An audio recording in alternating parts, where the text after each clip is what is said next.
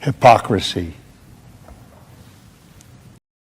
Hey, what's up, guys? Welcome to Law-Splaining the Interwebs. I am your host, Nick Rekieta of Rekieta Law, a small actual criminal law firm in central Minnesota. And with me today, we're going to do a direct examination, so I'm going to let him introduce himself in just a moment.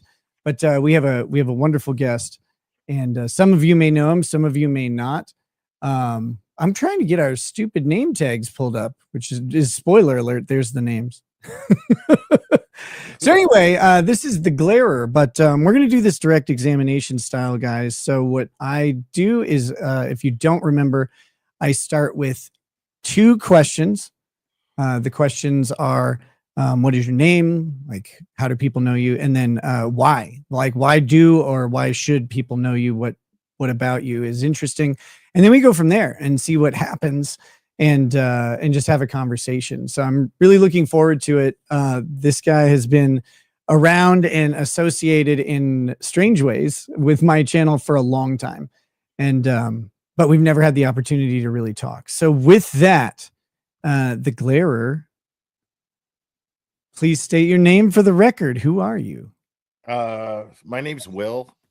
People just call me the Glarer because it's my channel name, because it's kind of like the name of my show, really. Right. But you know, people call you what the name of your show is a lot, so I just never correct people when they go Glarer or the Glarer, and I'm just like, okay, but you can just call me Will. It's fine. Sounds great. Thank you. Nice to meet you, Will. What do people know you for? What should they know you for? What do you do? Well, I'm a notorious underachiever who's now a YouTuber, and we all and as far as why should people know me, you'd have to ask my supporters, because I'm still scratching my head over it, but they seem to like what I'm doing and I have fun doing it, so I'm just grateful that people dig it. You know, they do. You've been crushing it on streams lately. You have I was in your chat. You have very loyal supporters, speaking of them, and they seem to really like the heck out of you. So what would they say? Like you said to ask them, but I can't. They're not here. I mean, some of them obviously will be, but they're not, they're not audible. So okay. Well, I'll try to answer for them. I think that they would say that I am the greatest human being in the history of all things matter or antimatter. Well, it's good that they say that, because like that'd be narcissistic if you did. Right. Exactly. Exactly. I'm glad you get it. No, I just I don't know.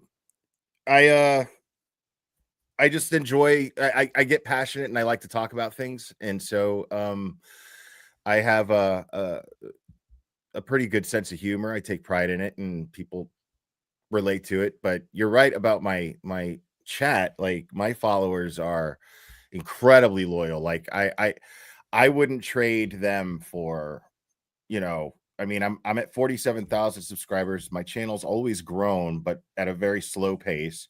But I've always been very happy with that, because I am always doing, I'm never doing things based on, oh my God, am I going to get more subscribers? The closest thing I've ever done to that is apply Opus now to cut up my lives and clips. But that's literally the only thing I've ever done. Like, I just Opus, the AI thing. Yeah. Dude, I was looking at that. Is it work pretty well? It works great, but like, it'll tell you that this clip will have like a 95, 96, or 97% chance of going viral. And I always post those, but none of them have gone viral yet. So. Yeah, it's not really how it works. Right.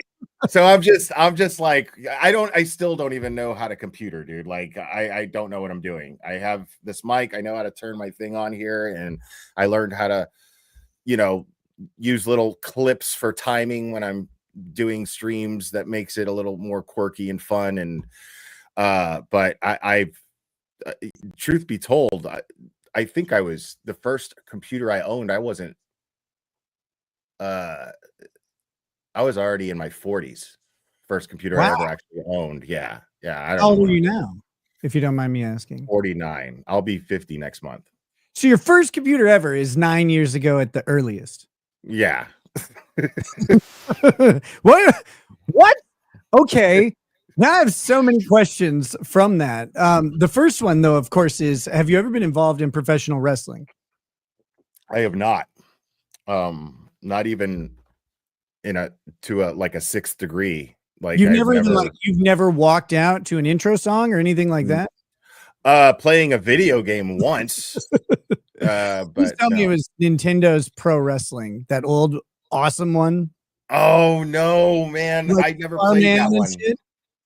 I never played that one. I played I was at a buddy's house and it was years and years ago. It was one of the early WWE ones on PlayStation, like Okay, 3. sure.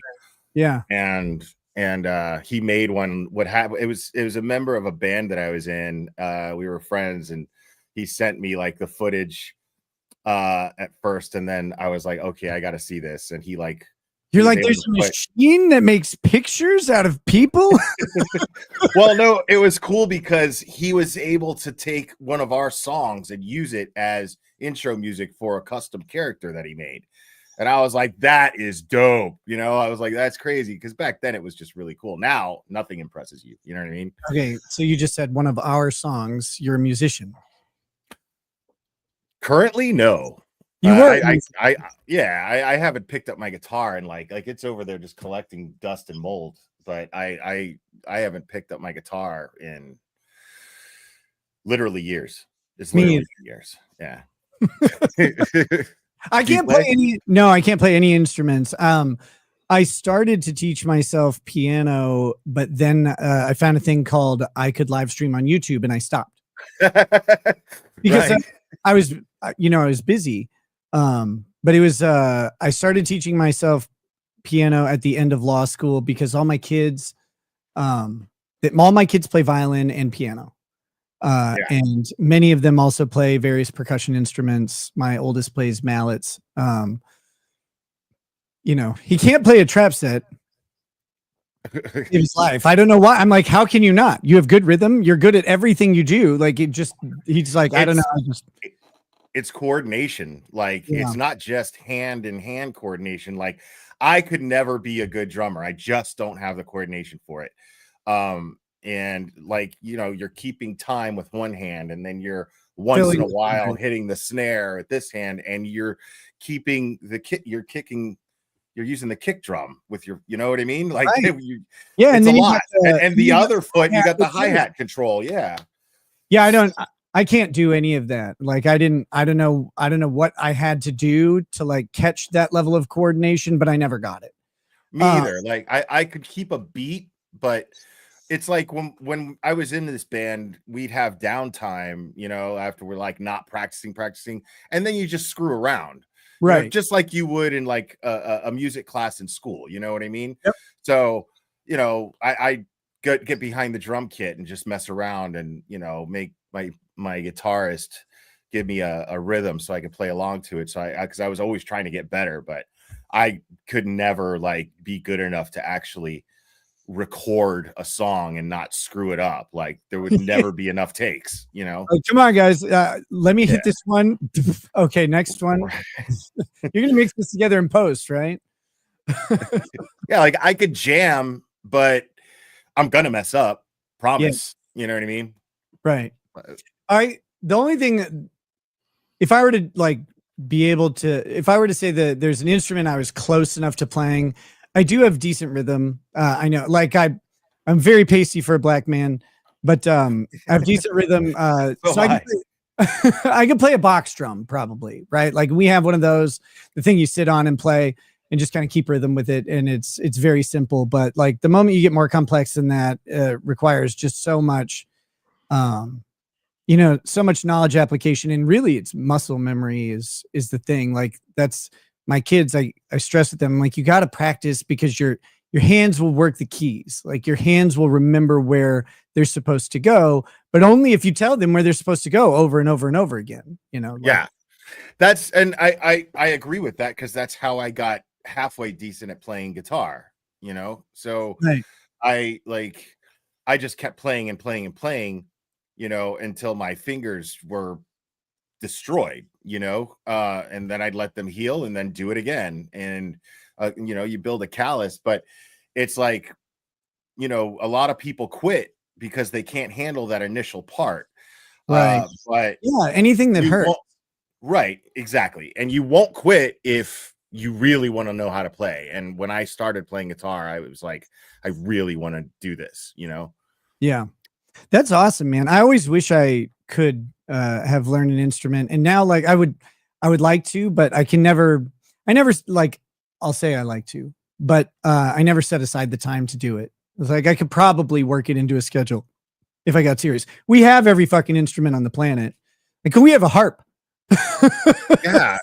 And I don't get that, man. Like, I know dudes who like spend thousands of dollars, like every other month they'll buy a new like $1,200 guitar, and they're like,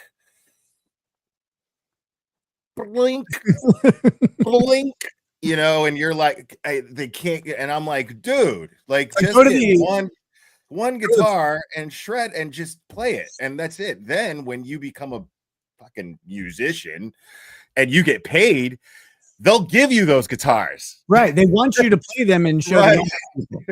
But until then, go to the go to the pawn shop and just wreck some fucking guitar and then buy another one. Right. No, we have a bunch, just like I said, our kids are very musical, and it's something that we've valued for them. So we have all sorts of instruments available. And also the music store in our town ended up going out of business. And so like we got a marimba because it was fucking Sam Ash and Guitar Center, man. it was way cheap is the thing. Everything was on sale. But I own like 10 violins because like our kids progress through the sizes. So I have just fucking violins everywhere. But anyway, so okay, I need to go back to this. You didn't have a computer until you were 40. Like and it was a hand-me-down. Were you around computers? I mean, like, well, not really. Like, I dated a couple of girls with laptops and shit, and then I'd use it, but I couldn't do anything more than just Google, you know what I mean? Or, Yeah. and what's really funny is when I first started YouTubing, StreamYard wasn't even a thing yet. It was, I had to use OBS, and then I was like using StreamYard, and then I decided I don't even really want to have guests on my show that much, so like I want to go back to OBS because it just sounds better. It's just better. And then sound mixing makes me want to murder a village. I completely agree. And they keep tweaking it, but they don't do anything about the sound. It's driving me crazy. Like, give me a manual mode where all your stupid background AI shit is turned off, and I just adjust the levels on every little screen that's on my screen. Like, that's all I want. Why is it so hard? Right. And I mean, you're talking to a guy who doesn't know how to computer, so I am in absolute agreement with you on that. Like, just make it easy for those of us who don't really use these things that much, you know? And the funny thing is that's what StreamYard is supposed to be, but it ends up not being it. Because the people who made it like have been using computers like since before they were born. Right. And so like they're like thinking about it that way. And it's like, no, you're trying to make this for people who don't know how to do anything. Bring in some consultants, like just go grab homeless guys.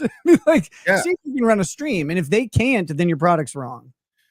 Right. And the funny thing is like I downloaded OBS, and like I used to use it, and then like it's completely Chinese to me now. I don't know what to do. Like, I can't set up a live stream on it, and I can't share my screen on it, and I don't know how to do anything with it. And so I'm just like, all right, StreamYard it is, I guess.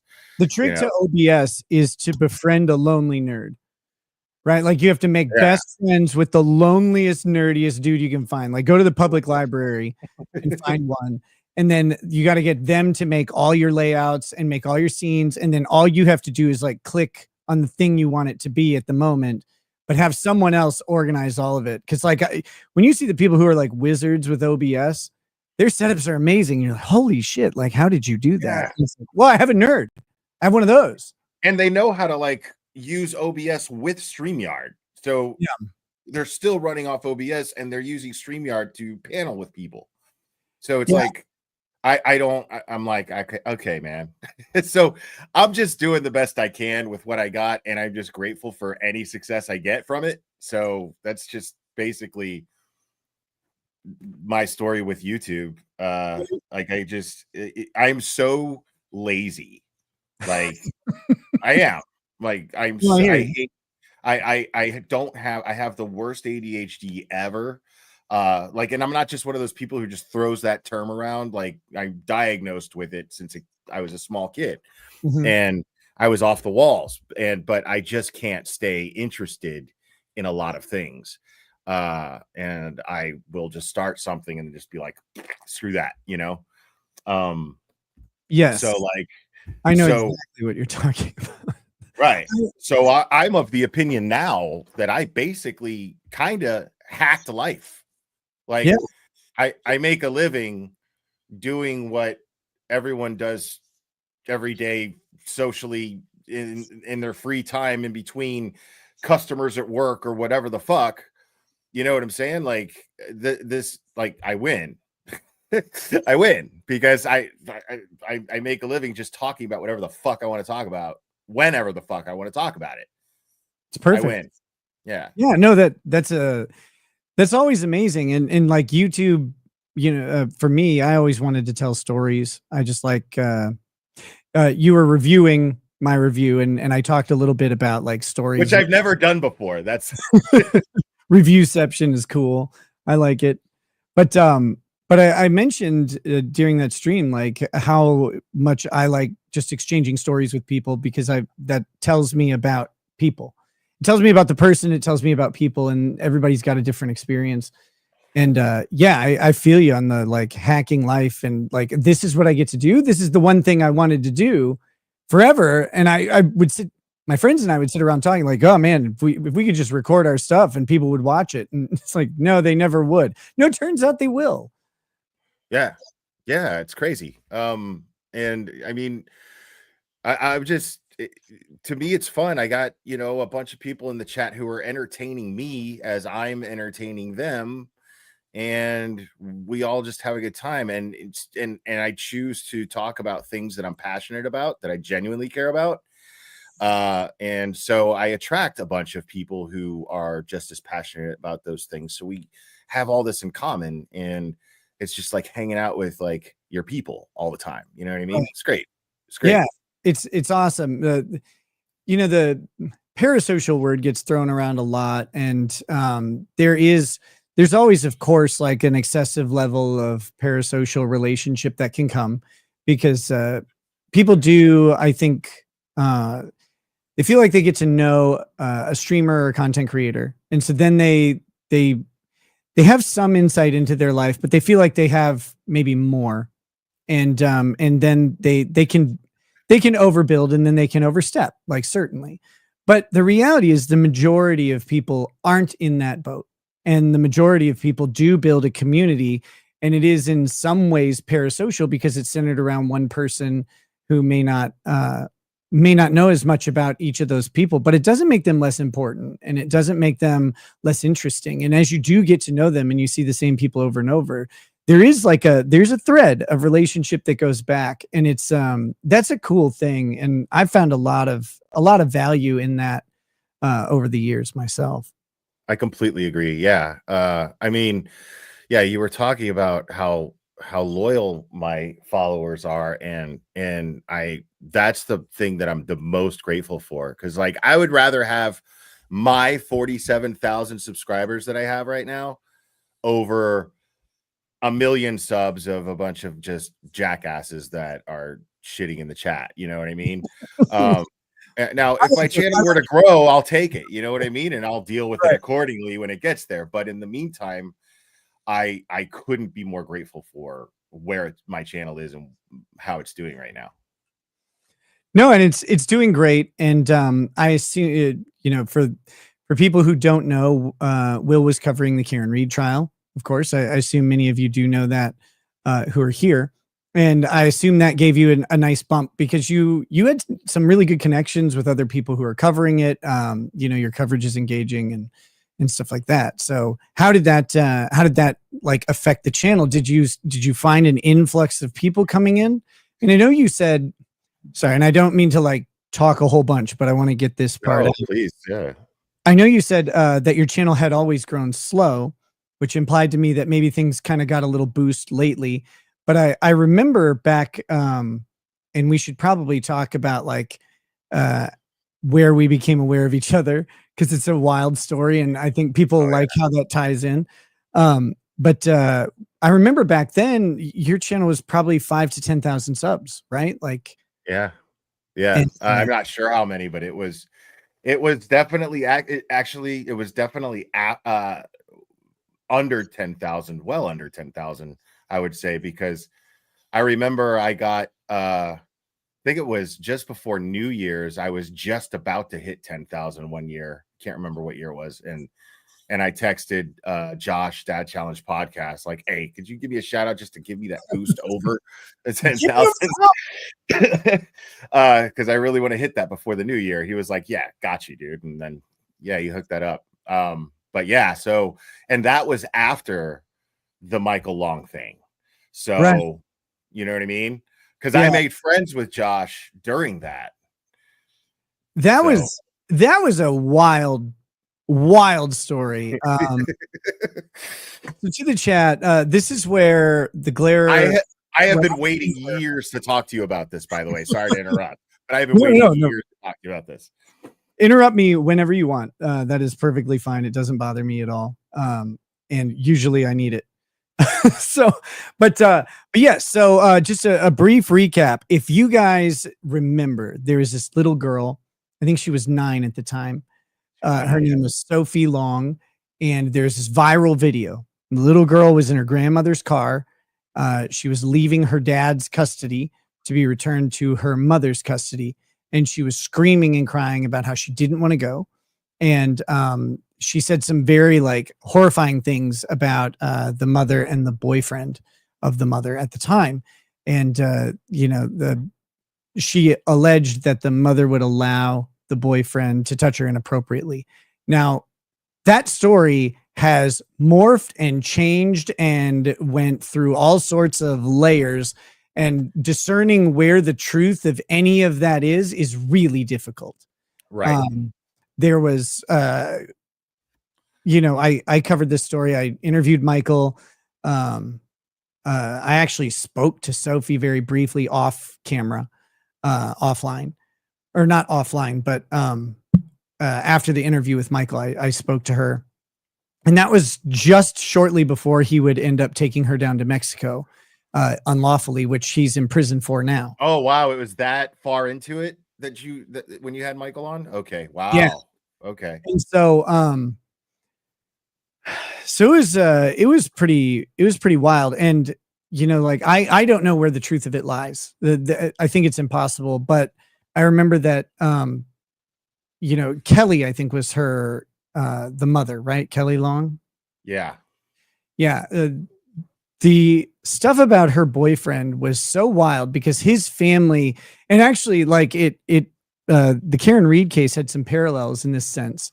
His family and he were so interconnected with the police and the justice system in the town where he lived, that it made it really hard to trust what was happening in the courts and with anyone involved in the child protection and family services.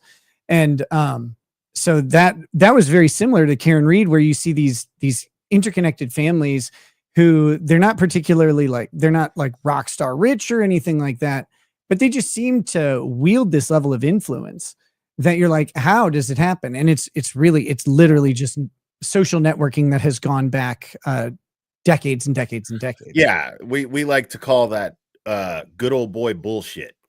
Yeah, exactly. You summarized it much better than I did. But so the Sophie Long case happens, and I start talking about it, and this attracts the attention of something I had not seen, which is the burgeoning true crime community on YouTube, because it was, oh my God, in its infancy back then. I have yet to see, and it's been pretty toxic on Twitter with the Karen Reed stuff and Turtle Boy stuff. but I still have yet to see matched the toxicity that came out of the community in that during the Sophie and Michael thing. I'd never seen anything like it. And I mean, and so it was so bad that like when people are talking about it in the Karen Reed and Turtle Boy stuff, it's like I feel like James Franco in that meme when he's got a noose and I'm like, first time, you know? Yeah. Really? Okay. You know, like so Yeah. and again, like and it made my skin like leather, you know what I mean? So like Yes. when I I mean, see he's somebody brutal. melt down over people talking about them, I'm like, you pussy, like grow up. I have no patience or tolerance for that shit, especially YouTubers who are public. Like, listen, dude, you're a public, you make yourself public. You think everybody's just gonna say nice things about you? Because if that's happening, you're not saying a damn thing worth listening to. I Right. guarantee You need to call more people gay and stuff. Right. Yeah. Yeah. You You gotta need to get say a little bit in the dirt. cunt and retard are back. It's okay to use them. Don't worry. Oh There's my a God, I'm whole so bunch happy of that people who feel that retard is way. back. Oh, Me thank too. God. Me too. That was one of my ethics complaints. That was against me is because I called I called the other attorney retarded. I am not in the slightest bit surprised by this. I've lost official count, but it's somewhere around it's somewhere between 64 and 68 ethics complaints, and they're all based on some offensive thing I said. It's so funny. That reminds me, like I recently realized that Randazza was your lawyer. Yeah. And Randazza is easily one of my favorite lawyers right now. He's And pretty good, yeah. mostly, and it made sense that you would hire him because what I love about Randazza, he doesn't give a fuck, you know? He's really funny too, like Yeah. behind the scenes to the stuff that I can never show you guys because it's all privilege. Right. He's hilarious. I've had him on my show a couple of times. Wait, yeah, sorry. I had him on my show a couple of times. At least once. At least once. I'm not sure if I did twice, but at least once. And it was fucking great. It was just great. Like, because he's very easy to talk to because he's very direct. And what you see is what you get from him. And that is a quality in a person that I never squander. So speaking of attorneys involved in things, one of the things that happened during this Sophie Long thing was there's another person out there and her name is Critical K. I refer to her as canceled Karen. She got canceled real hard. She got what I like to call yaxed. Because that's her name was Karen Yax, right? Yeah. God, I forgot her name. She showed up during the Karen Reed stuff for me. Like she started, she would be like in my chat or she would tweet at me or something. And I was like, oh my God, you're like alive. I thought the crippling debt ruined you. I mean, you would think so. I remember I went over one of your videos during this time and because it made me laugh hysterically and I had to go over it. And it was like you in your hot tub talking about her. And you were just like, she's a cunt. And I was like, I love this so much. Like I played it like 3 times. It was fucking hilarious. Okay, so my friend is the lawyer of Ray Andriacchio. Andriacchio. Yeah, I never knew how to pronounce her name, but Matt Wilson, he's a friend of mine. Wow. Okay. Yeah. He's that great. guy's my personal hero. You tell him that. Like, I'll text him. Yeah, because I'm telling you, he like just the way that he would write these I don't know if you would call them motions, but just saying you have to come to court. you have to show up. And she even had the option to appear telephonically and she still wouldn't do it. It's like, no, you guys don't have jurisdiction. They're like, no, we do. We actually have it. We've ruled that we have it. And she's like, nope, no, I don't have to go. I don't have to listen. I've never seen the la la la, you're not suing me defense. I've never seen that before, but she did it and it worked out real great for her, didn't it? Yeah, she the judgment was something like $500,000 or $500,000. I mean, it wasn't 10 million, which she was being sued for, but as I always say, canceled Karen doesn't have $10 million. She doesn't have $500,000. She didn't have any money. She's Like, a broke, she's a broke lady. And that, see, that's the, I'm gonna get in trouble here, but that's kind of this hallmark that I was noticing at the time of the Sophie Long thing. I'm like, there's this community of middle class, and that encompasses lower and upper middle class, but the predominantly middle class women who are wildly interested in these crime subjects, but they're like not in the way that I covered them, because I would cover the legal stuff, and they wanted to know, like, they want to know what's going on with the family. Like, they want all the background information. They want everything about the people that are involved. And I could never relate to that. I could me never either. I'm like, God, I wish I had tits. I could figure this out if I did. but I don't. I don't do enough push-ups. Or I do too many. One of the two. I'm somewhere in the danger zone. Yeah, like, so Critical K and I started off on YouTube with her. Okay. So Yeah. I started off with her. She actually bought me my first mic. She's like Venmoed me the money for like one of those snowball mics. Oh God, I hate those. They're the worst. Oh, they're terrible. But she was like, yeah, you need a laptop and you need a mic. And I was like, okay. And so, but she was covering the Watts thing, and I was in a group. I was in a Facebook group and an admin about the Watts case. And I was always arguing with people because the thing about the Watts case, I don't want to get too deep into it, but before he pled guilty, there was no information. There was nothing but these videos that Shanann had put out, right? And I don't know the Watts case at all. I don't know what you're talking about. And there was just basically there was no evidence to indicate that he was guilty of this yet.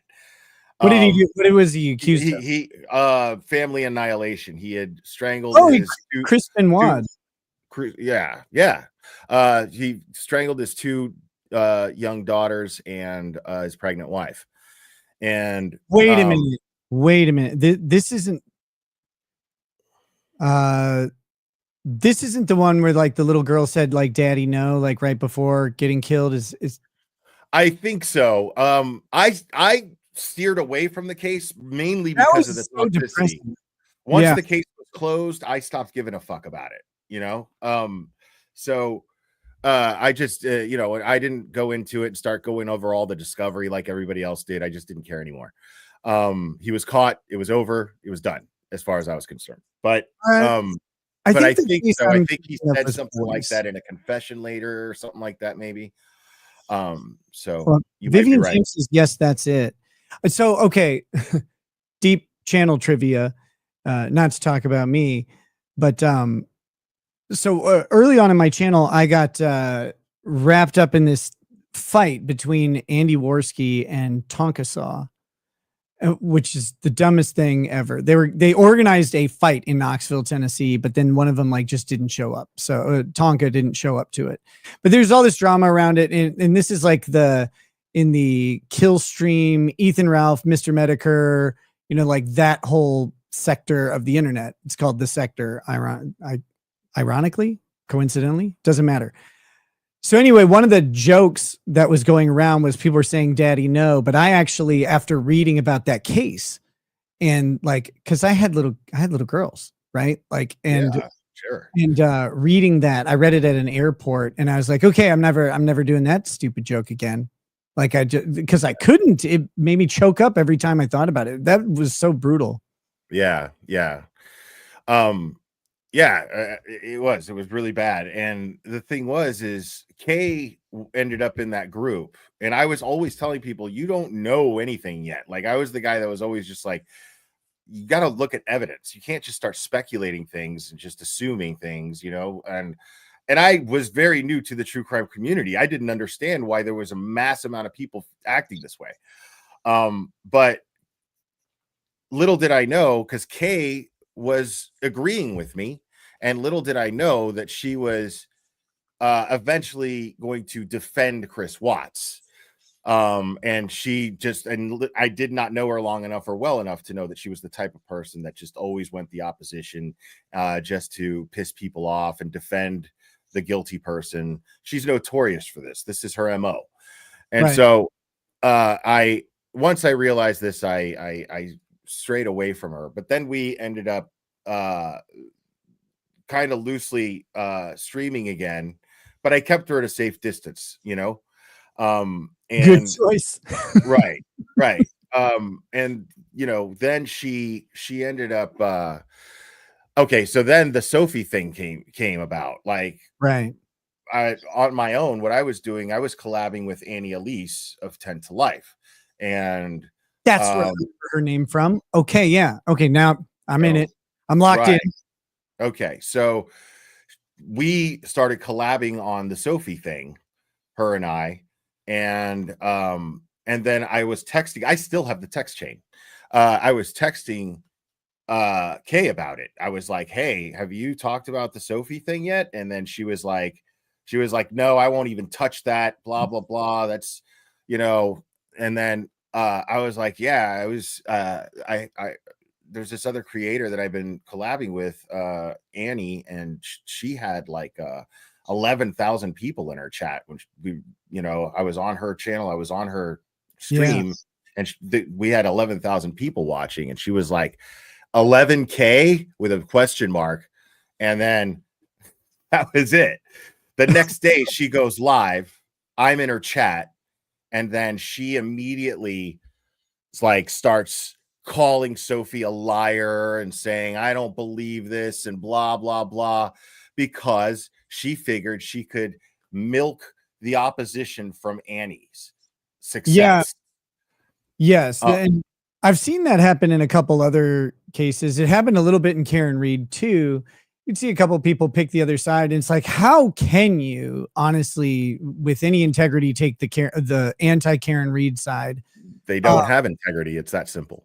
And it's like, if the state showed me something at any point, and they really brought a case, I could see people doing it, but they never did, ever. And so it's like, how can you? But I do think people would take the opposite side on the drama thing. And that's where I, of course, encountered Critical K, is because at the time, I'm worried about Sophie, and I'm taking the child at her word. And also, you combining it with, there were several stories going on through major news outlets about these dads who were losing their kids to really suspicious circumstances. And whatever the truth is, at the time, Michael Long's story kind of fit into that niche. There's also the James Younger was the other guy. Like his wife was a doctor and was trying to transition their child, and he's like, no, this is crazy.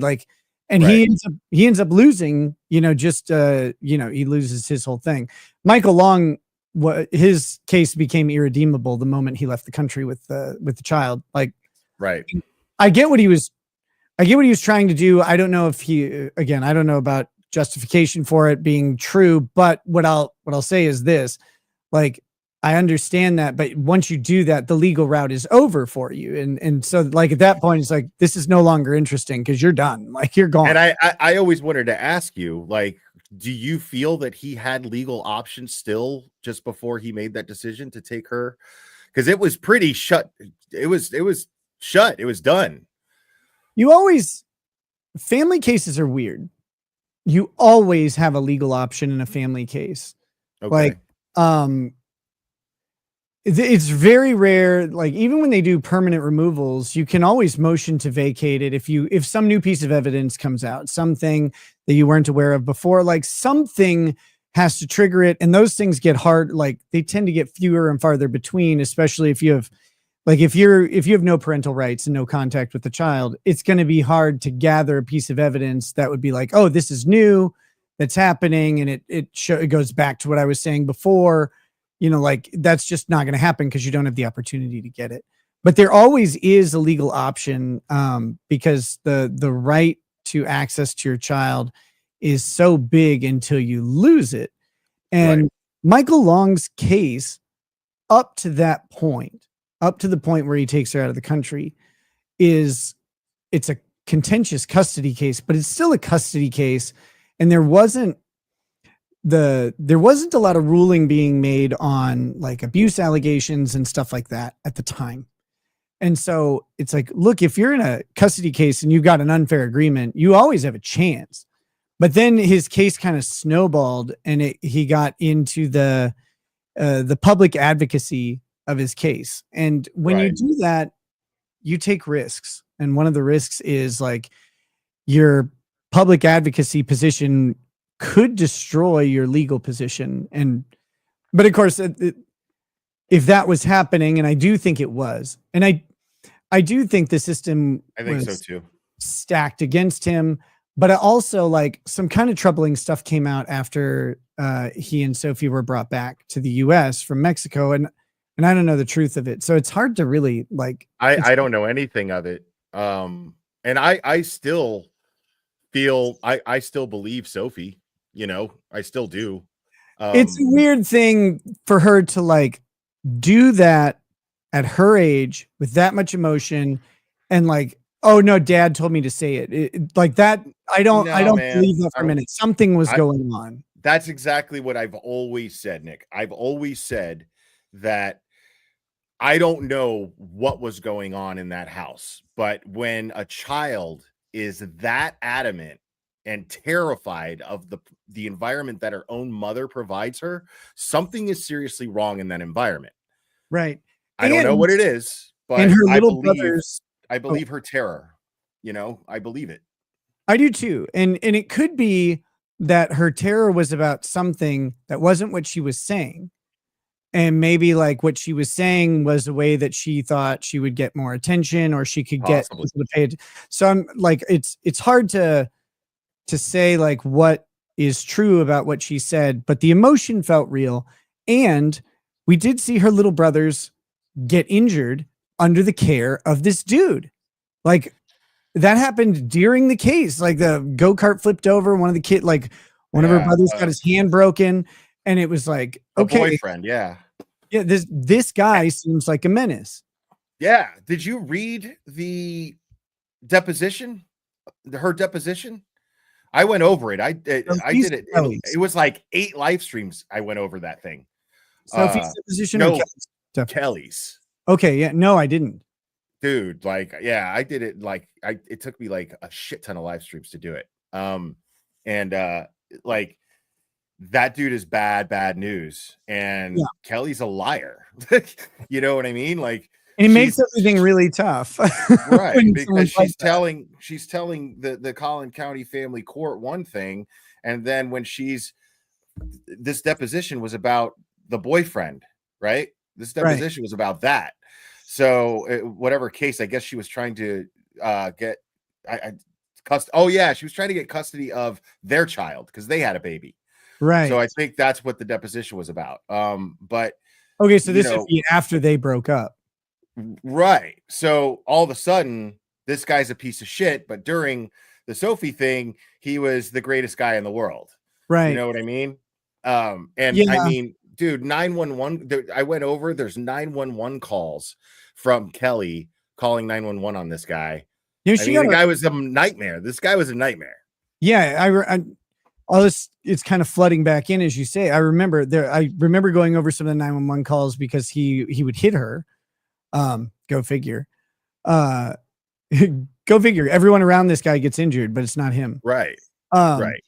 No, it was that was really wild. And then there was the other complicating factor, which is Collin County, Texas, had this their family court system was fucking bonkers because like the judge in that case was able to appoint these 2 attorneys that she appointed for everything. One is the guardian ad litem and one was as the attorney, and they work together and they're not supposed to.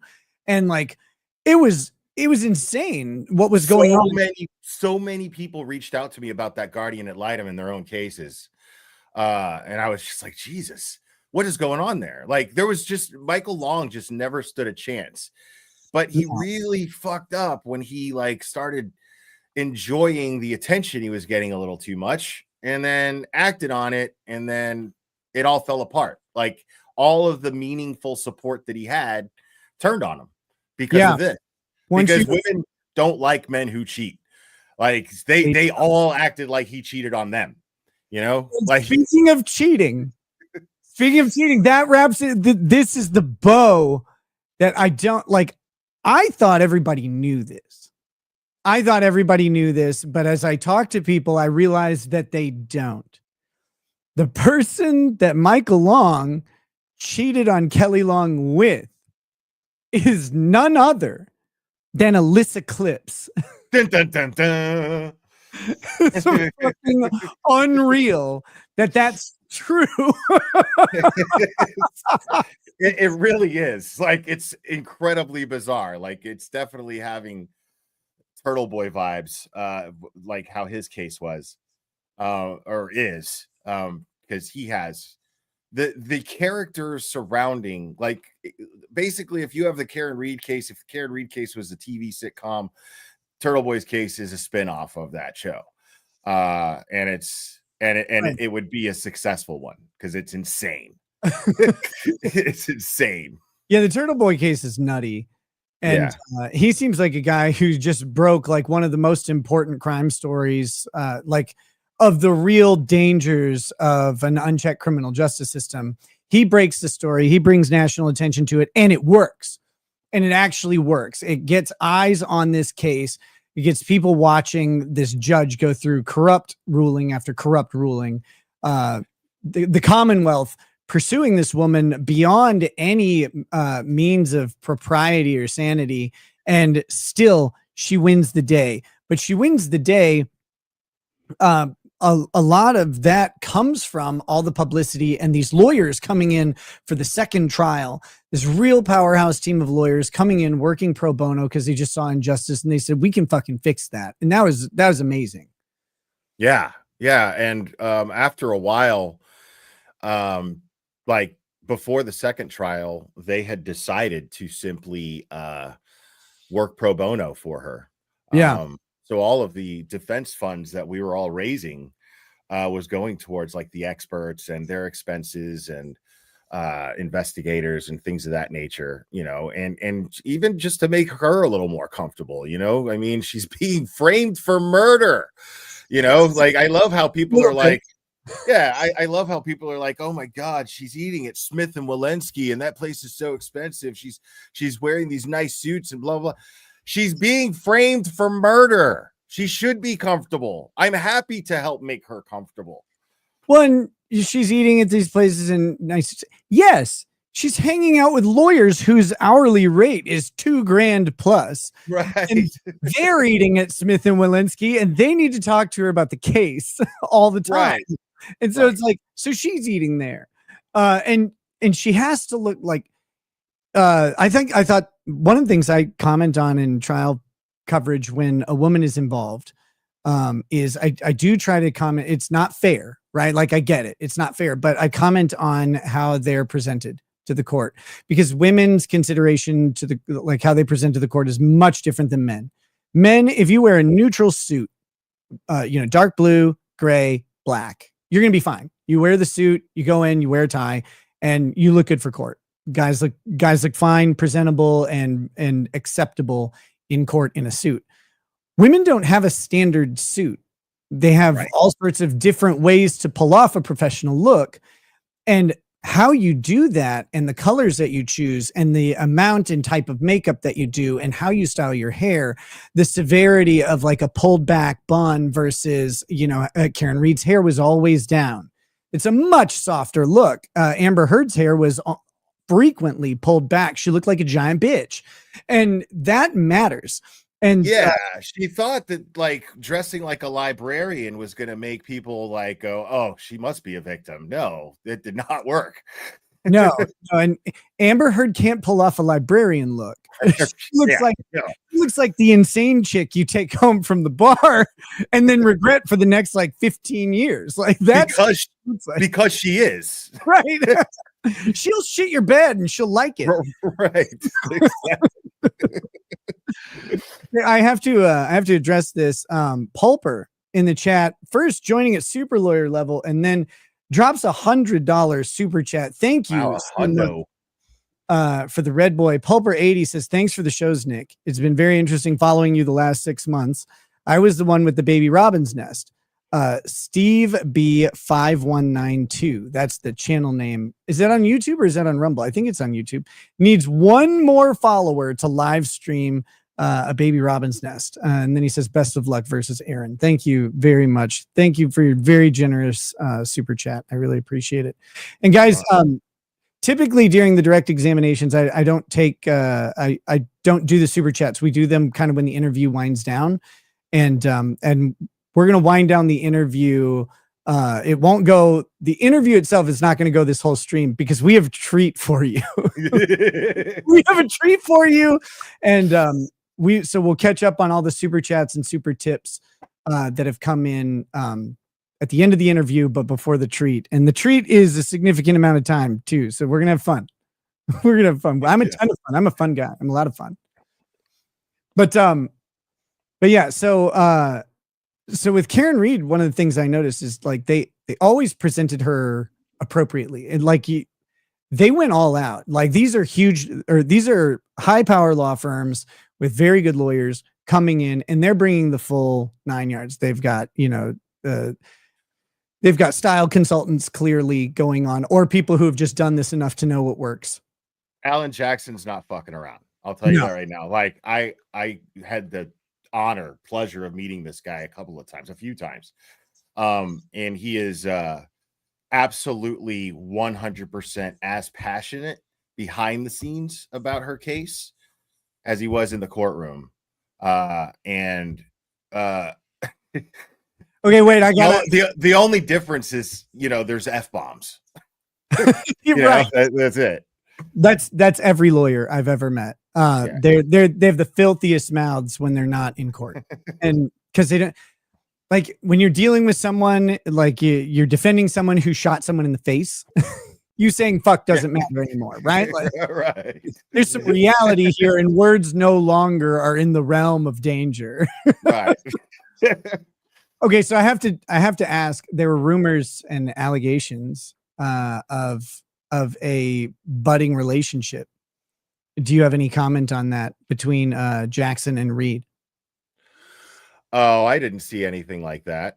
I mean, you could tell Jackson was personally invested, but I didn't see anything to indicate anything like that. All I saw was a group of people who were constantly focused on, her exoneration. After the gag order, I couldn't really hear anything that they were talking about, of course, but prior to that, I had some really great conversations with a few of them, and they're just, like on fire, like they were just the whole time on fire, and they're not done. Seeing the kind of chutzpah, I guess, for lack of a better term, that Karen Reed and her family had during that whole thing. Because I flew up to Boston at least 5 times and during this whole thing, and how driven they are, the kind of people they are fighters. I don't see this just being over because with the acquittal, they're going to come for blood, financially speaking, I'm sure. Yeah. Well, I mean, she was devastated by it. Of course, like it's impossible to pay for this stuff. Right. It's absolutely impossible. And thank you for answering that. I would have asked it like Brian Higgins. Did they bang? I wouldn't know if they did. Honestly. No, I see a lot of people in the chat saying those rumors were ridiculous and stuff. Yeah, like I agree with you, but I had to ask, right? Like this guy's talked to these people. I didn't get to talk to them, so I didn't try. I want to talk to Alessi. I want him to yell at me. I want to just have a live stream of him yelling at me. Bob Alessi is the dopest human being on the planet. I've said this 100 times.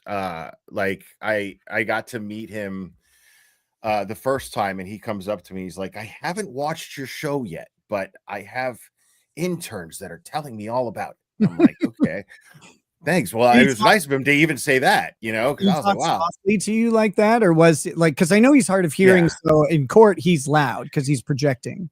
He's very articulate, but he doesn't need to be, amplified. But he's very articulate. Like he's Somebody's he's like, Judge. every dude. This guy. So the next time I meet him, it's at a fundraiser, and he's I'm having a few drinks, but he doesn't drink. Like the guy is 67 years old, and he is shredded, ripped, right? Yeah. His daughter is too. And this guy is nothing but like an encyclopedia of information. Like he is Google. It's crazy. He is like you don't get an idea of how smart he is from watching him in court. You get an idea of how smart he is by talking to him and having a conversation. Oh no, so here's what I noticed about him. I mean, my man has more binders than Mitt Romney, and he's out there, and he'll open it up, but he doesn't use it. He never looks down at it. He points at it. And it's like, where he's pointing on the page is important. But he's looking right at Culinary, and he's like, "No, Judge, this is the rule. This is the rule, and here's what it says." I'm like, his eyes aren't moving. How's he doing this? He's not even from Massachusetts, and he's just sitting there.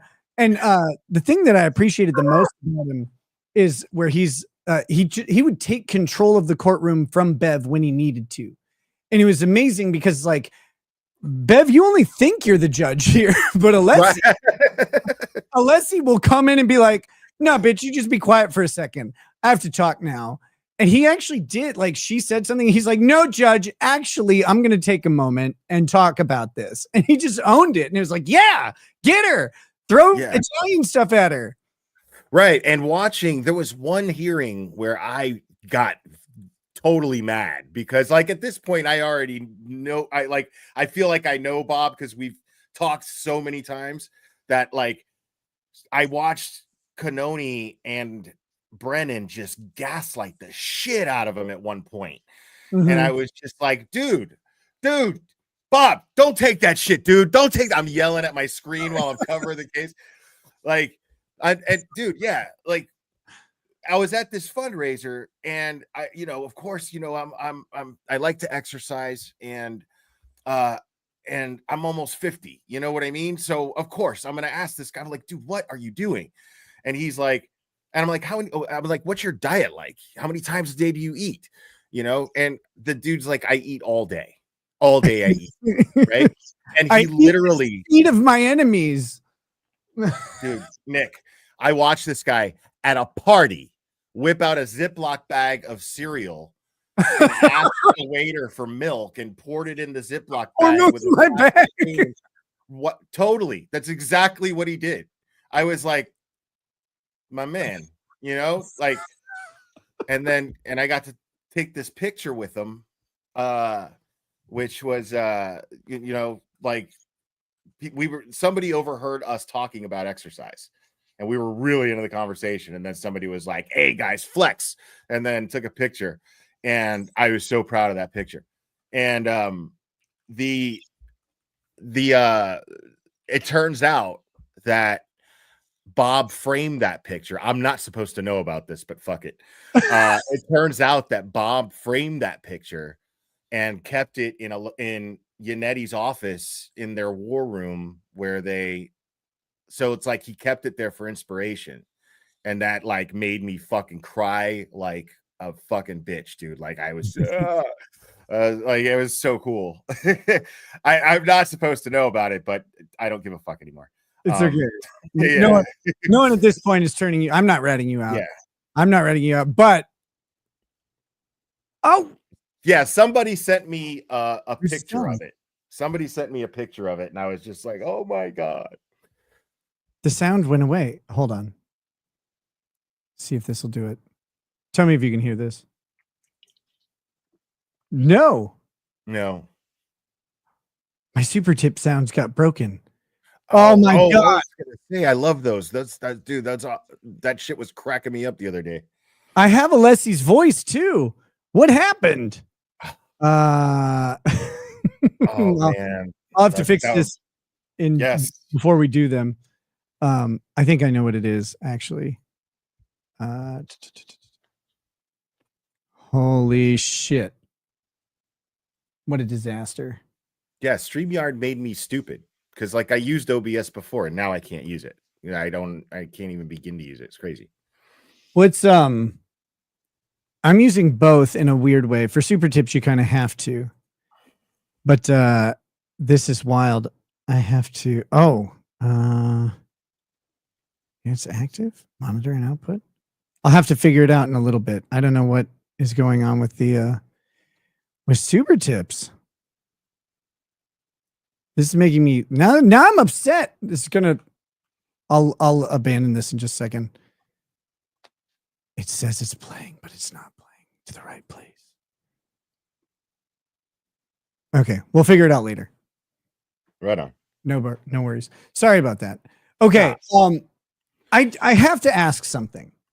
And we haven't gotten there organically, but this bothered the shit out of me during a recent interview that you did that we will not mention because it's very secret that I'm talking about Kurt's interview. And what he is asking these questions and he's not realizing that there's stories here.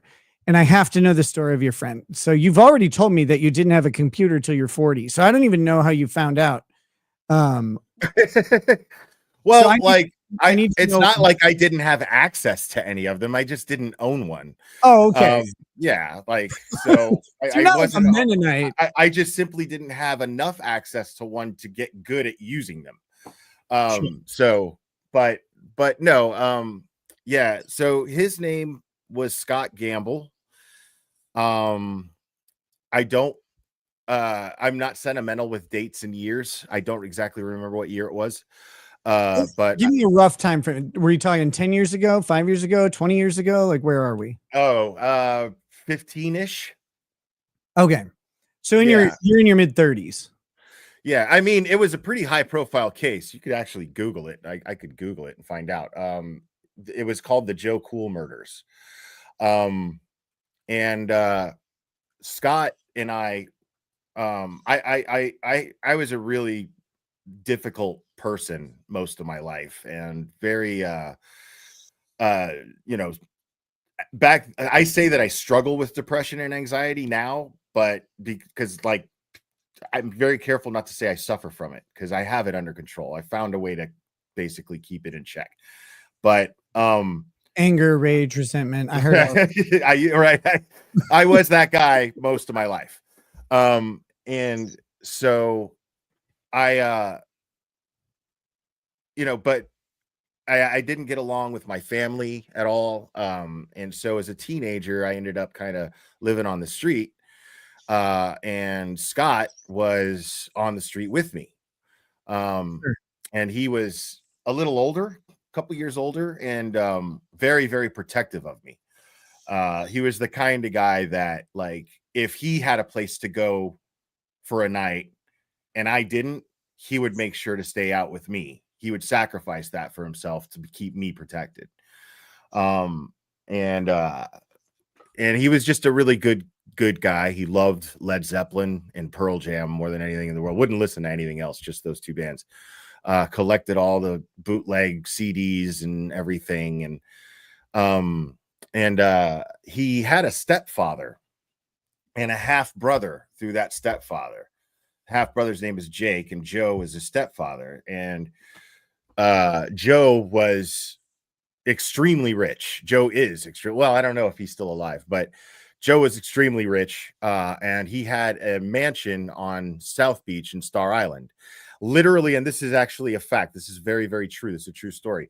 He owned the house and lived in the house where they filmed Scarface. Cool. Right. The world is yours. The house, right? With right. Okay. Right. Awesome. The white one, the huge white one. And so and he had a boat.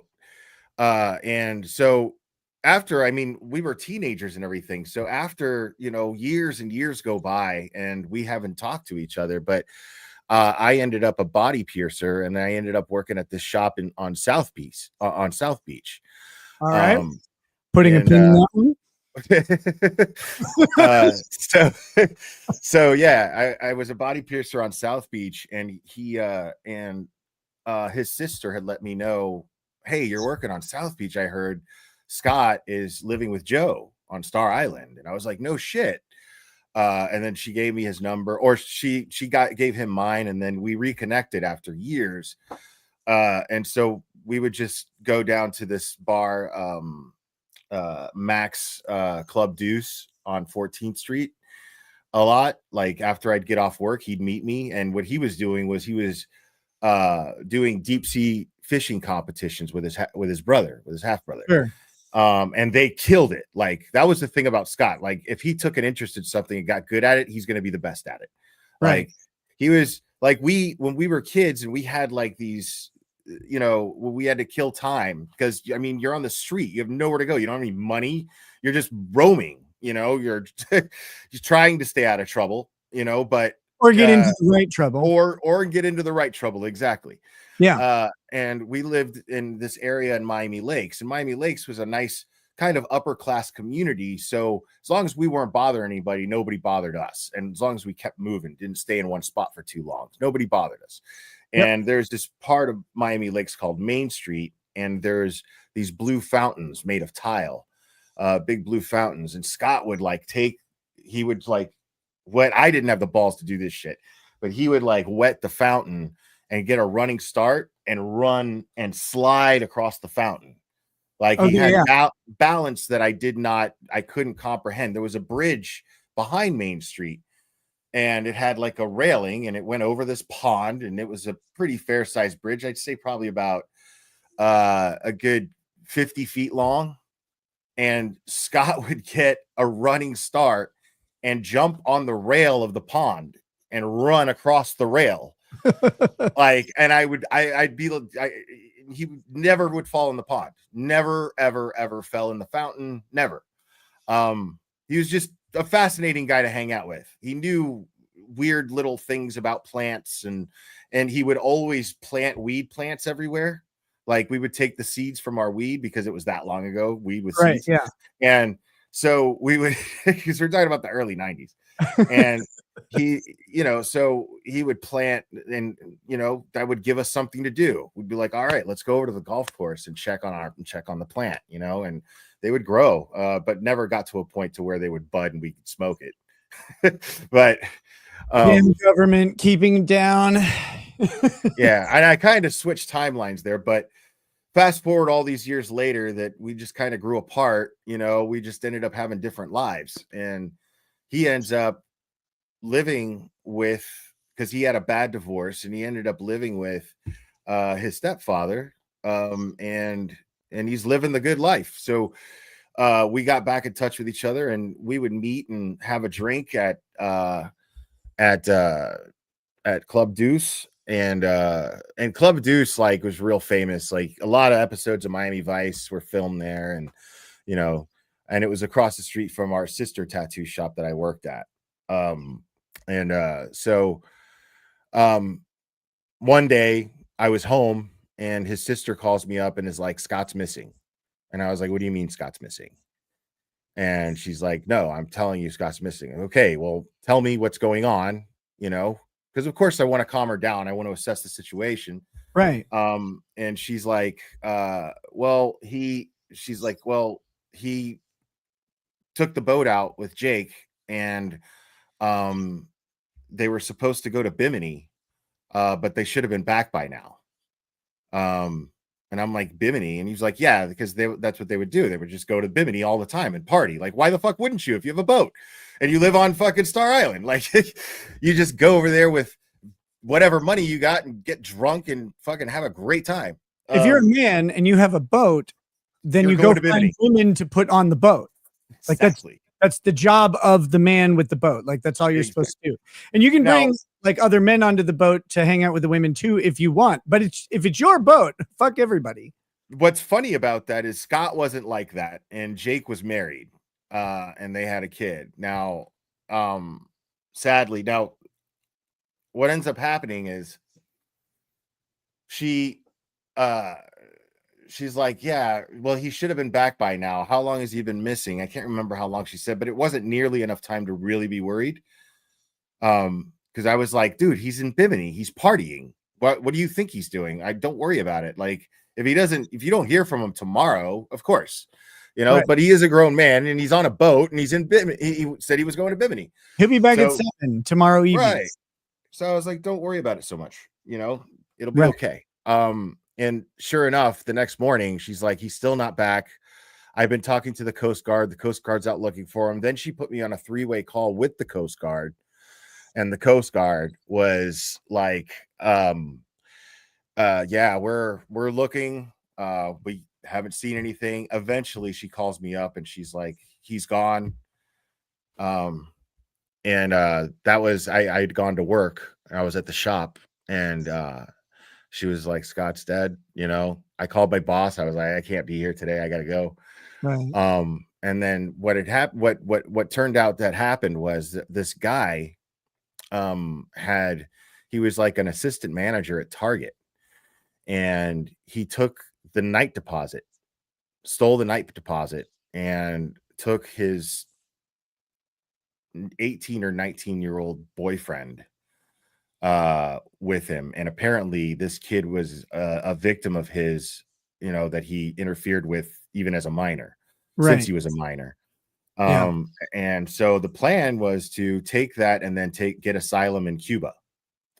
So they end up in Miami. They run into Scott and Jake and they say, oh wow, somebody gave me, wow, I've never gotten money from another stream before. Thanks for PayPal. Welcome to Repeated Law. Right. Krista, thank you for the PayPal. So he they approach Scott and Jake and they're like, hey, so we'll give you $4,000 if you give us a ride to Bimini. And but apparently what they were going to do was steal the boat and take it to Cuba. And so but I know Scott, and Scott was just like, dude, it's an easy $4,000. He looks at it like, we're gonna kick ourselves later if we didn't take that, because we go to Bimini all the time. What's the fucking problem? But he wasn't. He just, his eyes got bigger than his brain, and he's not putting together, why are these guys so desperate to pay $4,000 to go to Bimini, right? And why do they want this boat? Why don't they just like take a fucking first class flight? Why not? You know what I mean? He didn't put any of this together. But in fairness, like, you're in Miami, which Miami is like Vegas in a way of, it's a city of ridiculousness. And there are people who will just burn money because that's the appearance they want to put forward for whatever reason. Who knows? And that I've seen it 100 times living in Miami, seen it a million times actually. And Scott was very much aware of this, because by now Scott was very, very street smart, and so what ends up happening is somewhere down there, somewhere out in the ocean, as one of the younger guy tells it, the older guy shot Jake, Scott's brother, and then told Scott to throw him overboard. Jesus. And Scott refused to do it. And then he shot him. Because Scott, I know Scott, he knew he was going to die at that point. Yeah. He knew. So he was going to die with some dignity. Like, no, I'm not throwing my brother's body over this boat. And he shot the first mate and his and Jake's wife as well. And they throw him overboard. Bodies never found, of course. I mean, they're shark food, Yeah. And these dumb motherfuckers couldn't figure out how to drive the boat. So they take a dinghy and the Coast Guard finds them in the dinghy. Yeah. And then they get the younger They kid. go from Cuba to Miami. They don't go from Miami back to Cuba. Right. But you can get asylum there if you just defect. You know what I mean? Like, Right. Yeah. Especially back then. Like Right. things since Castro's dead, things might be a little different now. But yeah. back then, yeah, they're going to take anybody who's getting away from America. Like that Right. is all propaganda at the time. Right. I mean, that's Exactly. the whole regime. And this guy just wants to live happily ever after in a sick relationship with this kid. And I don't think he thinks he's paid gonna much live like attention to the Castros because they didn't really like gay people. Yeah, I mean, I don't know that much about him, but so like Cuba, I only know this because I took literature and film in college and it was taught by a gay man. So what we would do is we'd read the book and then watch the movie of whatever it was. And like every movie that could possibly have a gay protagonist in it, we watched. But the one was Before Night Falls, and it's by this gay guy named Reynaldo Arenas, and it's his story of growing up in Cuba as he didn't call himself a homosexual because he was like pansexual, I guess. Like he fucked trees and dirt and animals and whatever. Literally, that's in the book. Like, but prior to the Castros is this like sort of highly sexualized culture, and then it was really repressed, and Castro like jailed all the gays. He's like, wow. Go away. So it's kind of like, I guess that wasn't going to work out for him. If they made it to Cuba, it wasn't going to go well for too long. That's so crazy. It's just so crazy. People don't understand how good they have it here. So this is wild because, death is like the survivor's experience of death is such a fascinating thing because there are so many circumstances that influence how that is delivered and received. Right. And, you have people who die in a car accident and stuff, and you wonder why, and you question how, like, why them? There's a billion cars on the road. Why at this time? And then you have people who die like natural causes. It's a sickness or it's an old age thing. And you kind of understand those. You may not like it, but at least you kind of get it. But then murder is like so senseless because it's the one thing that takes the specific agency of another person to do. Right. And you have to go, okay, one, why is this person dying at this point? But the other is, why is this person killing? Like what brings these two exceedingly rare, when you think of it, events together and marries them at this time and place? And why is it the person that I know? Like, to me, it's just fascinating. And you said that kind of launched you into, you said this on your other interview, that kind of launched your channel. It piqued an interest because it's pretty funny. Like I didn't, once Scott was gone, as I didn't even go to his funeral. I can't, like, I hate funerals so much because there's just so much phony. And I'm there to like mourn, like really like pay respects to somebody I really care about. And then I got to deal with people who are like competing over who's grieving more. And it drives me crazy. It happens at every funeral I've ever been to. So I just stopped fucking going to them and I just mourn on my own. Jesus said, let the dead bury their own dead. Yeah. Like let the dead bury themselves. It's like, we've got life to do. And I kind of take that approach most of the time. Like I'll show up to funerals, I guess, but it's usually, I'm not saying I'll never go to one, but right. I've been to funerals since one actually. And it was, of course, it was a shit show. But yeah, I mean, the older you get, you lose people. But that's the only friend that I had that got murdered. And I don't think, it's funny because once he was gone, I didn't take an interest in looking deeply into his case. It was pretty open and shut. One guy flipped on the other and that was it. That's all he needed. And so I didn't really, I didn't watch any of the documentaries that happened where his sister was on there. I didn't do any of that. I know that, what's interesting, so what that ended up doing, I mean, even though that inspired me to want to follow more cases, I think the reason for that was subconsciously, because I've never been in a position where I really thought about it until now.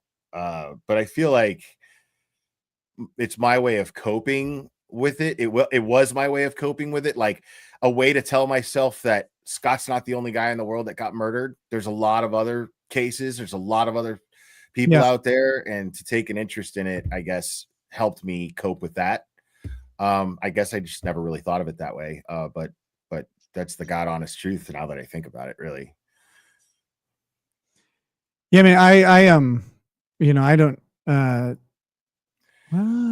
Well, because I don't cover cases like other people do. Like I've spent my YouTube career for the most part trashing the irresponsible true crime channels, the Right. ones that are exploiting the victims, the ones that are, and they're doing it under the guise of caring for the victims, and it's bullshit, like, because when you're sitting there and you're flooding a tip line with your stupid bullshit theories about a missing kid, you're fucking up the resources. You're taking up resources, and you're not helping anything, and spreading rumors about a parent when there's no evidence against that parent, because you just want to Scooby-Doo the shit with no evidence because you're a fucking idiot who thinks you're smart.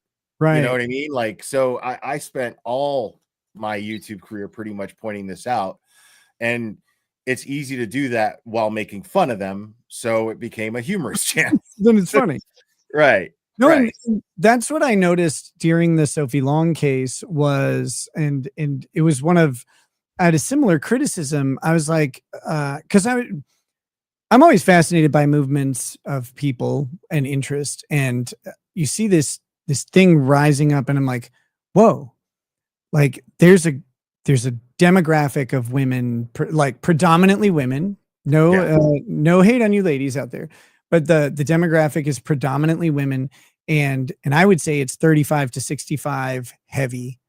But maybe, like as you get into the younger 20s, especially, I think it drops off pretty dramatically. But I think it starts to pick up at the very late 20s, early 30s. And then by 35 to 65, you get kind of the peak of the bell curve.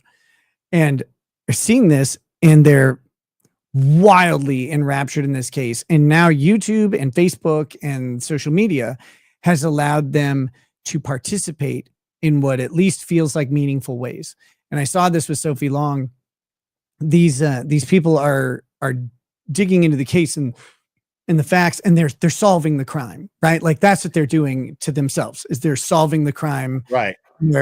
And so then it's like you said, they're calling tip lines, they're sending everything in, and they got it figured out.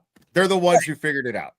And the amazing thing to me is I'm watching this going like, to myself, things are never going to be the same for law enforcement as they have to now deal with, anytime something gets publicity. Can you imagine like what it was like in Canton with Karen Reed?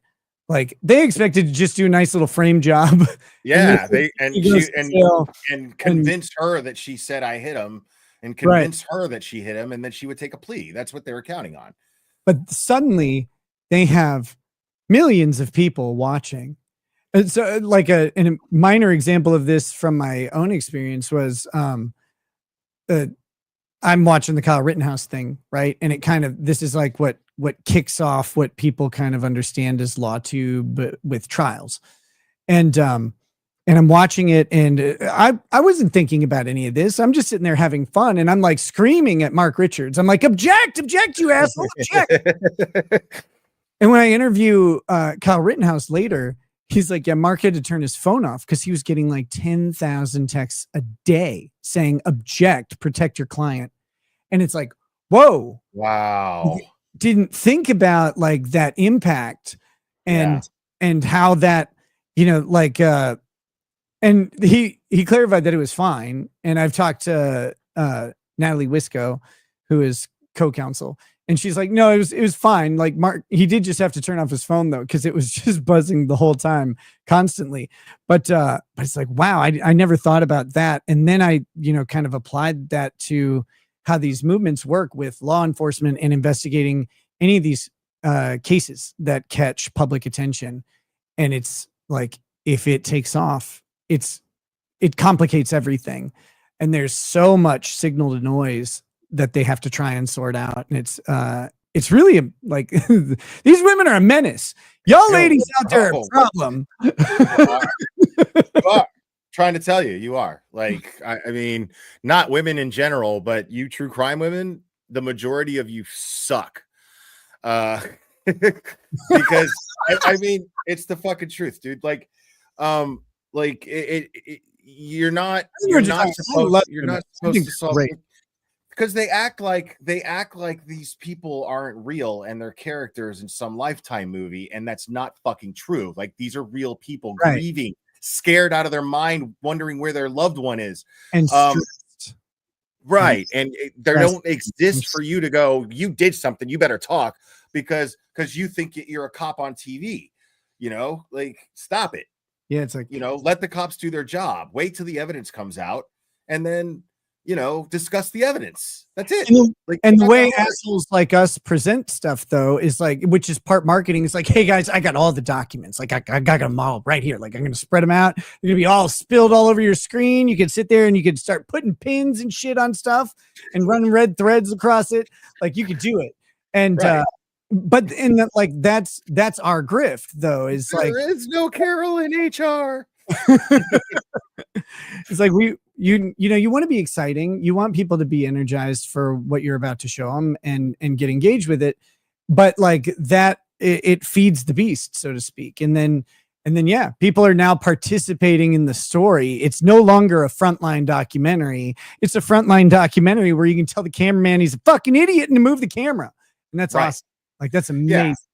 I target those true crime channels that they see their chat going, this person did it. And then they capitalize on what the chat wants and will just feed that beast, like throw meat to the lions. You know what I mean? Is what they do. And they make, as their chat grows, these people will pay money and super chat them for being like, yes, they're so guilty. Thank you. You know what I mean? And it's like, meanwhile, these people are getting harassed behind the scenes while they're wondering where their loved one is, worried about it, So not only are they worried about dealing with that and dealing with the police not coming with any information, you're waiting frantically just to hear one whiff, just to get one whiff of something. And then you've got, on top of that, people destroying you on the internet, showing up to your jobs with bullhorns, getting you fired. You know what I mean? It's insane. Like, it's just insane. It's a wild phenomenon. I'm not going to say that I'm not entertained by watching it develop and seeing where it goes, because it's crazy town. But but it also, like, you do take a step back from time to time. I'm glad you do too. It's like, and go, man, I wouldn't want to be Karen Reed in this case. Like, you wouldn't want to be her being framed, but also like all of the attention, all of that stuff getting wrapped in. I think one of the only people who was kind of equipped to deal with it was Johnny Depp. And handled that with so much grace. Well, it's because, one, he had the money to separate himself from society. Right. He has 24-hour security, multiple guys, and he has a building that you can't just go into. He has all these layers of abstraction to keep himself away. So that helps. And he's been dealing with, rampant publicity for so long. So he's practiced. And so, yeah, he comes in, he owns it in the way that only Johnny Depp can. And he does it with grace and, with class, as he tells us about giving drugs to his daughter, as he tells us all these like crazy stories. And we're like, yeah, that's awesome. Wait, is that awesome? I don't know if that's awesome, but Amber Heard, it did lie about you though. Like, but he's so damn charming that you're like, no, like, this is just a guy. Right. And it's weird because he was one of the people who could disarm everybody, and people like Karen or Kyle Rittenhouse or these other people in these situations, they don't have that. Like they don't have that. They can be very charismatic people, but they don't have that. they're Right. not they're not an A-list celebrity who owns whatever place they are, and like that was such a unique thing to watch with Depp. That's what made it cool for me. I don't know. Yeah. I watched the trial on your channel a couple of times. I mean, I kept Not up enough, with it for the most part. But I mean, yeah, like I just the Johnny Depp thing was crazy. And the what were we talking about just before Johnny Depp? Because that came up. We were talking about these communities. Oh yeah. Women. That's what we were talking about. Terrible. Right. Because that's how I ended up in the Karen Reed thing, because I said, fuck this drama, true crime community, dude. Like, I can't do it anymore. Like, I can't relate to any of you. I can't stand most of you. Like, so it was just like, it just got to that point where, because everybody, and like, they're the kind of people that'll just turn on you in a second because, you know, the rest of the villages, you know what I mean? And not for any good reason. And it was just incredibly toxic, and I felt low about myself. And I remember I was on somebody's channel and I had gotten really drunk on the stream, and I had just like blackout drunk, because I didn't remember when I woke up doing this, but I don't know anything about that. And I finally just I was like fucking unsubscribe from me, all of you fucking shitbags. I can't stand you. I hate this fucking community, blah blah blah. And I went off, and then I ended up losing like 300-400 subs. I woke up the next day, I saw that, and I was like, wait a second. And then I called the guy up whose stream I was on. I was like, what happened last night? And he's like, wait, you don't remember? And I was like, yeah. And then I was like, fuck that. I'm glad I did that shit, you know? I was like, because I was planning on doing that anyway. I just didn't plan on doing it in that manner. Yeah. You know? You were going to be much more articulate when you did it. I was going to be much more coherent too. And so then, you know, I was like, fuck all that. I'm free of that. I'm just going to start from scratch here. I'm just going to build, you know, and I was like, okay, what I'm going to do is, I was on another stream with somebody else, and then these two women told me about the Karen Reed thing, and they were like, yeah, like, you have to read the statements. You can't look at the news. You can't read articles about it. You have to look at the court documents, and they're all available. Yeah. So, and I was like, but she's totally innocent. Right.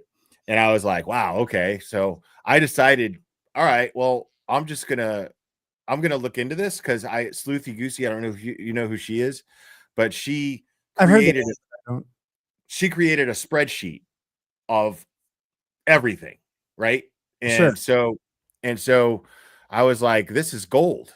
This is everything I need, you know? So I decided, all right, what I'm going to do, instead of doing my research behind the scenes, I'm just going to go live. I have nothing to lose here. Like, I told everyone else to fuck off. So I'm just going to like stream it live and, you know, go over it and decide for myself how I feel about it. And as soon as I did that, I had no idea there was this whole Karen Reed community. I had no idea who Turtle Boy was.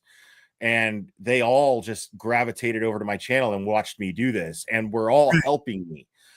Is when I was asking questions, I was just like, man, you know, and then people in the chat would have an answer for it, because they're all so well versed in the case already.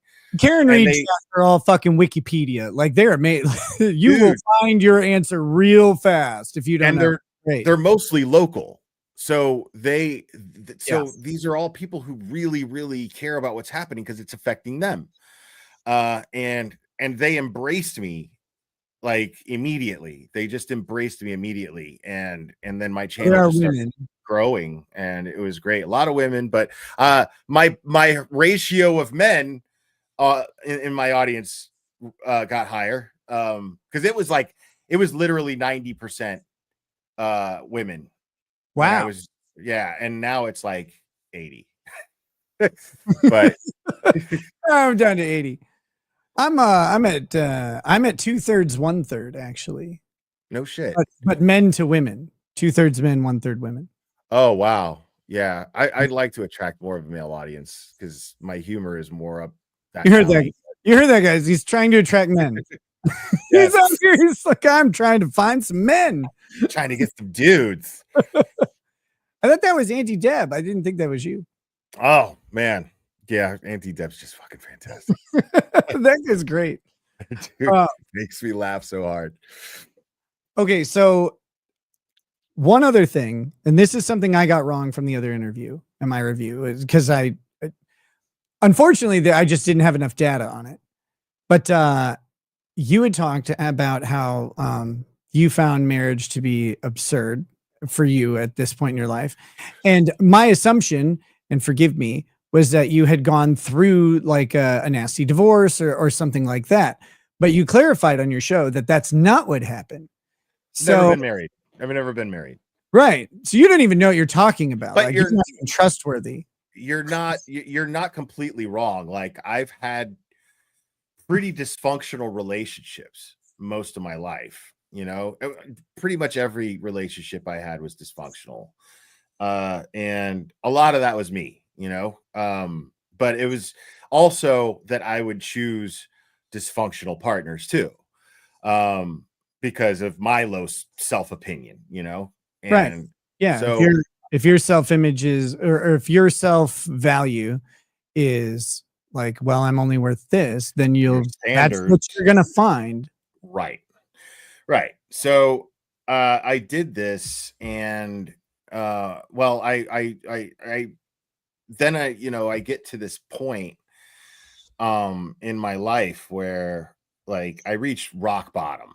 That's it. Like it's like Shawshank, get busy living or get busy dying. I was Yeah. but this was after I had decided I was going to end my life, and then my certain loved ones intervened because I felt too guilty without saying goodbye, and I was trying to be coy about it, you know, but they picked up on it just knowing me too. Right. And so they intervened, and then that's when I decided, okay, well, if I'm gonna live, I have to make some changes. Okay, so I I want to talk to you about those changes, but without focusing on the event and the choices around that, can you describe Okay, can you describe so rock bottom? Like what does that look like for you? Was it substances? Was it just like circumstances? Is it poverty? Like what is circumstances, depression, anxiety, but circumstances, and uh, I had just gotten to a point to where I lost everything, and I was, you know, I was just about to be evicted from my apartment. I had lost my job, and I was drinking a lot as well. And then I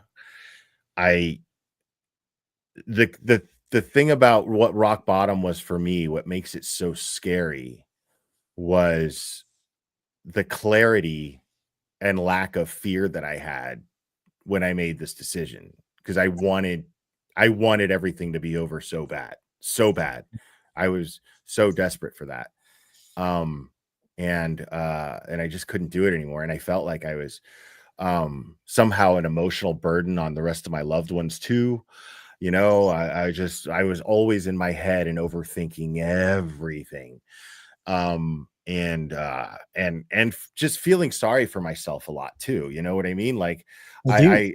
I made a lot of bad decisions because I had emotionally I had a strong sense of entitlement, you know, like you just don't get me. You don't know what I'm going through, and blah blah blah blah blah. You've been through That this kind of stuff. shit.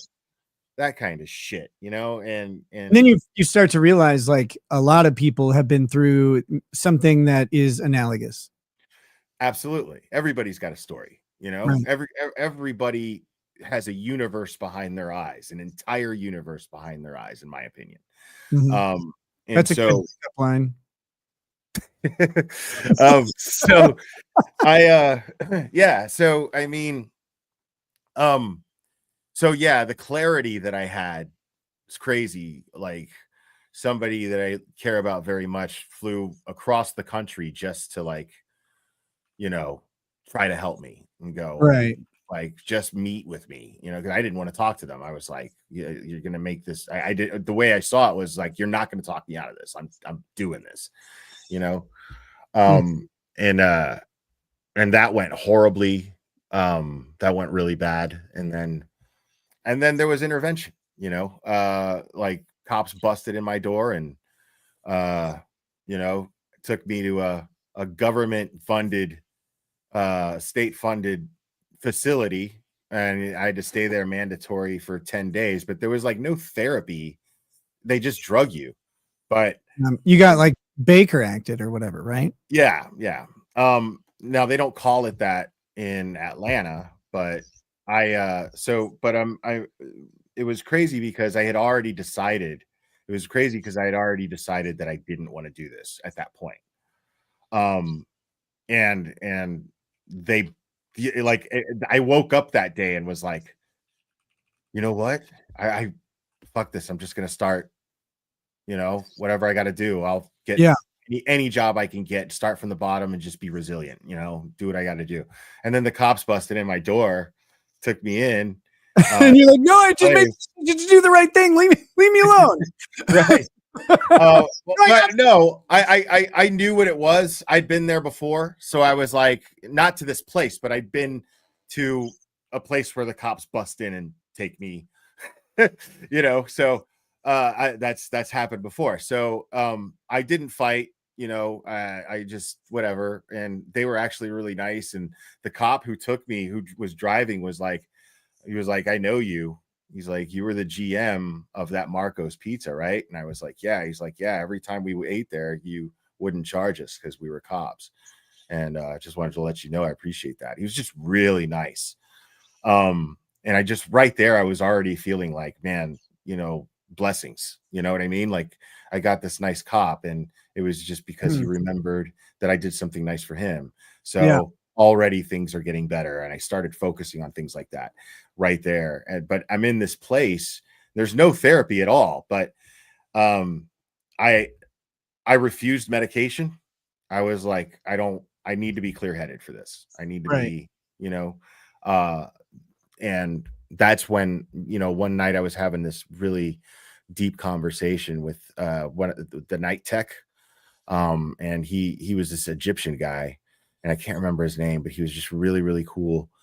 And he would just he wouldn't let anybody else stay up, but he liked our conversation so much that he would let me break the rule and just hang out with him, you know, and he would like give me snacks and shit, you know what I mean? Like juice and Yeah. yeah. And so um I that after one of my conversations with him, I made the decision. I was like, all right, I need to come up with a plan here. If I'm gonna like live once I get out of here, what do I gotta do? And then that's when I started writing down things that I needed to be more focused on, you know. Yeah. Um If you have but- ADHD, as you've said, you have to do that. right. You And have to and write it down.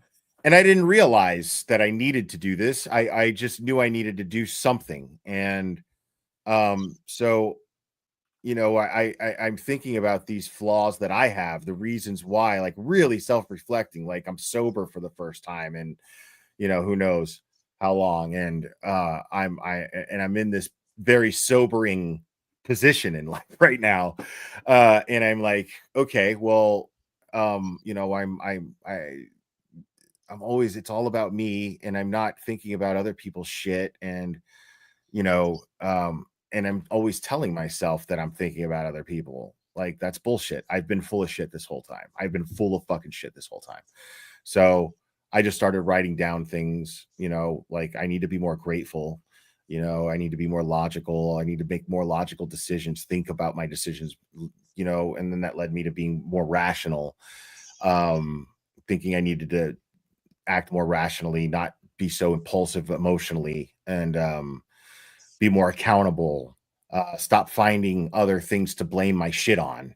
You Right. know, that's something everyone fucking does, you know. And um be self-aware. I need to like really check myself. I need to look in the imaginary mirror and really like anytime something's happening, can I hold myself accountable for it? You know what I mean? Find a way to hold myself accountable without blaming myself. And then, be more empathetic towards others. You don't know what anybody else is going through. It's not all about me and my fucking shitty feelings, dude. And my depression is not an excuse for shitty behavior either. Sure. And I decided I was going to be resilient about it. So then I saw that it made a acronym because I knew I'd forget it. So I made an acronym, and it was the only word that I could make out of it, out of the first letters of all those words. Right. And I just decided to just cut out the 2 of the A's and then glare so that I'd always remember what I needed to do. And ever since I started doing that, my life has ascended. And can you remind the chat what the acronym is? Because I never remember like what the. I don't know. Cherry will type it in the chat too. Cherry just did. Gratitude, logic. Gratitude, logic, awareness, acceptance, accountability, rationality, empathy, and resilience. And I don't focus on that a lot on my show, because I don't like making money off that. You know what I mean? No, it's my thing. I'm not trying to preach it to anybody. I don't give a fuck. Like, go see your shrink, do whatever you got to do. That's your thing. And that's my shit. Yeah. That's now you're free to apply it, knock yourself out. You know what I mean? If it helps you, cool. That's why I'm public about it. Like, sure, but I'm not. It's the only thing that I use it for is to help and manage my own shit. Right. And I think that's an important thing. May I ask you, sorry, I'm going like, I've got 2 conversations going in my head, both with you. You said that was the first time you'd been sober in a long time. May I ask, drug of choice, was it alcohol or was it other stuff? Or I don't want to get too much into it if you don't want to. Oh, it was anything that I could get my hands on. But one thing I was never into was like benzos, pills, downers, anything like that, opiates. I never got into that. Like, I would just fall asleep. Like, I like to have fun. You know what I mean? So I liked I know cocaine. Exactly what you mean. Yeah. I liked cocaine a lot, but I liked ecstasy a lot. I still like psychedelics. But I don't mess with any of the others. I mean, and I drink from time to time. But the thing is like, I drink to celebrate, not to medicate. Right. And that's huge shift. I noticed that with me is like, at first it was, I drink on my show. Like, that's when I drink, and I wouldn't drink off the show. And I held on to that for a very long time. I mean, we're talking like 6, probably 5.5 years of like, I really only drank on the show or at like a special dinner. And then I didn't drink offline. And then I started drinking more offline, of course. And then similar thing. I just like the stimulants and psychedelics because they're so fucking like fun. There's no other way to say it. There really just isn't another way to say it. They're so fun, and they like change the way you see the world. And people who have never done them don't do them. Yeah, they're destructive and devastating. Like, the fun part is like now, and then everything else is a giant dump truck full of shit. But like, when you have like done them and you've talked to other people who have gone through those experiences, like it's a different world that you see when you're on the other end of it. And especially for me, it's been interesting seeing the world in sobriety after that as well, because it's like the colors aren't as bright, but my mind is so much fucking clearer. Way sharper. Oh, weird, because it's like you don't realize how fuzzy everything got because the the stimulants make you feel like nothing's fuzzy, but it all is. I And couldn't do something as easy as be a YouTuber before I made this change, this massive change in my life and my attitude. I couldn't right, do it. Like I would have been too stupid, too fucking fried out, too all over the place. I would have been obnoxious. I would have been, you know what I mean? Like I yeah, would have been, I would have been a believe lolcow. me, I know exactly I, what you I, mean. I would have absolutely been a lolcow for sure. Yeah, So it's how you end up. You don't see your faults, you don't see your failures. You just see success, and you don't see and how there's you always do an yourself. excuse. There's always an excuse, always a justification, always somebody to blame, you know. And I can't, I don't know, like, not only can I not live like that anymore, I can't stomach people like that anymore. I don't Right. have patience for it, you know? You're exhausting. I'm Right. exhausting now. I was way worse before. Like, because just ask my wife. I'm like, let's go. Let's go do stuff. Let's go do stuff now. We're cool. Let's go all the Yeah. time. Right. And she's like, can we just like stay home and kick our feet up for a little bit? And I'm like, that's gay. Let's go. Uh, let's go be gay somewhere else. But no, it's one of the things that caught my attention when you were talking about rock bottom, though, is listening to the how you described it is interesting, because I think rock bottom for men and women are wildly different, and I don't really know what rock bottom for women looks like. I'm not one, and I'm gonna learn about it at some point. But like, it sounds like in my rock bottom happened. People probably think it was the night of my arrest, but it actually happened later. It happened, over the next summer or over that Hmm. summer. And when like the government had taken my kids away, and that's what I was hearing from you in a different way. Like everything that you had, and the way I look at it is, it's like the things that define you as a man, and define your masculinity in your life, are the things that you've built, the things that you've accumulated to yourself, the things that you hold value in, and the things that that can help you facilitate the role of a man, which is to provide safety, security, support, understanding, education to the people around you. And so, like, when you're talking about you lose your job, you lose your house, you may lose relationships that you've nurtured and fostered. Like, losing those things is devastating. And so, like, I heard so much in what you said that was like, yeah, man, I know where that is. But I I encountered a lot of people who don't understand that, and like they don't understand why that list of things is so important to men.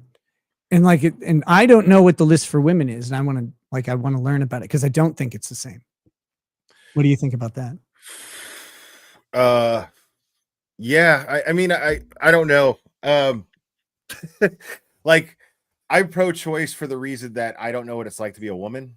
So, I'm of the belief that it's not my business to be telling women what to do with their bodies, because I don't know what it's like to be a woman. So, in that regard, I really have not thought about it that much. Like, do women have less to so what is your question? That do they have less Not of a list? less. I was wondering if you would agree that their list is different from men's. Oh, sure. I don't want to Yeah. set it up as less versus more, like They have different problems, different roles. different expectations of Yes. them, different, yeah. So yeah, for sure. I mean, there's the whole PPD thing that women go through, man. Like I can't even imagine what that's like, to be so depressed that you can't even like hold your child after you just had them. Yeah. And it's What? not something, and people who don't understand postpartum depression, it's not something you can just yell at them and fix, like, right? We were very fortunate. My wife did not go through postpartum depression. But we know, like, we have friends and stuff who have. And it's like, the frustration from the people around him is like, that's just your baby. You just love it because they, just love their babies. It's like, no, it's not. It doesn't work that way. You can't Right. just correct them. it's up here. It's a chemical. It's a mess. Yeah, But, exactly. but that's, I mean, that's how we all are. It's like, that's what depression is it's not a bad feeling. It's not like, oh man, I failed at something. There's something that's amiss and awry. Yeah, it's overthinking, and it just makes it. It's really hard to describe, but it's like I don't want to do anything, and I don't want to talk to anybody, and I don't Nothing. want, You want to lay down and die. Like, right. even if you don't want to kill yourself, you hope that maybe maybe I'll just stop breathing, or maybe my heart will give out, or maybe all my bad decisions will catch up right now. Right. And Maybe a plane will fucking fly through my house like World According to Garb, Exactly. Like, I hope, please God, and that's, that's in my opinion, probably why I never really thought about it, but probably why I medicated so much. Wasn't so much just to run away from my feelings, but it was also in a way to push myself to a point to where hopefully I just won't wake up one day. Drink to a point to where hopefully I won't wake up one day. Do enough blow to where I'm just gonna fucking have a heart attack, whatever. You know what I mean? But I never, and it's crazy because I never thought about it until I started really focusing on the abundancy of blessings that my life has.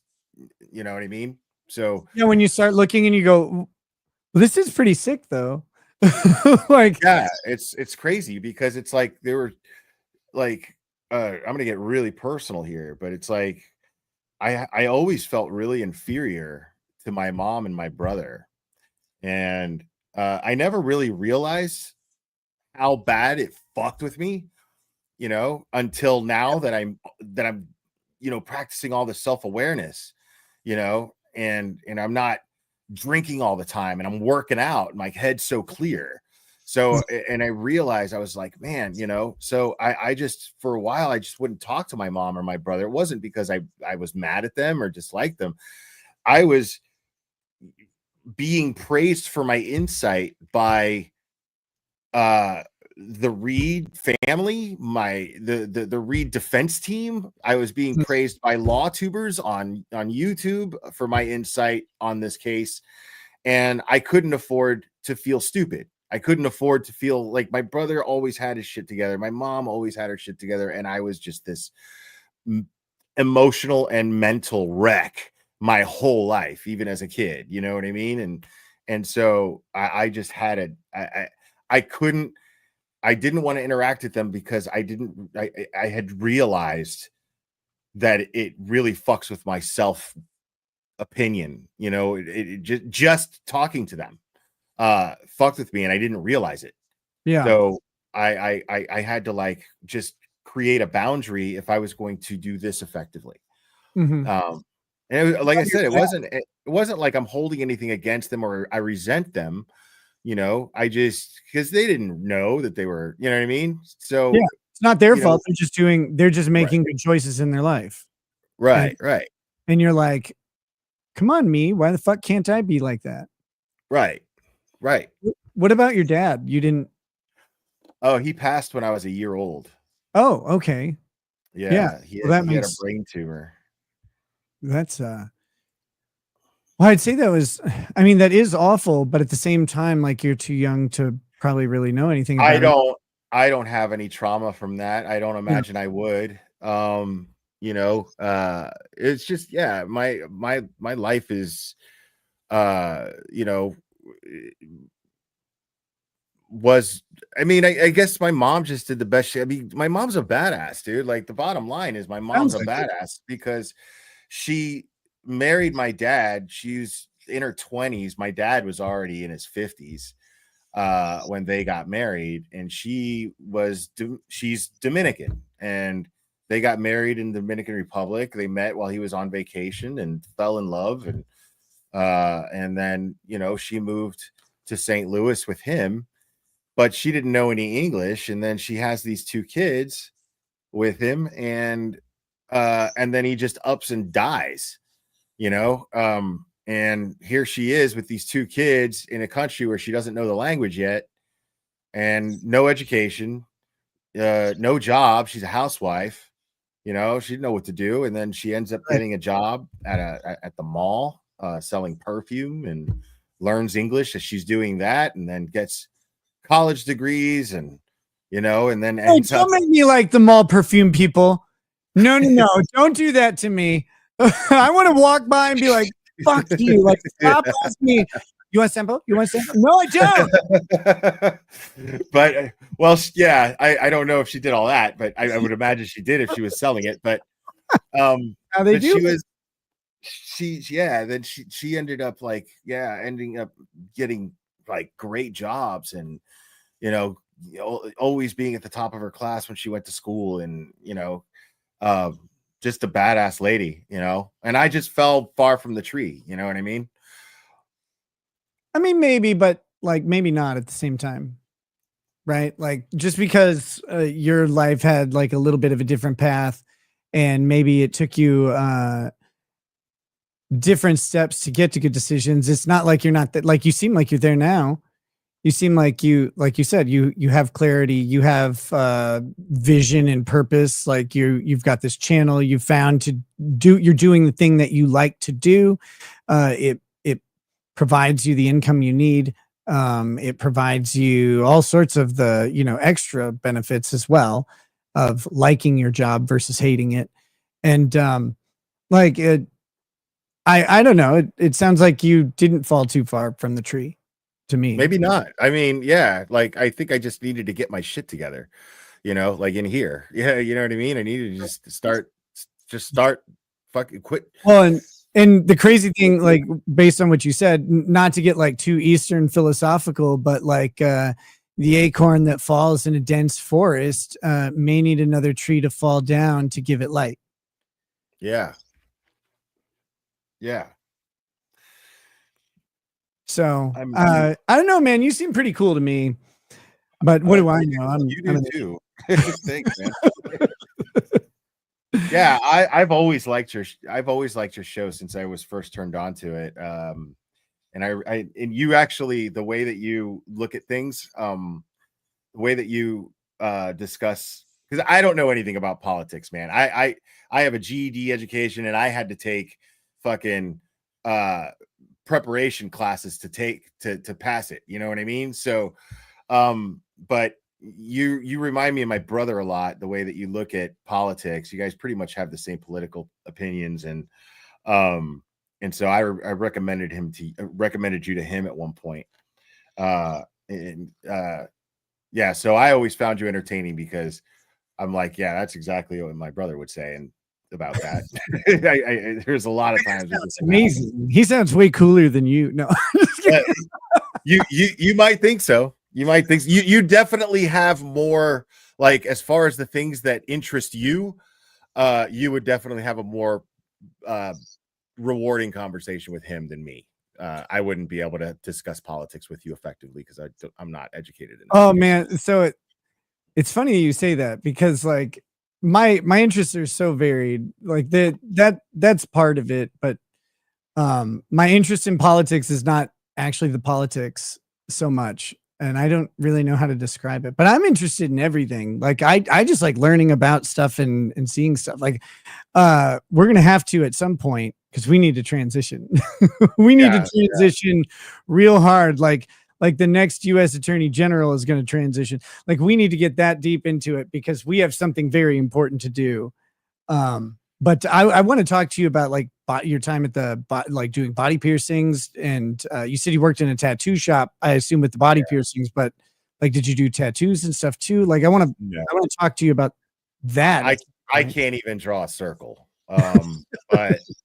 But body piercing is really just, as long as you're not squeamish, and as long as you can, deal with something under pressure, like someone passing out or going into shock or something like that, which never happened to me. I mean, people have passed out on me, but that's the worst that's ever happened. But sometimes you get somebody like the jewelry doesn't go through the way you want it to, if people start bleeding, and you just got to be able to stay calm, keep them calm, that kind of shit. Because they're not at a doctor's office, they're at a fucking tattoo shop where they're playing metal real loud, and there's fucking everybody with tattoos, wearing black rubber gloves, and But the thing is it was a very, very, very clean environment. Right. It has to be. Right. Health code. You cannot have any shit going down in a tattoo place or a piercing place. Everything has to be sterile. Everything has to be clean all the time. The interesting thing about that is when I became a body piercer, the only health department regulation was that the body piercers had to be certified in cross-contamination, right? Sure. So there was no regulation for tattoos at that time, but there was something called the Tattoo Artists Guild, which was basically more or less like a union where every tattoo artist, every reputable shop would hold each other accountable for keeping up to standards. So people had to apprentice for tattoos. It used to be that you had to apprentice for as long as it took, where you were the shop bitch. I mean, I know a guy who used to get shot in the ass with a blow dart gun just while they were making him scrub the tile with a toothbrush. You know what I'm saying? Like, that's how it used to be. Story. Dude, I'm trying to tell you, that's what they would do. That's what they would do to make sure that they always had a good reputation. Right. And so all these shops would hold each other accountable, but support each other, Mm-hmm. And then and that's when I first started with that shop. In the company I worked for, there were 5 shops in the greater Miami area, and I started in the one in Hialeah, which is just all Spanish speaking. It's predominantly Cuban. And so a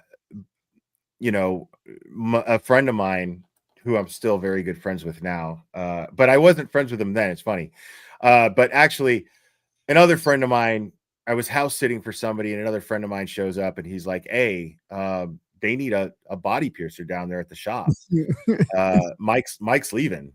Like, and you're like, I get to see navels. I get to see navels and nipples too. Great, So, but really, I was just like, I get to listen to music all day and stick holes in people. This is fucking awesome. And so, but I go there, and I talk to the piercer there, and we have mutual friends, and then it's really funny because him and I are now very, very close because we ended up working together. He left, and then he went to apprentice for tattooing, came back and became an artist at the same shop where I took over his job as a piercer. Cool. But yeah, I did it for about 10 years, back and forth from Hialeah and then I did it in Kendall. I trained in Kendall. But I really don't have any crazy stories about piercing, honestly. Like, it was just a really cool, that guy I'm talking about, Mike, who I'm still good friends with, he was actually in Jackass 2 in the DVD extras. He tattooed Steve-O the dick with the him symbol on his chest. He did that one. And and it was funny. It was telling the story because Mike's also a very, he gets in bad moods real quick. He's easily annoyed. And he was like, yeah, dude, I fucking told this guy, I was like, bro, like, you want me to fucking make this thing look nice? Because he gives me this drawing and he says he wants it on his chest. And I'm like, dude, I can like tweak this thing out, I can add some shading, I put some fucking light source on it, I can make it look nice. And then he's like, no, I want it just like that. So nothing else. And he's like, so I fucking tattoo Steve-O the shittiest fucking tattoo he's got on his body. Like, that's what you wanted. It's perfect. Yeah. So I mean, and then in the middle, like towards the end of that, no, it's closer to the middle of when I was working at the tattoo shop is when Miami Ink came out. And when Miami Ink came out, that changed the entire industry. And as a matter of fact, it flooded the industry. Yeah. So the Tattoo Artists Guild, yeah. So I mean, the tattoo artist, I mean, it just got to a point because there were no regulations, especially in Miami. like you had 20 grand, you could open a shop because it is so cheap, you know, like as long as you have a sharps container and a way to dispose of your sharps, like your needles and your pins, you know what I mean? And Mhm. like you know, all you got to do is stock with your tattoo machine and all your sanitary supplies, and you're going to charge, it's all profit after that, because you're Yep. going to charge $500 for just time work. You know what I'm saying? Like you've already $500 right there stocks your supply closet for a month. You know what I mean? Yeah, and So now so the rest of it, the next $500 is just that's going to you. that people caught No, on to that. People caught on to that, and every asshole opened a shop. that they Yeah. did. They're everywhere now. Okay, I And have to test this. I have to test this. Why? Why is it no, not working? This is a tragedy. it is a tragedy. I'm I'm livid. I am not happy right now. What do we got? This is why I think actually.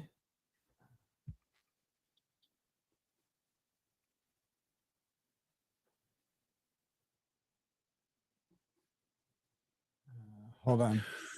Well, Laura B, that's actually not true. Like, I get it, but that's the thing is like, if you had the money, you didn't have to get licensed back then to tattoo. You didn't even need to be up to a standard by the health department. That didn't come later until this rash of like the health department just kind of understood. You know, it was crazy. Like, it was a very self-governing industry until Miami Inc. came out, and then it just became like, okay, there needs to be regulations here, you know. Oh, I'm gonna lose my fucking mind on this. Why? Why wouldn't this work anymore? Yeah, so these shops would like there would be, so you imagine you would get shops. I'm still talking to the people in the chat while you figure that Yeah, yeah. out. Sorry.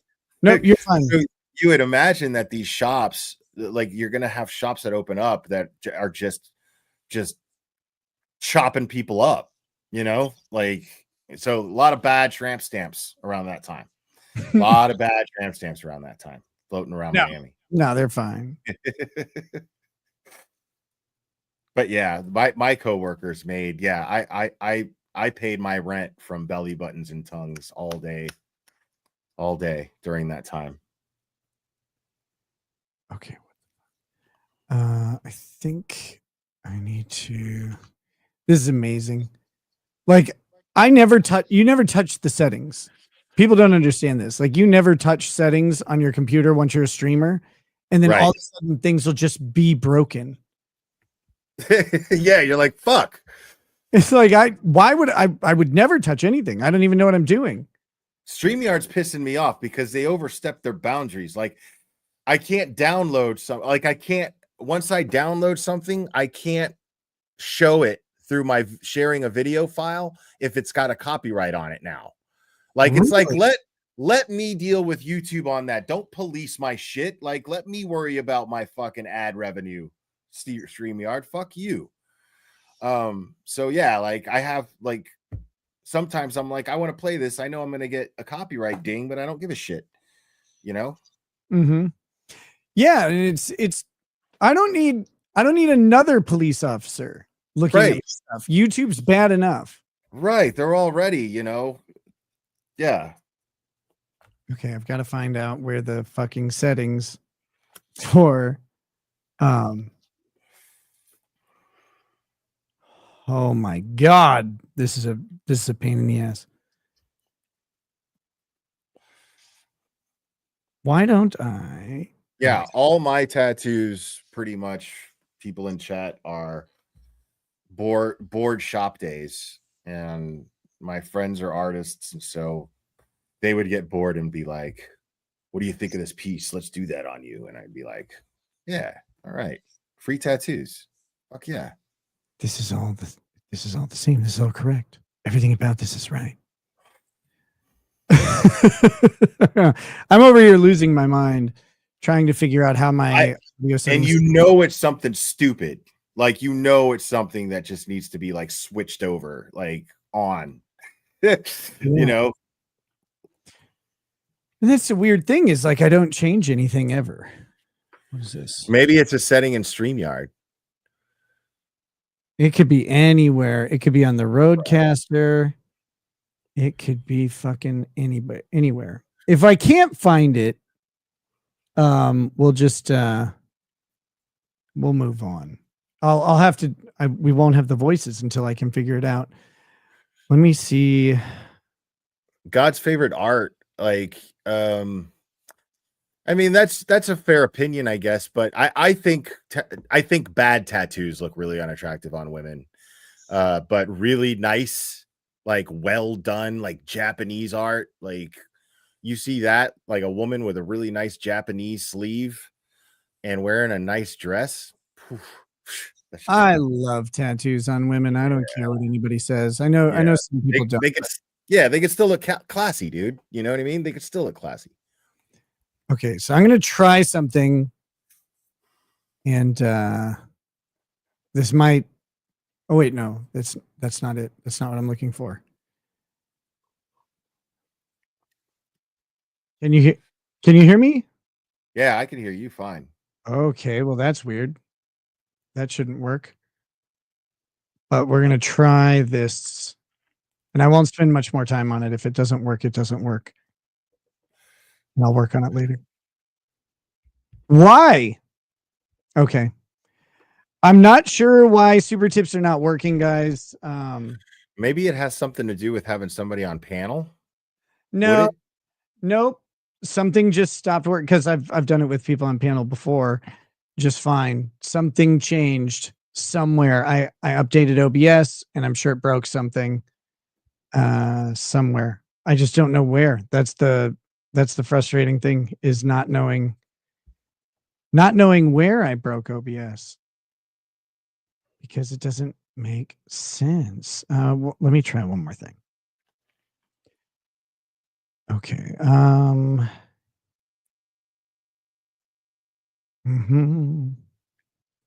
Somebody says updating OBS is always the culprit. Yeah. It's really a disaster when you do it. So this is active. A This pizza has audio. casserole tattooed on your. Somebody says you want a No. pizza casserole tattooed on your chest. No pizza casserole. Disgusting. Ew. I know an artist that could actually pull that off. Make it look real. See, maybe if I do, this isn't going to work either. None of this is going to work, and I'm going to have to troubleshoot this later. Yeah, that's so frustrating. Guys, don't do super tips today. There are some here. I'll show them and I'll read them. But it's not going to be the same. I'm sorry. The audio is all fucked up, and I don't know why. It's not making sense to me. Okay, so Ryan Poole says, "Hey Nikki, I'm very glad you're interviewing the Glarer. I think it would be real funny if you ask him if he's had any fan interactions in public, and then tell your own story first." He says, "Don't forget the most important questions. Do he love basketball Americans? Do you love black people? Do I love black people? Here we go. Do you love black people?" I thought you were actually asking me that. I was like, I am. Do you love black people? I not because they're black, but there are black people that I love. Yes. A likely story. Yeah, I mean, it's just not playing them. No, I'm definitely not one of the. I'm definitely not on the BLM bandwagon. Like you heard him say it, guys. Black lives don't matter. He just said it. I heard it. This from. Well, that's the thing. Is like at the time I was like, Black lives have always mattered to me. You're not doing this to me. I'm not falling for this. Fuck you, people. Stop it. Exactly. They matter less every time you say it. Why are white people holding me accountable for this? Fuck you. Like, why are all these white women yelling at me about black people? Right. I have cousins darker than you, like stop it. Like I'm Dominican. Like don't fucking sit here and give me this shit. Not taking the bait. This is from an anonymous donor. It says, "Hello, my knicker.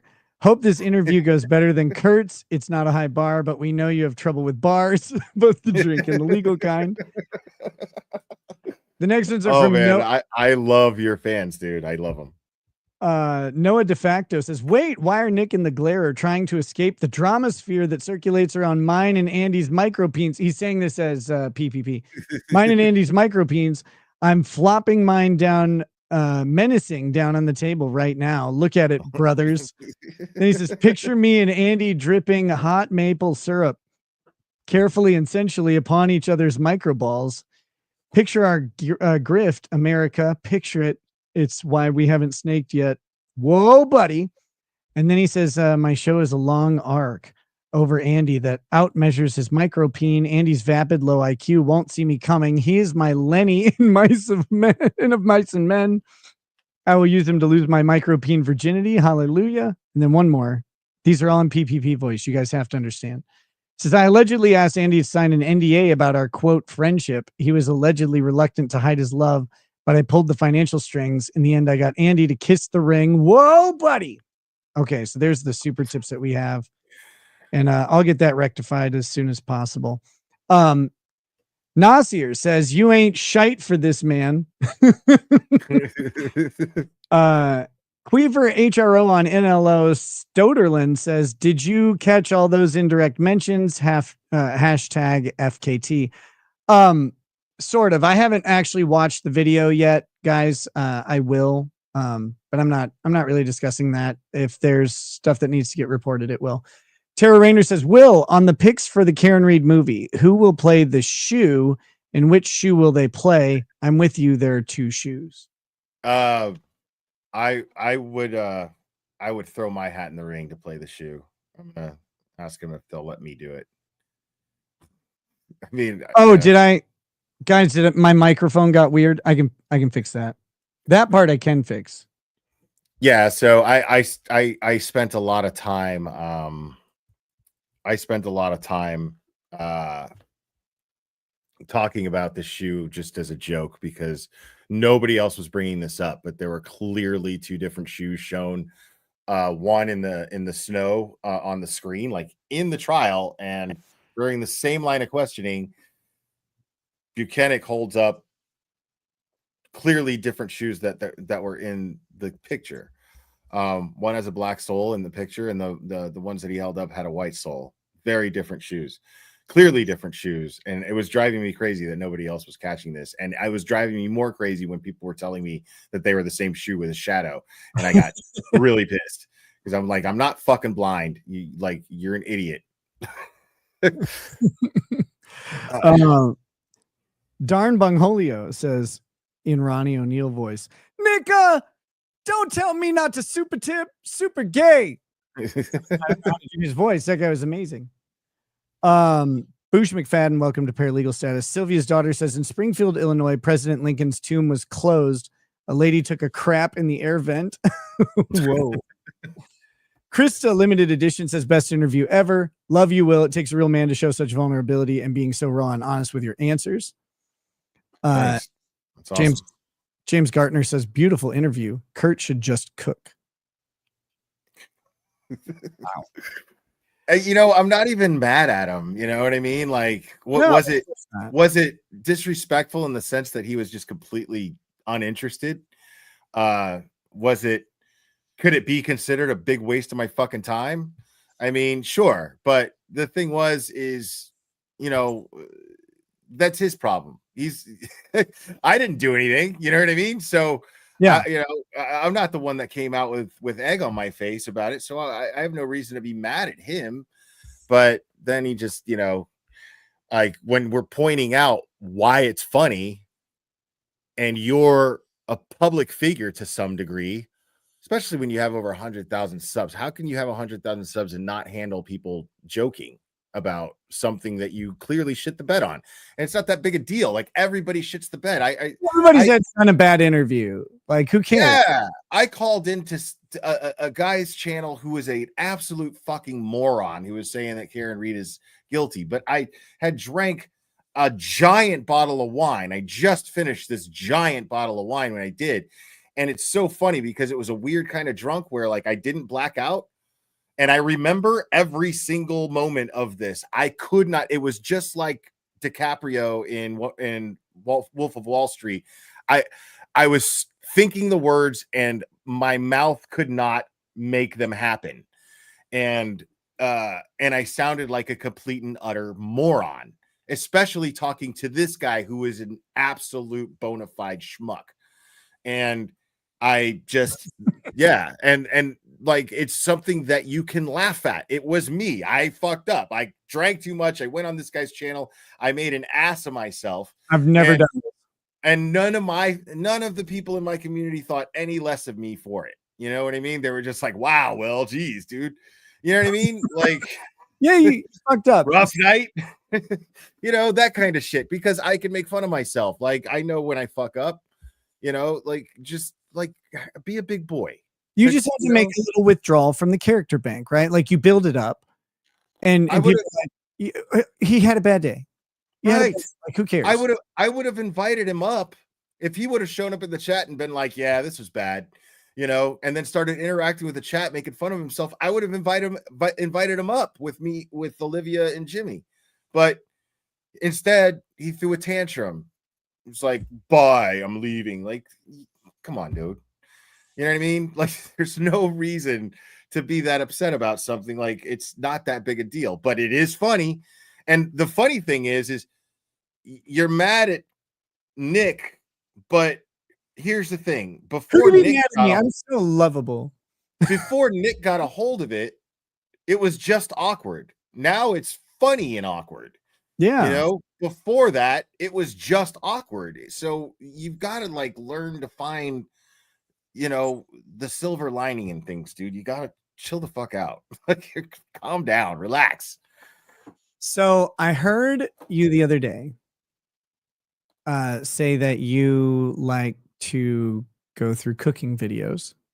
Yeah, this sounds great. I haven't done a cooking video in a minute. And Kurt did them, and I have not seen them yet. So this will be a natural reaction. Okay, but before that, so Kurt does cooking videos, and I have the cooking video picked out. It's ready to go. We're going to do it in just a minute. I'm not going to announce what it is yet. But right before that, today, I was watching a different video of Kurt's. And I was just watching it because he's my favorite channel on YouTube to watch. Unironically, it's like I don't want to do anything else. And this moment happens. And I need to get another energy drink. I could still hear you though. Give me 1 second. Yep, that's fine. I got to get to the exact moment I had it. This moment happens in this live stream, and I lost my shit because I was laughing so hard at it. I didn't know it was possible for this to occur. What? No, stop. Why would it do this? Okay, so I'm going back to the spot. I didn't know like this could just happen, but I should know by now because it doesn't matter what video of Kurt's I watch, something always happens that's amazing that I was never expecting. And today is no exception. And so I'm going to bring that to you guys. We're going to watch this. This is just like 90 seconds. And then we have the cooking video right after. So here we go. So this is the moment, and let's just see how this plays out. I also had grok. I got in a mood yesterday when I was debating, I was talking about things, and I wanted something lighter. And it's like, how about we talk about Star Trek? Because I talked with Star Trek before with it. Yeah, of course. Get out of town. No way he likes Star Trek. There's no one. No way does Kurt like Star Trek. And two, no way has he sat and done voice chatting with Grok about Star Trek. Like, that's never happened. Like, no way. I don't believe him at all. So that's what he's doing. He's sitting and around. he would be so adorable if he was happy. Like he would be like a jolly guy. Look at him. You know what I mean? Like, So my wife loves Star Trek. So I have absorbed so much Star Trek that all of this makes tons of sense to me, and what's about to happen is amazing. okay. It's like when they killed Jadzia Dax in DS9. And then I'm like, you know what? I'm just going to arbitrarily declare that Jadzia Dax never died in my new canon. And then I'm like, you know what? Let's write a story. I have no idea what the fuck he's talking about. Okay. Jadzia Dax is like the hot chick because every Star Trek has like a hot chick in it. Okay. And in Deep Space Nine, Jadzia Dax is like the hot chick. Okay. And like at the very end of the series, she gets killed. It's there's a whole lot of reasons why this is like crazy for her to die, because basically she's a species that kind of lives forever. I guess I'm not going to watch it now, Nick. I know. Spoiler alert. This thing is 30 years old or whatever. I have no interest in it. But so this is funny to me because this is Kurt being angry that they kill the hottest character, which is great. But so he and Grok are gonna write now, because he said, "I'll back it up." So just is he writing a Star Trek script. Is that what he's doing? So he's mad at how it went, and so in his brain, he's like, "Nope. In my brain, she doesn't die." And now there's a story to be told because they haven't told it, because they told the story where she died. So right, he and Grok have a solution. Pissed me off. It's like when they killed Jadzia Dax in DS9. And then I'm like, you know what? I'm just going to arbitrarily declare that Jadzia Dax never died in my new canon. And then I'm like, you know what? Let's write a story. Yeah. Involving their marriage and stuff. And so Grok and I together wrote a basically like 16-chapter novella where each chapter is like 3,000 characters. So, we wrote like a 16-chapter novella. It gets better. Detailing their love life on Kronos, as Worf was the ambassador to Kronos, and telling the stories relating to their love life in a romance novel style. Holy shit. Even better. But this isn't done. This is not finished. I'm telling you that you have seen all of the features that come along this beautiful vehicle, but you haven't seen the best feature yet, because he's now writing a 16-chapter novella in the style of a romance novel about Jadzia Dax and Worf. And here it comes. Story. So I basically wrote a romance novel, although I made the sex scenes more explicit than you would see in a typical romance novel. Usually they use euphemistic language. I went past that and made it just more, made it more not safe for work, and basically wrote a little mini novella involving Worf and Dax and their life on Kronos. And I wrote the story with Grok's assistance, and I'm like, yeah, I'm happy. That is now my canon. Get off my lawn. You need to get laid, homie.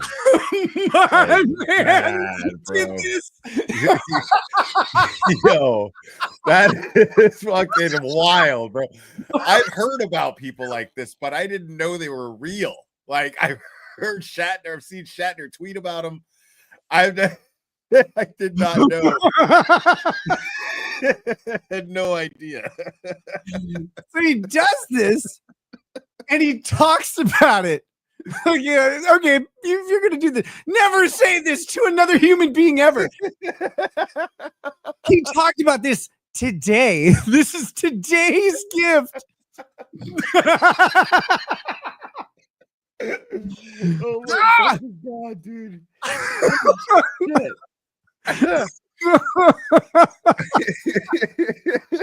Your pause game is chef's kiss, my friend. Chef's kiss. Your pause game is brilliant. Like, you know what he's doing right now is he's looking at that novella like, I'm coming back to you, girl. I'll be right there. I just need to hydrate. I need to hydrate and some vitamin E. Oh my God, dude. This stream is fucking amazing. That's what, and you know what, man, like that.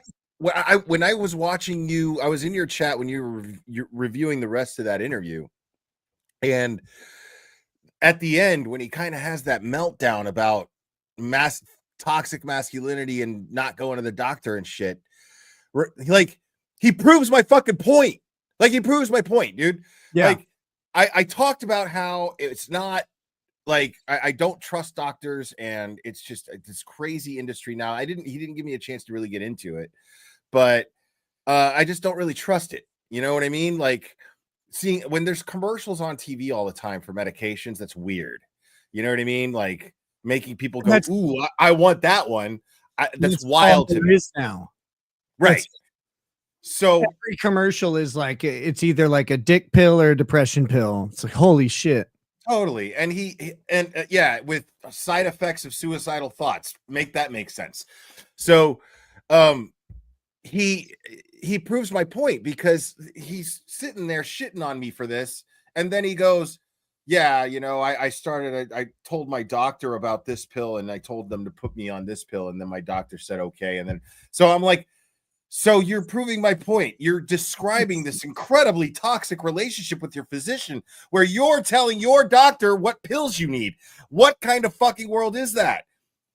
Like, why would I want to? And you see the doctor how many once a month? For what? He went today. He went today. Jesus. That happened. That was real. Oh my God. I can't believe it. Like, sometimes the content god smiles. Holy shit. Yes. Tara Rayner says, yes, one had a black soul. Higgins had the same shoes. The asterisk says, this is all I'd hope for. Master Flash says, please tell me there's going to be an audiobook with Kurt, the narrator. Oh my God. Jesus. Like I want him to read me. I want him to read the story to me so I go to sleep. Oh my God, but that's content forever, dude. Like, you imagine an audiobook of a romance novel of Star Trek with Kurt, like reading it, like, dude. God. Stop. I can only get so erect.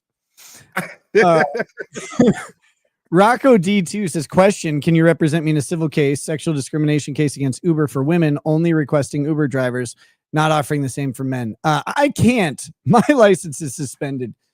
I'll get it back eventually, but right now, so I didn't, while I was in the throes of all my self-pity, right, I didn't keep up with my continuing legal education. So I have to do 45 hours of basically watching videos and answering some questions about them.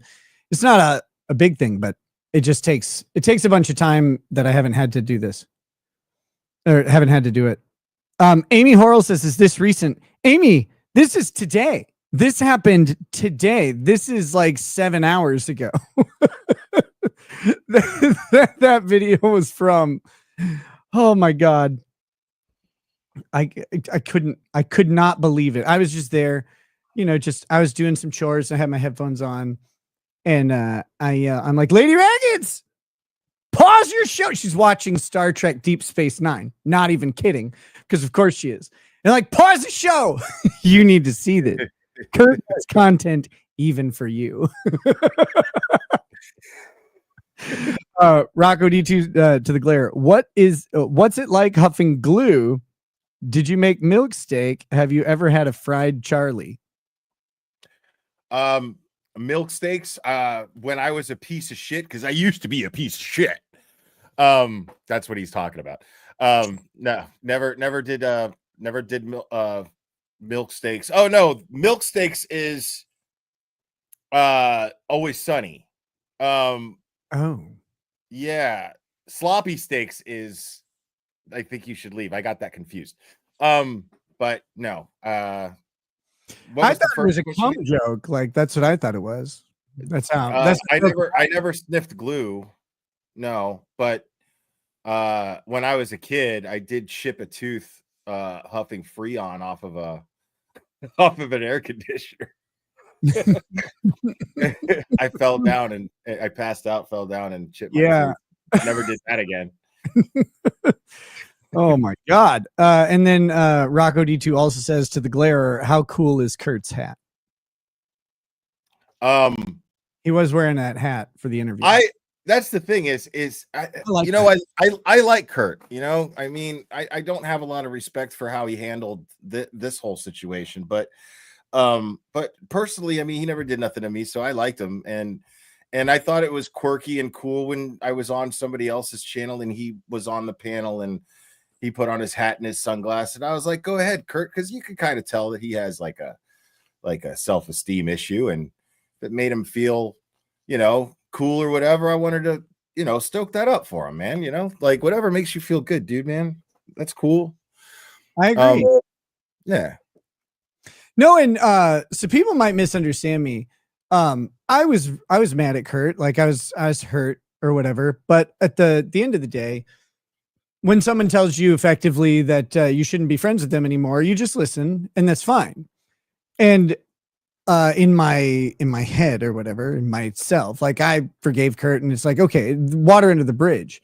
But what it did was it like just now Kurt is just like anybody else on the planet to me. Right. And so like I started watching his content because people are like, you should watch this.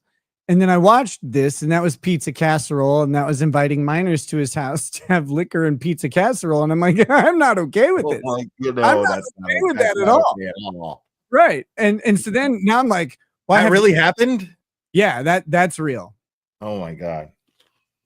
Yeah, that's an interesting one. So what Kurt will do in these cooking videos is he'll start cooking, and everything he cooks is either in a casserole or an Instapot. And so then there's this like 20 to 45-minute cook time that tends to happen. And so during that time, he sits down and philosophizes with the chat. And that's, I mean, the cooking is great, but the philosophy that comes out in the downtime is just a gem. I can already imagine. So yeah. Here's what I got to do, though. I have to run and pee real quick. I'll be right back. So if you want to just talk to the chat for a minute, I'd appreciate that. I'll be right back. And promote yourself heavily. Yes. Okay. Yeah. Yeah. Subscribe to my channel. All that bullshit that you're supposed to say. But let me just look at the chat real quick. Heart attack in a pot. Yeah, like I've done cooking videos myself. Just a couple.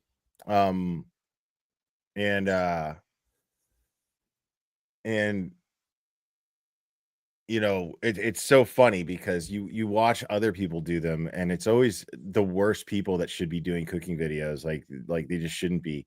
One thing I always noticed about cooking videos, like when it's like somebody who just sucks at cooking and making cooking videos, one of the biggest problems with that is like they always seem to like have the heat on way too high. They have no patience for what they're making. Like the secret to fucking cooking anything is usually low heat. You know, just be patient. Let the shit fucking cook.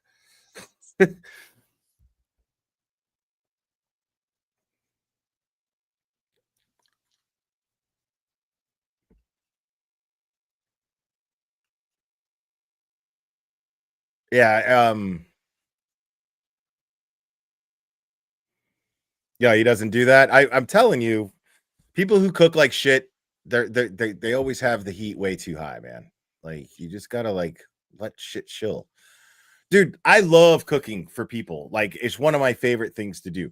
Cooking for other people, dude, like there's a really, really positive energy that comes with like nurturing, so like nourishment, providing nourishment to someone.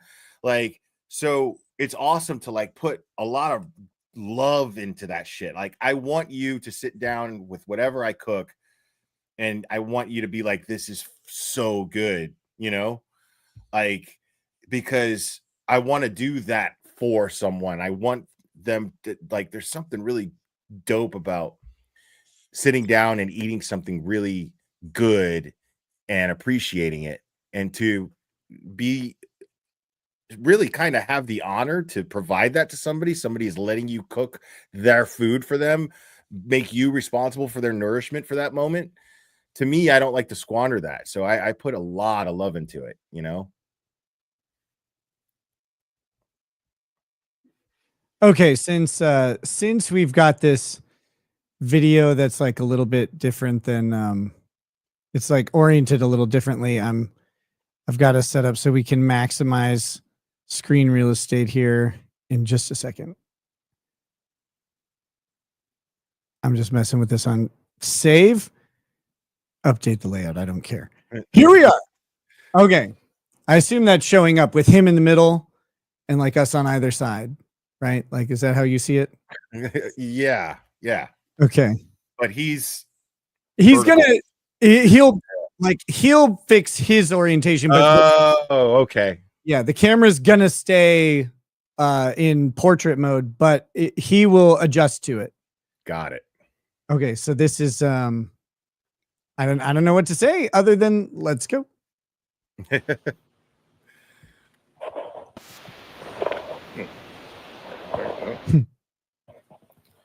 do I make the orientation different? Oh, right. We'll just do it the hard way. All right. How's everyone doing? Great. I'm doing a good day. Asking, buddy. All right. Welcome to Cooking with Chris. Real quick. I call this the hostage angle. You'll find this a lot. He sets his phone down as a camera pointing up at him. It's like, this is what you would see if you're chained to a radiator or a chair or something. Let me put in some more lights too. It's a little dark in here. There we go. It's a little better. Why are all the lights smeary? Well, actually, no, that's too much. That's too much the other way.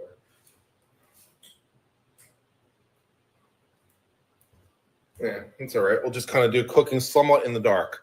All right, how is everyone doing? Welcome to Cooking with Kurt Time. I'm your host, Uncivil Law, a licensed chef in the state of Texas, Virginia, and anywhere else I want to be because, I don't think that requires licensure. If you want me to pause it at any time, just do whatever. Yeah, he is large. He's large. Is he actually a chef? No.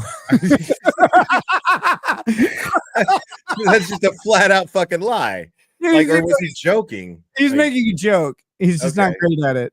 Because he said in the state of Texas, because that was the thing when he was interviewing me. I couldn't tell when he was joking because I didn't get his fucking jokes. Neither did he. Right. You're in esteemed company. It was so awkward because I was just like, okay, man. Yeah, great. I didn't know what to do. What gets me is no matter what video it is, when there's a light source, there is a fucking smear streak every time, like this right here. It doesn't matter what light source it is or whatever. It's like, dude, your camera has aged grime on it. It's like right. That's exactly what that is. It's fucking like caked on God knows what. Like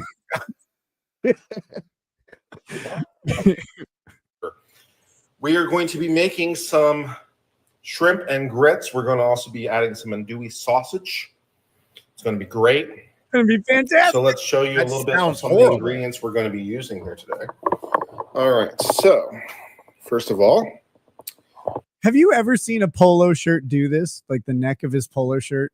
Like just watch as we go. Like I've never seen a collar do what his collars do. Flip the thing. Great. All right. Oh no. So first of all, we just have ourselves some grits. I got 2 packages, probably only need 1. Don't use instant grits. What's wrong with you? Simple grits, no muss, no fuss, 1 pound. Probably only use 1, but we got 2 just in case we need more. We've got ourselves half. I'm sorry. In case we need more than a pound of grits. What are you? Yeah. What are you fucking feeding an army? Like, are you like, is this a fucking soup kitchen? What are you doing? That's so much grits. Is the entire Starfleet coming to dinner? What is happening, dude? What the fuck are you doing? I got an extra pound of grits just in case. What? And like, grits isn't the only thing he's serving, and like, it's not the only thing he's making. Like, he's gonna add shrimp and andouille to it. Just a humble 2 pounds of grits. Okay. Of this Cabot habanero cheddar. All I right. got a half already, but I bought an extra just in case I need it. So I already had a half because I like this cheese and I use it. No, you don't like cheese at all. No one can see that. He's got fucking 12 ounces of cheese to put in his fucking shrimp and grits. What's funny is what he's making doesn't sound appealing at all. Like it doesn't.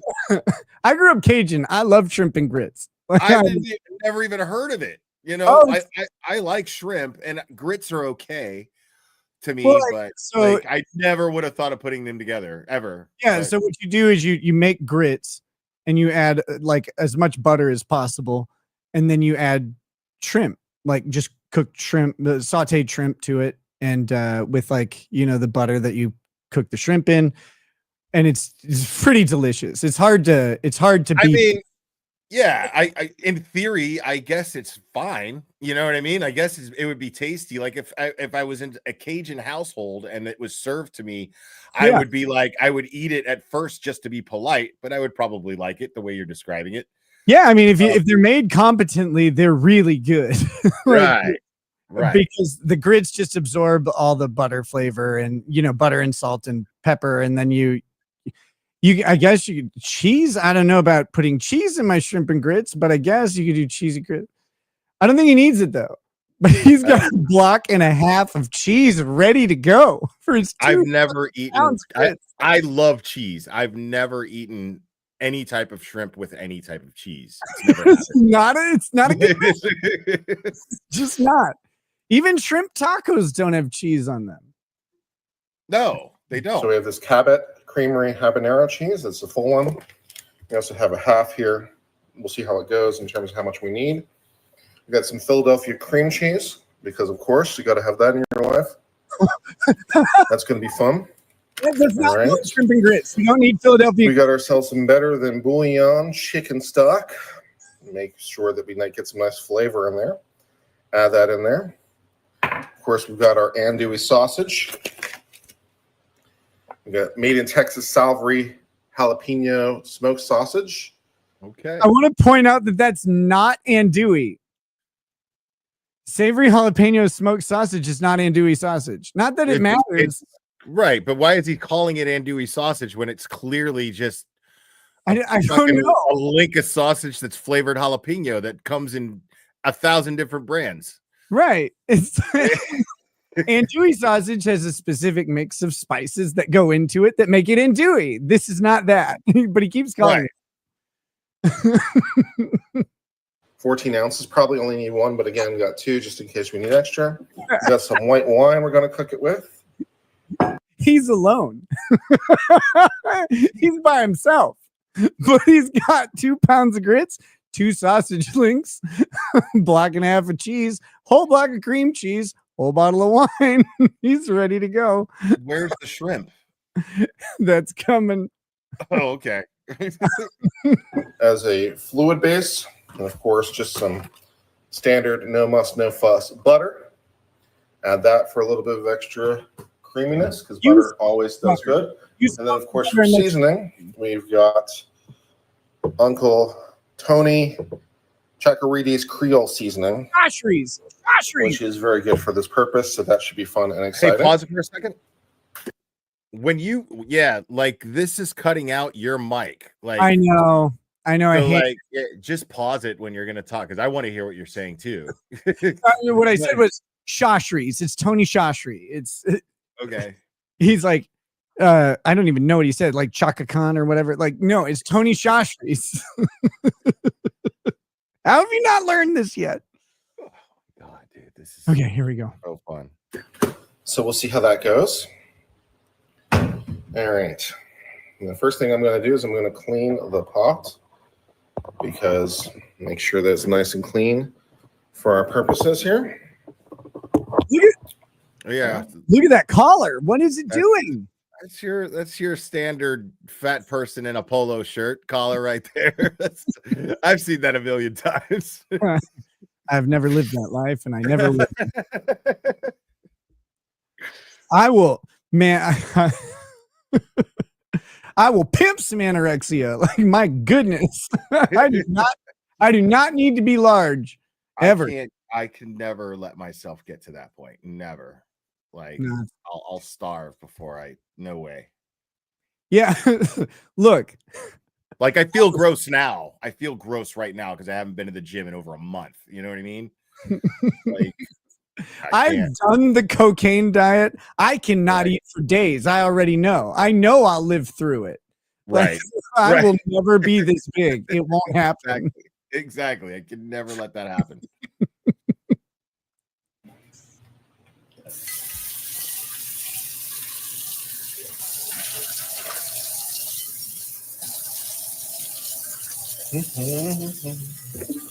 We're of course making this in the Instant Pot because of course we are. Instant Pot is used for everything because the Instant Pot is glorious. So I'm just going to clean out the bottom of the Instant Pot here. It's already clean, but real quick. One thing that I always, and I'm not saying he didn't do it, but one thing that I always point out and always notice every time I review a cooking video with somebody, they never fucking wash their hands. He never does. That right there is already like, okay, this is gonna be fucking gross, you know? Because like dude, if you watch one of my cooking videos, I wash my hands constantly. Yeah, constantly. If I touch something, I wash my hands before I touch something else. You know? Yeah, because if you touch anything that's meat, you got to wash your hands. Same meat, seafood, whatever. You got to wash your hands. And then oftentimes you're washing vegetables, so you just like go ahead and wash your hands off anyway, because you get like the dirt from the vegetables on your hands. You might like some stuff has like a film on it, depending on what type of vegetable it is, if it came out of a jar or whatever. So like sometimes you get crap on your hands. You just wash your hands, just wash them constantly. Right. Like, dude, I now like I'm a messy guy. Like I'm kind of a slob. You know what I mean? You're ADHD. But I'm clean. You know what I mean? Like I'm a clean person. Like you see me just from laughing so hard, I've had to fucking blow my nose because the tears are running down my face and shit. But every time I do, I'm fucking sanitizing my hands. You know what I'm saying? Like I can't, I can't relate to that. What he's doing, like I can't. Nope. You won't. Don't worry. That's going to be common throughout this. All right, here we go. This is the last time I used it, but it's been a while since I used it. So just a quick. You said you cook every meal in it. He's like, it's been a while since I used it. You said you cook every meal. Yeah, he's probably just been door dashing fucking tacos. He's been door dashing whole restaurants. Thing to make sure it's nice and clean. Always good to be sure. Just a little brush here. We can't see it, Kurt. And the sidewall's real nice. And the bottom. Okay, yes, there are different parts to the pot. The bottom, the top, the side. Good job. Very thorough. Please tell us more about what you're cooking right now. Is there a handle? He could do this. He could have the phone in a place where we could just watch him wash it instead of looking at his mug the entire time. Or, yeah, man, if you're going to do these, get a GoPro, maybe, or at least, like you said, set it up, to where people can kind of see what you're doing. You know, at least. It's easy. It's not a cooking cooking channel. You see what they're doing. But like a cooking channel, they have multiple cameras that are very expensive. Like, because cooking channel, your audio is the key to YouTube anyway, like on everything. If it sounds offensive, no one wants to listen to it. So they'll turn it off. But the next thing is your video. On a cooking channel, your video better be clean. It should be dynamic. You should have multiple angles. You should have zoom ins when appropriate. But no one's expecting that from this. This is exactly. But like, at least just put the camera in the phone in one of those little clampy things that points downward so we can see what you're doing. Like, this is not hard, but you just won't do it. Drives me crazy. You're right. We don't want to see the dude who's always after Spawn without the makeup. You know, like we don't need that shot the whole time. Yep. Yeah, Instapot is glorious. I know. Glorious.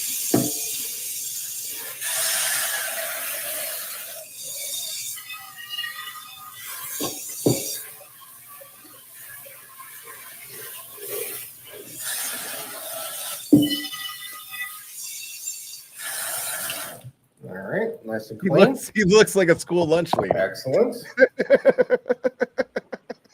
He's only missing the hairnet that's not covering his hair. Like the hairnet up front, but the party in the back. All right. So we're just going to kind of add ingredients and see what happens. Add ingredients and see what happens. How is that a cooking thing? Like, we're just going to see how this turns out. I don't even know. This drives me fucking crazy. You're right. This is the Blair Witch cooking show. It's gonna like go over and like he'll turn the camera towards a corner and there's a shrimp crying. Like, no, don't look at me. Not him. Anybody but him. That's how we roll here. So first off, of course, we need to open the wine. So we'll do that.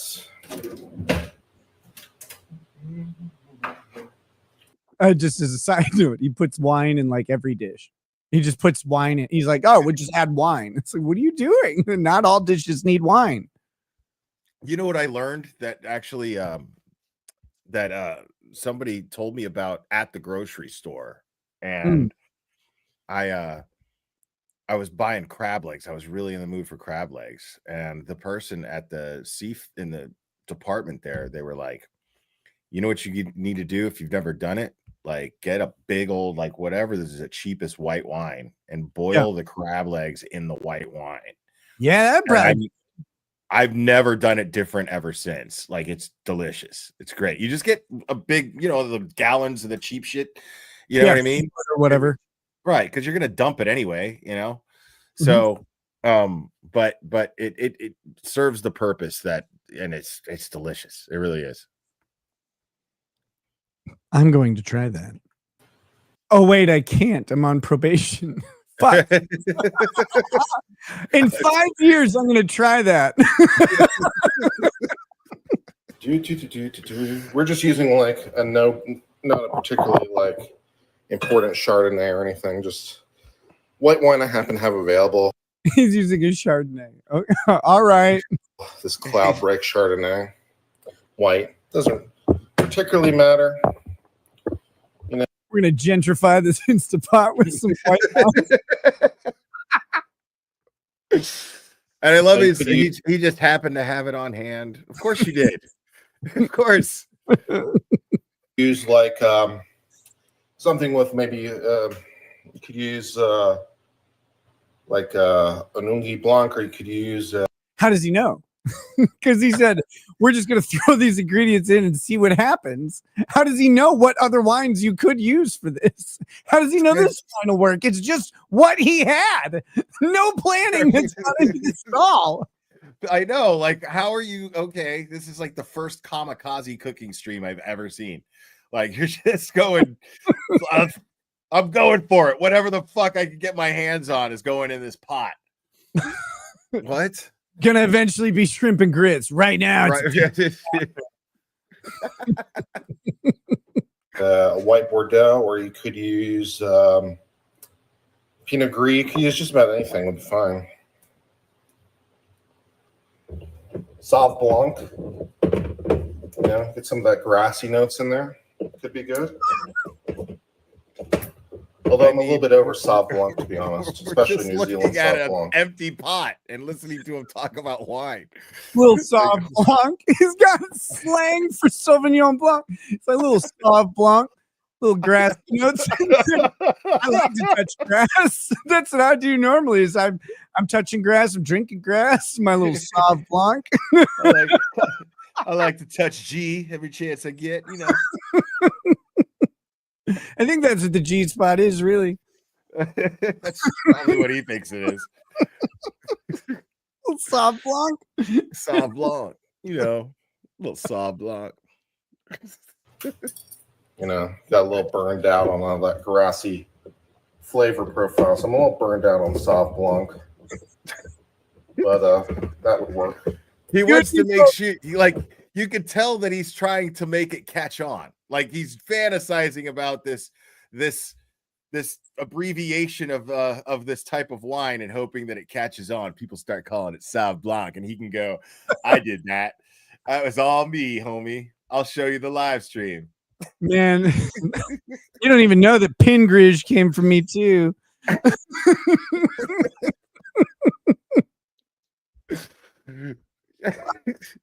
Red wine, that was me. Wasn't UB40, it was Kurt. It's like a Sauv Blanc maybe from South America. That might be good. No, you're just cooking fucking grits. The South American Sauv Blanc is not going to be better. Just buy the cheapest one. Right. There's It's like for- 5 dishes ever that could benefit from an expensive wine.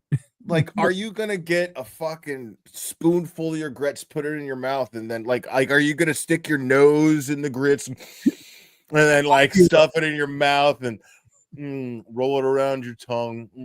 I automatically stick my nose in everything, but it's not in get a box of the shittiest wine you can get because it'll serve the same fucking purpose, dude. I've never occurred to me that I might bite into, like, take a spoonful of grits and be like, oh, this is South American Sauv Blanc in this bowl of grits. The fucking grits in my fucking South American Sauv Blanc. This is way better than that Canadian shit. Like, oh my God, what trash that is. The fuck put grits in my wine? That's the real question here. I actually cook grits in wine most of the time because I find that soaking up the wine with the grits allows me to transport the wine easier in my backpack. Jesus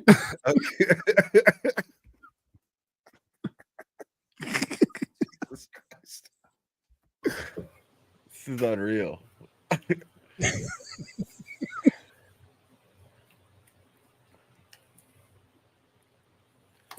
All right. W McMaster says, I like my wine chewy.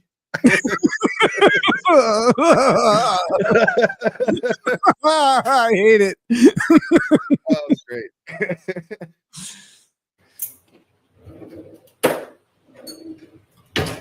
All right. So let's see how we're doing on the wine. Is it good? Should be. Notice the smeary lights. He's got nice lighting in there. Yeah, he does. He does. I get the streaks. Yeah, but like, right. What if they were like that in real life? Like, he's just so greasy that the lights streak in reality. Yeah, his camera lens looks like it's been up all night and it's trying to drive. Like, I can make it.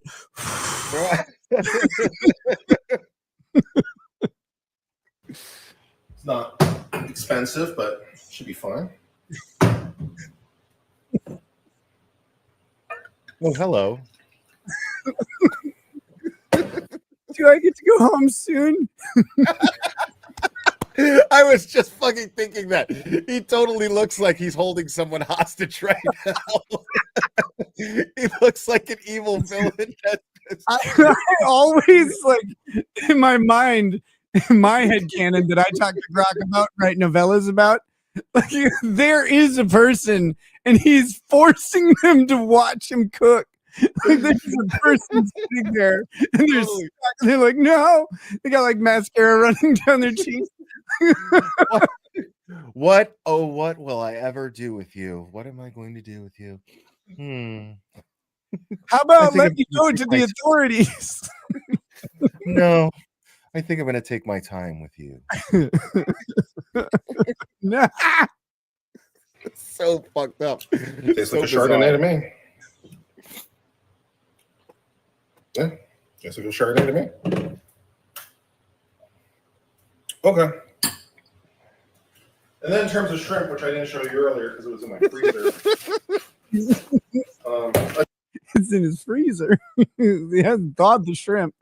He's about to just cook this ice crusted shrimp and haphazardly just throwing ice around. God, man, he looks like an actor that I can't fucking think of who he is, dude. Like Philip he's Seymour so... Hoffman. Well, no, he's a little more obscure than that.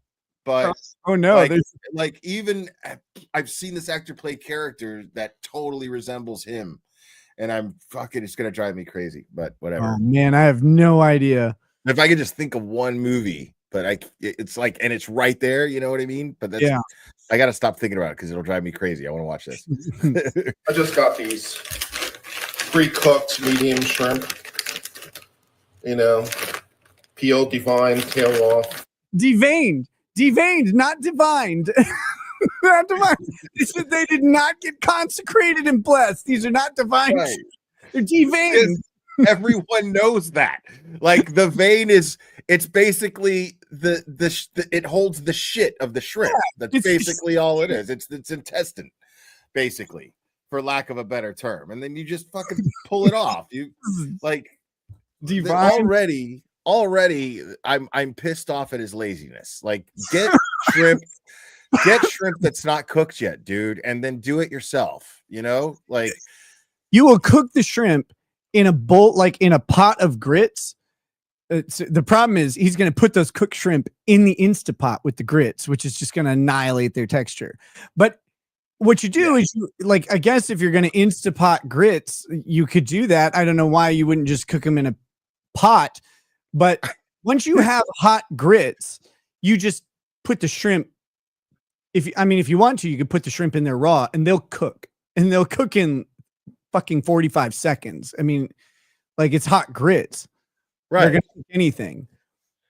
Yeah, and they're already pre-cooked too. Like, so I mean, but even if it's not cooked, like even still saute them, you know, put a little love into the shrimp. Yes. Before you know what I mean? Like it's the main part of the whole goddamn dish that you're making. Like it's also the flavor. and talk to your audience while you're just peeling the shrimp and I thought you were gonna say talk to your shrimp. No, and I'm saying like, and then fucking saute them real slow and some fucking butter, some garlic. You know, you don't even have to cut up the garlic, but that's another thing you should do probably.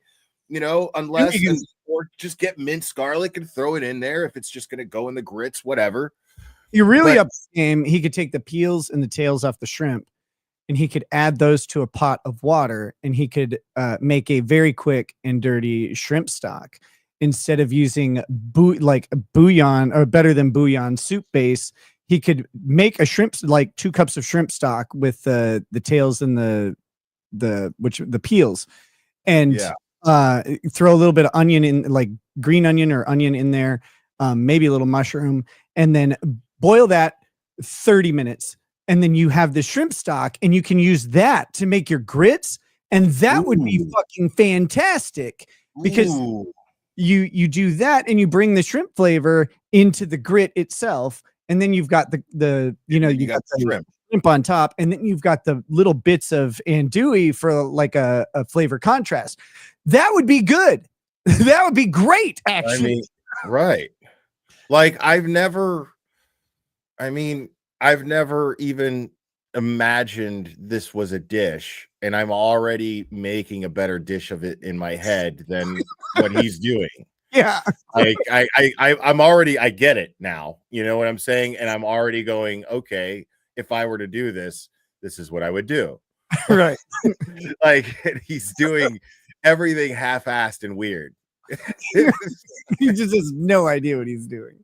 Right. So there's a dark secret to this, which is what makes this even better for me.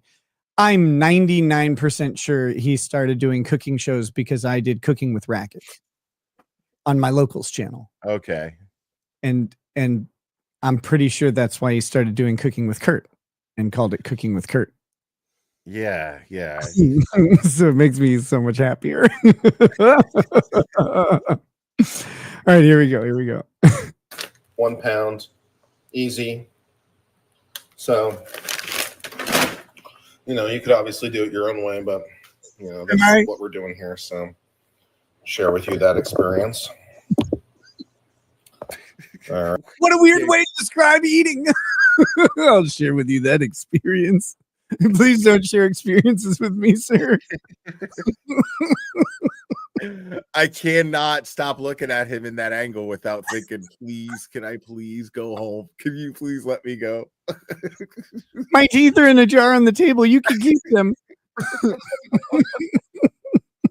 I swear, even though I've seen your face, I won't tell anybody. I have a really bad memory. Sean McDonald says, I feel like Kurt makes his captives try on different wigs and makeup before dinner. Which wig are we going to put on you this time? Whoa, that's a really good Kurt impression. Oh my God. This time, it's a glorious time. He has a song that he sings while he cooks. It's gonna happen. All right. All right. First thing I'm going to do is I'm going to add in 1 box of the grits. And then I'm going to add in some of the Chardonnay and some bouillon and stir that up. And then I'm going to go from there. So I'm going to add 1 pound of grits. That's easy enough.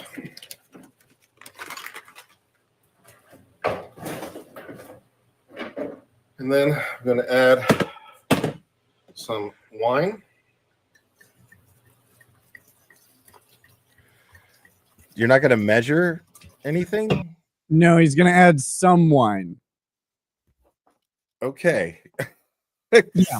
No, I that's what he's gonna do. I know. I mean, for how it's supposed to cook, there has to be a certain amount of water or wine that you're going to use, right? It's on the box. I'm not going to make grits without doing what the box tells me to do. You know what I'm saying?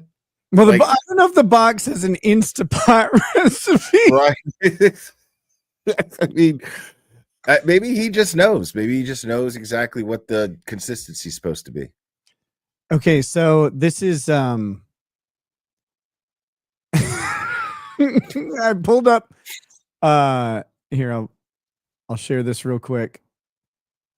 So as you can see, we've got the Jim Dandy enriched 5-minute grits 1 pound box. I'm pretty sure this is some pretty close to what he has.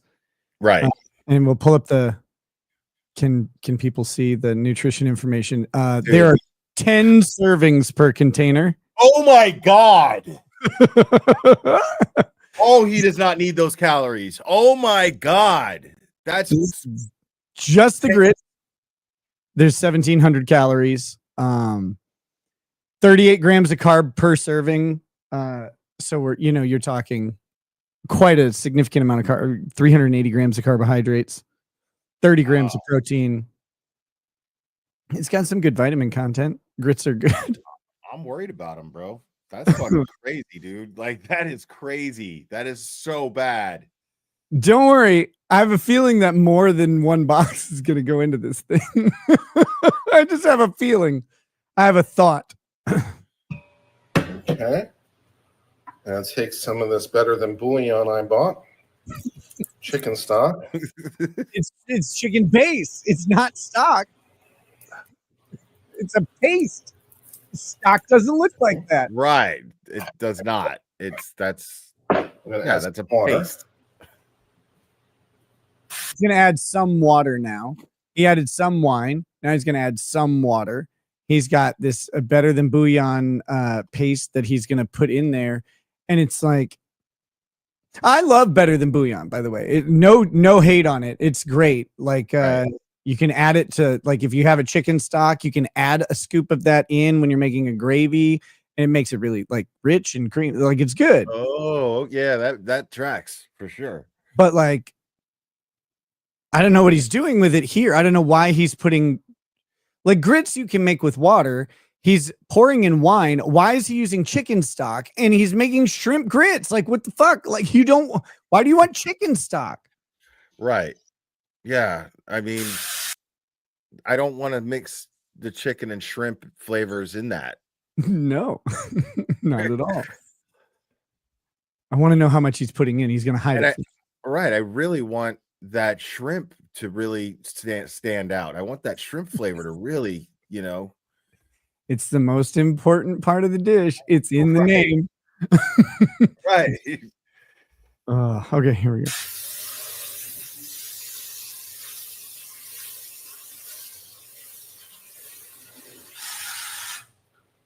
All right. So make that nice and wet there. And then I'm going to just take a simple teaspoon here and take a couple teaspoons of this Better Than Bouillon product. Put that right in there.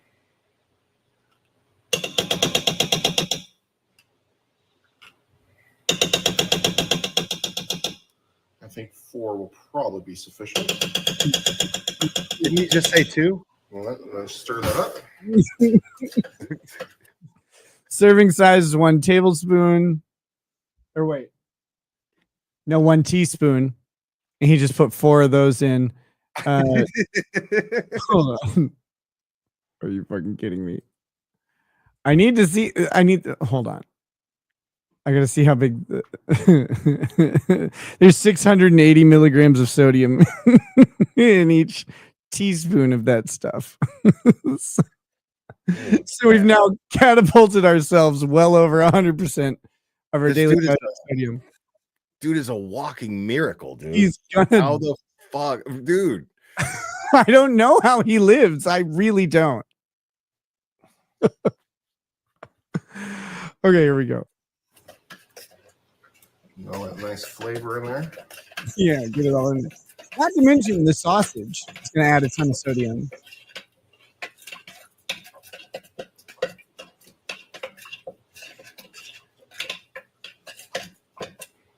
Okay.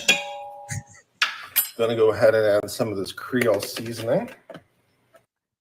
Life in General says, who knew that adding guests to watching Cooking with Kurt would make it even better? Oh yeah, I'm really glad we're doing this. This is fucking hilarious.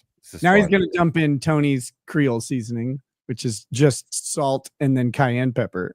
Yeah. So we can get some seasoning in there too. Oh my God! Stop! Stop! Jesus Christ! Oh my God, dude! What the fuck is he trying to do to himself, dude?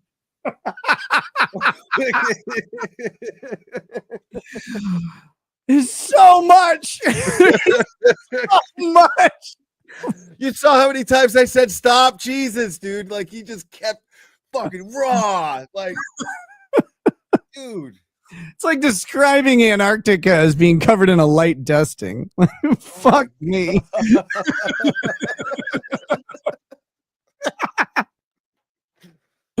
Oh, I hate this so much. Oh, Kurt, you're killing me right now, buddy. And himself. Yeah. So the thing just humming my suicide, my slow fucking. One of the things that makes me the most enraged, like genuinely enraged about his cooking videos, is he stirs everything with a teaspoon, like a table, like flatware from a table. Yeah, why doesn't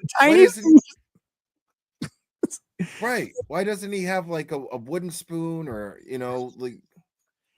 My favorite utensil in my kitchen is a wooden paddle. Like it's like a wooden spoon, but it's paddle shaped. So you can scrape out the corners of pans. So, like that is it's the greatest thing. I cook everything with it. Right. He's in there with a fucking spoon. Right. He's just with a little, dude. Like he's getting his fingers all in that shit. Stop it, man. The fuck? Not very uncomfortable. Right. God, this would drive me, dude. I would be yelling at him like this if I was in person. Like, Yeah. Oh yeah. Like, what the fuck are you doing right now, dude? Gordon Ramsay would I'm not be eating like, that "Oh damn." shit. Oh, for sure. I'd be like, dude, I'm not eating that shit, dude. I'm sorry. Like, No, but you wouldn't have a choice. Your arms are chained behind your back.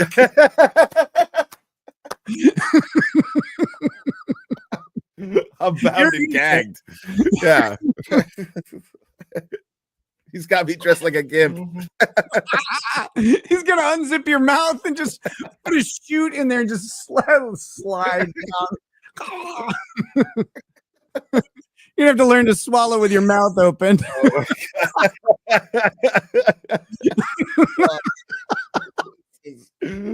This is all wrong. Holy shit.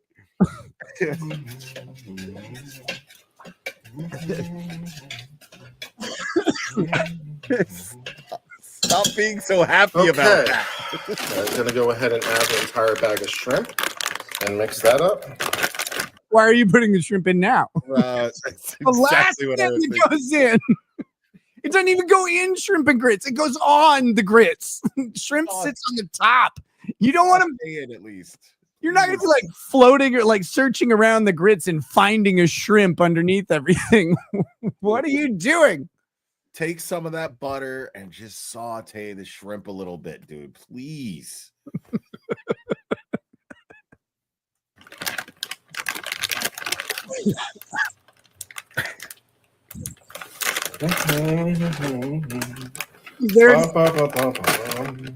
I hate that he's so happy about what he's doing right now. It's driving me crazy that he's happy about it. Like he's so pleased with himself right now.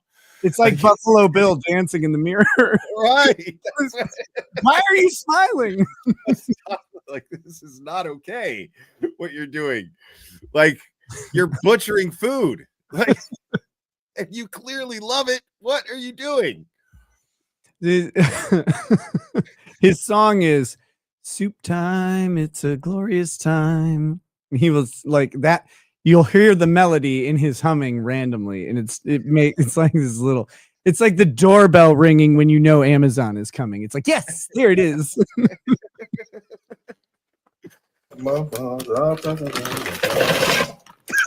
Excellent. God, dude. Bag of shrimp What is am I down looking there. at? I get shrimp going in the pot. Go ahead and mix that all up. Get all those flavors. Sounds like a fucking rock tumbler. It's like a 10-year-old cooking. It's like a 10-year-old just got.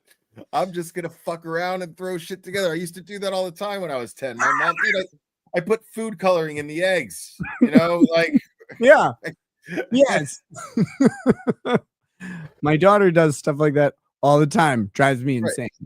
She's a really good cook, though. He's not.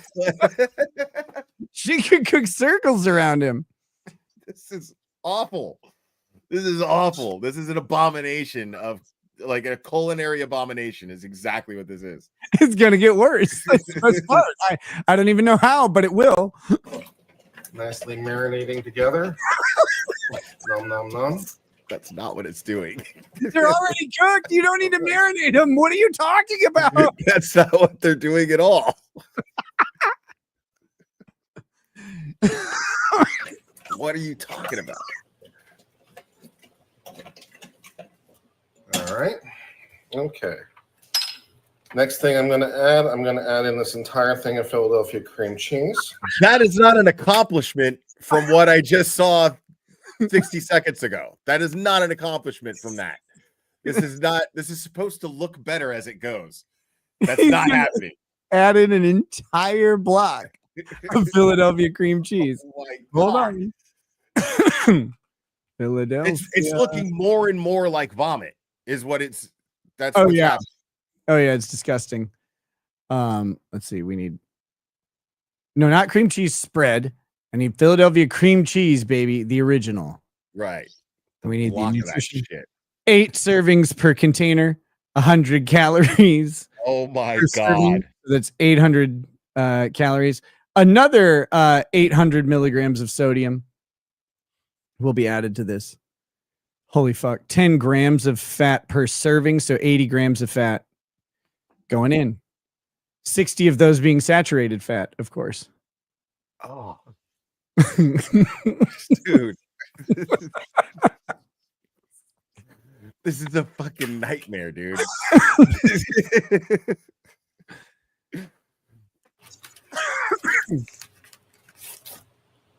Philadelphia cream cheese because, you know, why not? Because it doesn't go in the dish. That's why not, Kurt. It's very simple. It doesn't belong in there at all. No.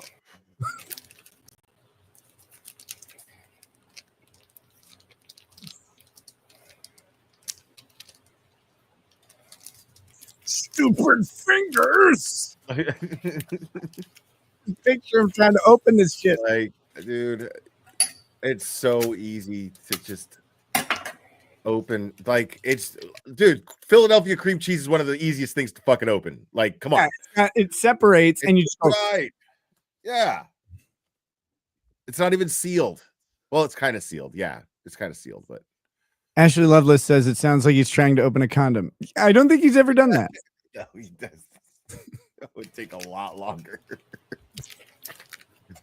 I've only done that very few times in my life, and I hated it every time. I don't like opening condoms. They're just a pain in the ass. It's definitely, yeah, it's a lot.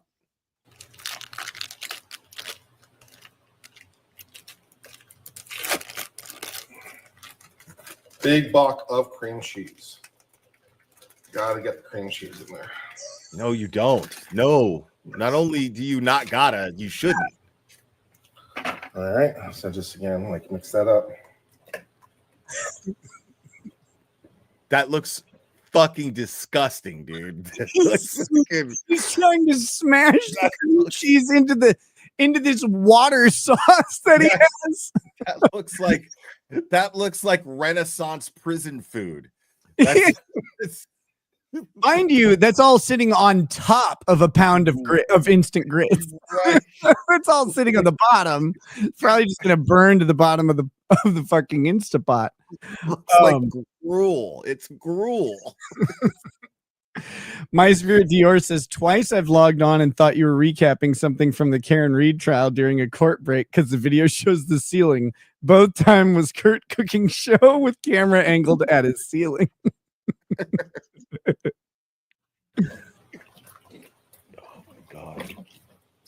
Oh my god. The grits have to absorb the liquid. The grits have to absorb the liquid. The grits have to absorb the liquid. You're just adding this big chunky creamy shit that the grit can't absorb. I'm so angry with him right now. Like, I'm seriously, like, fuck, what the fuck is wrong with you, dude? So much. Like, I'm so glad, like, he lives alone and he's not serving that to somebody. You know what I mean? Like, cops would be busting down his door instead of ours. Right. Like, I want to call the cops on him right now.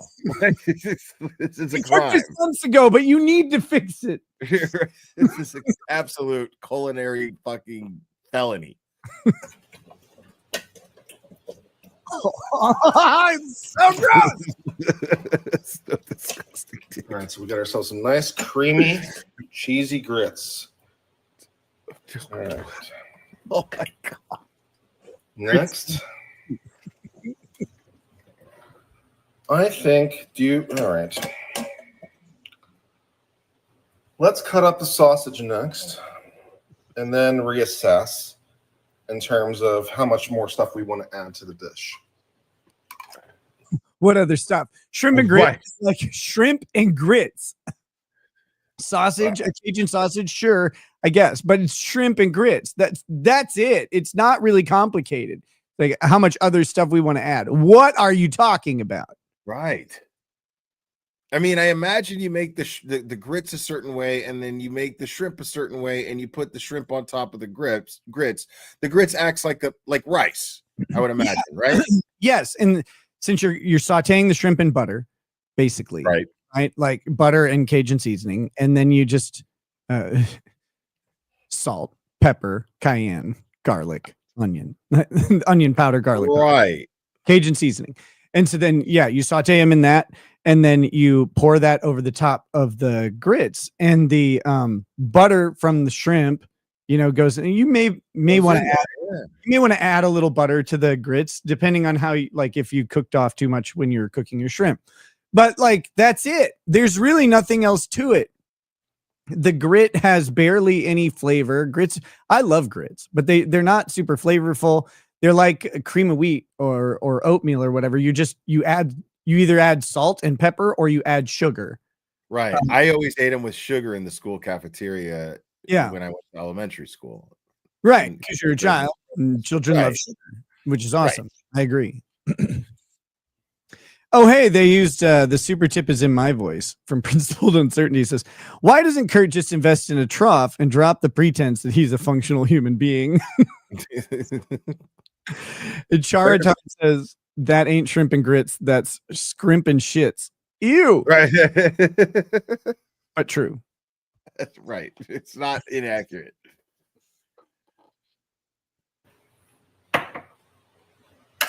So let's go ahead and do that. I always kind of do it by sight, obviously, if that wasn't obvious. I know the ingredients and I know roughly like what proportions are, but I just kind of do it by sight.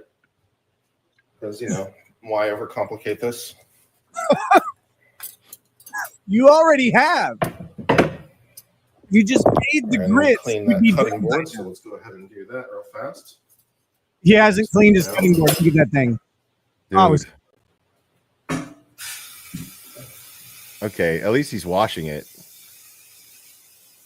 Because I was about to be like, don't do it, dude. Don't fucking do it. But okay, he did wash it. Who knows what was cut on it before? Pastor Flash says, just imagine Kurt on a reality dating show where he has to cook for a lady. God, I want nothing more than that. Please just get him on Dating on the Spectrum or whatever. Love on the Spectrum. Just put him on that show and he can cook. That would be the funniest thing that's ever been made. It would be.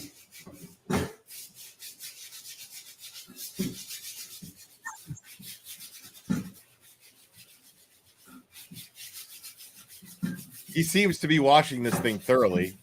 That's nice. Commendable. Sarah Rayner says nobody hates this more than his colon.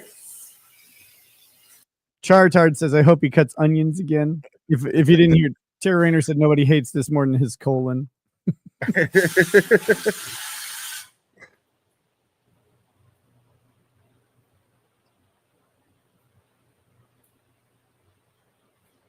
Okay. Clean cutting board. Now we're going to go ahead and cut up the sausage that I have. Again, we're just using HEB made in Texas. Savory jalapeno sausage. Savory. It's not savory. What is happening, dude? Like, how do you not catch that word is savory? You use words like trite, and you can't read the word savory. Come on. My man has divine shrimp and savory jalapeno sausage, and I never realized that Kurt was illiterate. I would have never, ever guessed that. I would have that would have never been on my radar ever. But apparently he's illiterate. Apparently he can't read. Salvery. Okay, made man. with quality cuts of pork and beef from the HEB, because of course it is.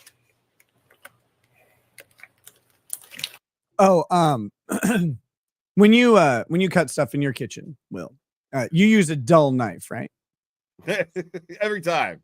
Because you don't want to like hurt its feelings. Like, you use a dull knife.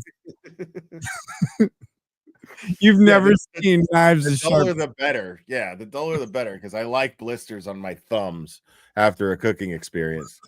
I like my wrist to hurt after cutting. Right. Exactly. Tara Rayner says he meant salivary, Lamau. Watch this.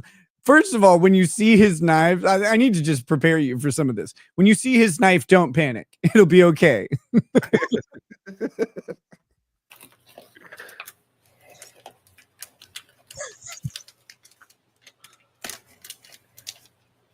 He probably forgot to sharpen it after he cut up his last body. Yeah. Yeah, definitely. Yeah.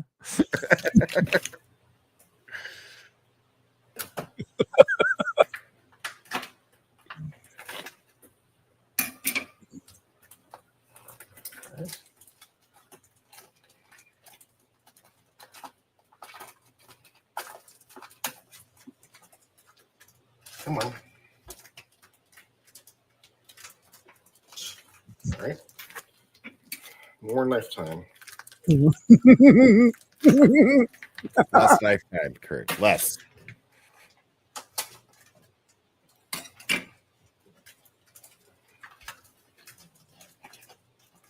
Girlfriend.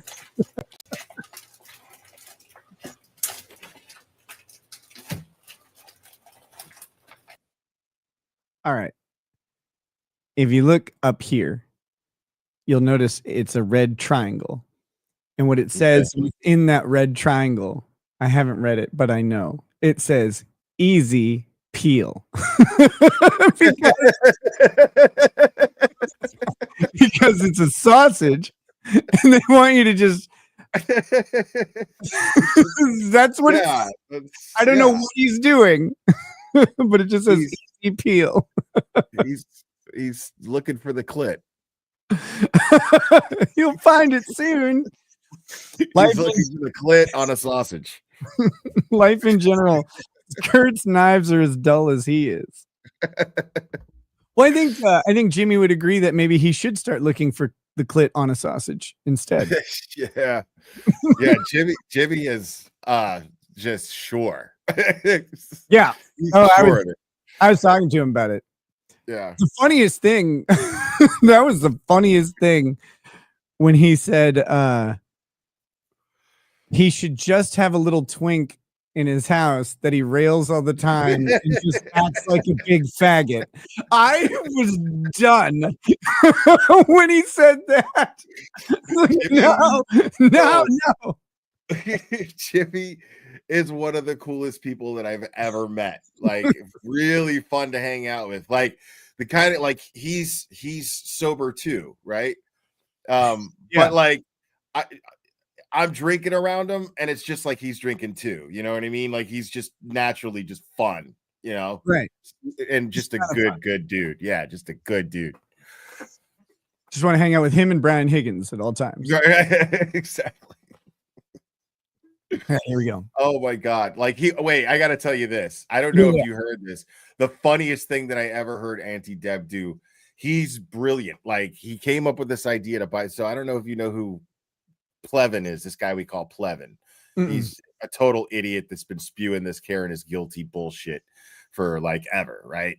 And he wrote a book. And so Jimmy decided, and nobody's reading this book. Nobody gives a fuck about this guy.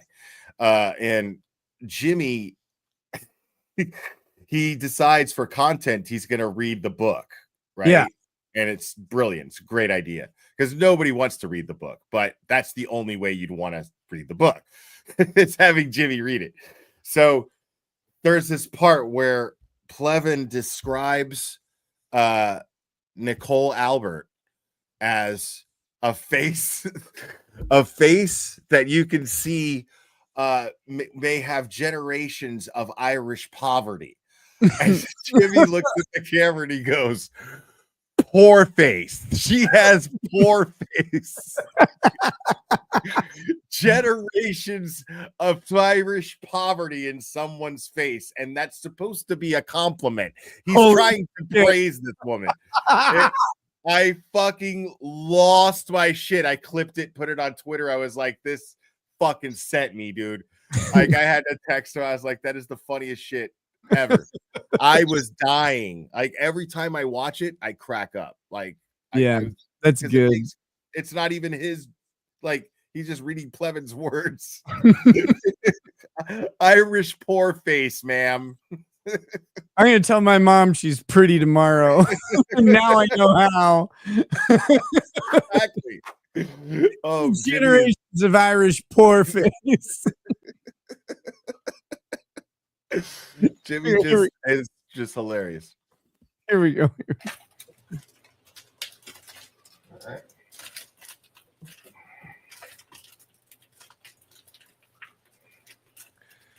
I mean, he got it open finally. But he's okay. I thought he was going to have trouble with the other one. Now he's laid him on the table at least. I'm gonna go ahead and clean up this knife. Your knife is also not clean. Can you do this before the video? I was just gonna say that. Like, why were you not prepped? Like, anybody who cooks, whether it be at home or in a restaurant, you prep. And especially if you're gonna make a video, prep. Yeah, the video really sells it. Like, if you weren't already prepped, right? Like, making a fucking video. Set yourself up for success, dude. You know, what the fuck are you doing?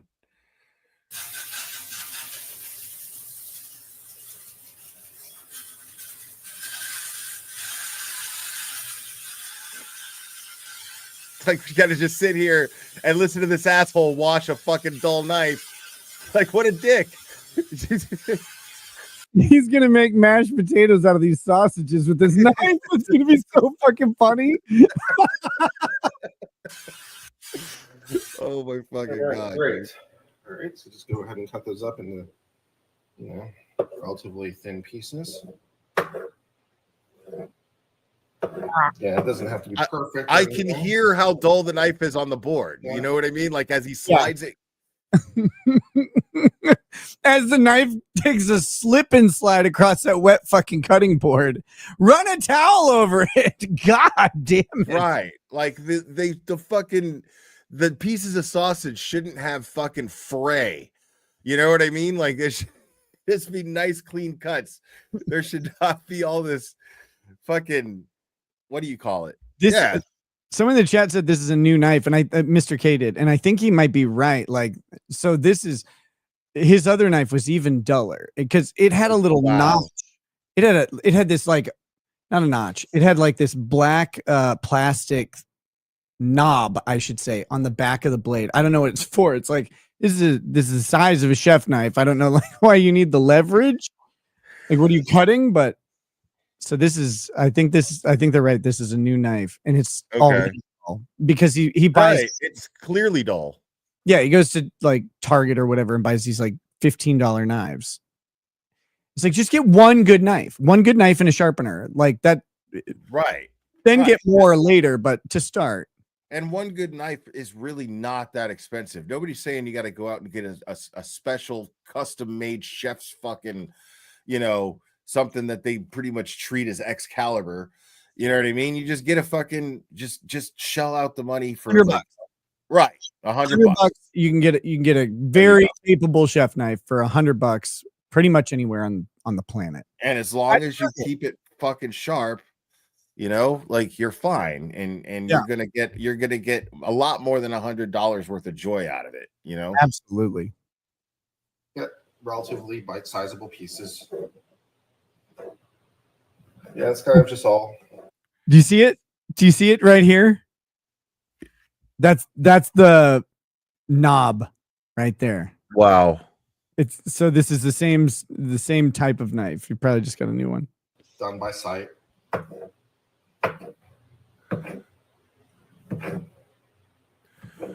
And I would saute those too, man. Yeah. Look good, right? Of course. He's not gonna, though. He won't. Right. Oh god, dude, that would make me sick. I can't see eating that without getting sick. Looking promising so far? No. Looking pretty promising. No. With all of my where we feeling it? Balls. Are we feeling it, guys? Feel the word no. The word no is coming from my balls, Kurt. No. Not feeling it. Because I'm feeling it. Wow. I'm feeling it.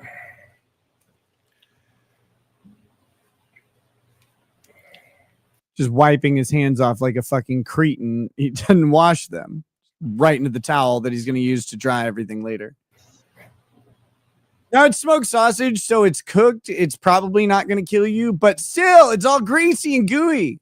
Right. Yeah. No, and I don't mean that I would get sick by fucking, I would gag. Like, yeah. I have to, like, have those sausages, like, kind of browned, It's just better Yeah. that way. Of course. And it makes me feel better about eating it, you know? Yep. Like, God, that looks so gross.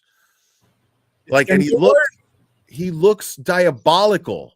You know what I mean? That's what's weird about it. It's like he's deliberately making the most nightmarish dish in the world, and he's just like, you have to sit there and take it.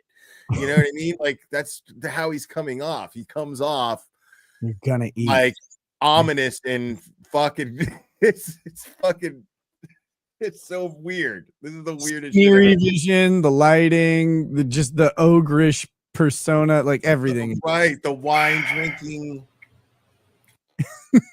Surf and Turf always delivers. Yeah. Looks good. Color looks good on this too. I think so, very much so. I think we're going to wind up adding the other thing of grits. I told you. Oh my God, stop it. Nice. Stop this madness, Kurt. I told implore you. Fox was going in there. I knew it. I fucking knew it. I implore you to put an end to this, Kurt.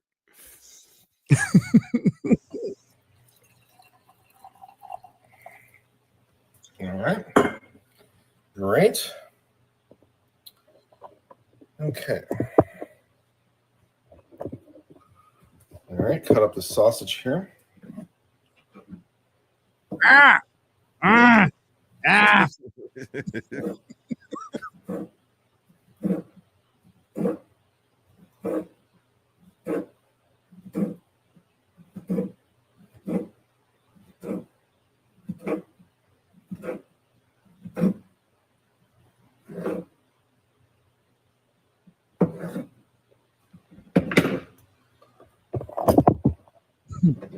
It doesn't feel like he's enjoying the dish that he's making. It feels like he's enjoying the cringe that he's creating for making people watch it. That's how this is coming off. It's really, mix that up. and I know that's not the case. It just seems that way. He takes this tiny fucking spoon to stir that up. You just put in 2 sausages. It's loaded up with congealed cream cheese. Like, get a fucking spoon or spatula or something that can stir this up. Oh my God, homie. Like, fuck, it's killing me right now, dude. Okay, we got a ways to go. We gotta keep soldiering on.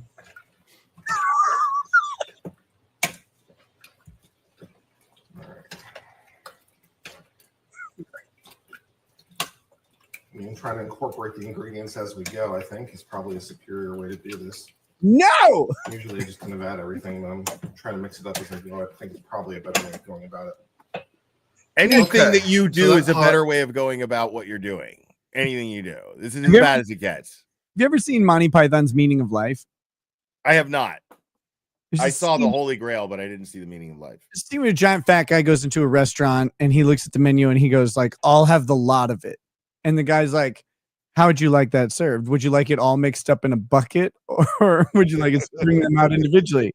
Like, "Yeah, mixed up in a bucket with the eggs on top." That's what this is. He's just like, "Yeah, What, we'll just incorporate everything as we go." It's like, again, shrimp and grits Right. doesn't go this way. right. It's he's managing to make this look like he just took stuff out of his garbage can and threw it in a pot. That's what he's managed to do. It was better in the amazing. garbage can. Like, how do you do that Could to be shrimp? cooked right. How do you do that to shrimp? That's fucked up. You know what I mean? It's a shitty thing to do. Those shrimp are just releasing that weird, crusty, slimy ice that's on them because Right. that's just going in there right now. That gross freezer ice shrimp. Right now. Yeah, he just dumped it in there, dude. Like, you see it pour out. Like, it's so gross. You're supposed to thaw these things.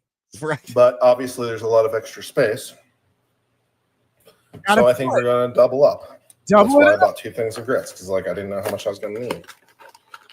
So we'll add in the second thing of grits, plus more wine, plus more water, plus more better than bouillon, and double up my recipe.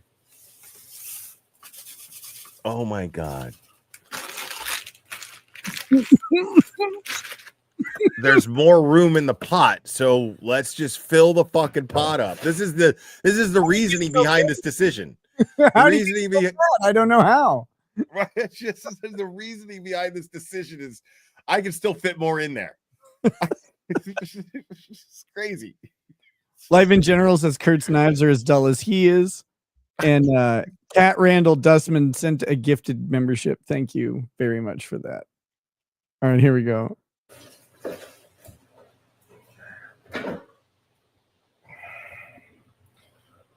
One for me, one for you.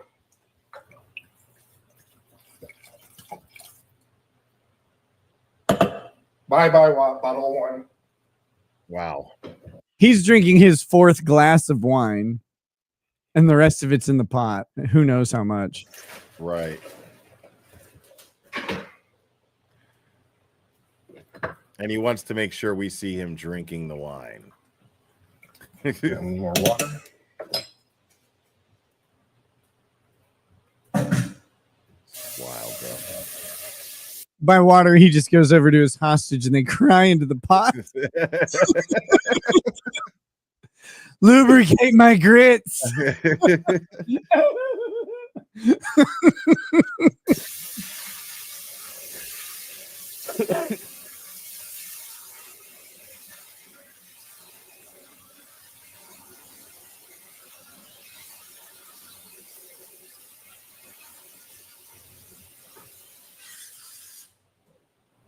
Okay. Nice.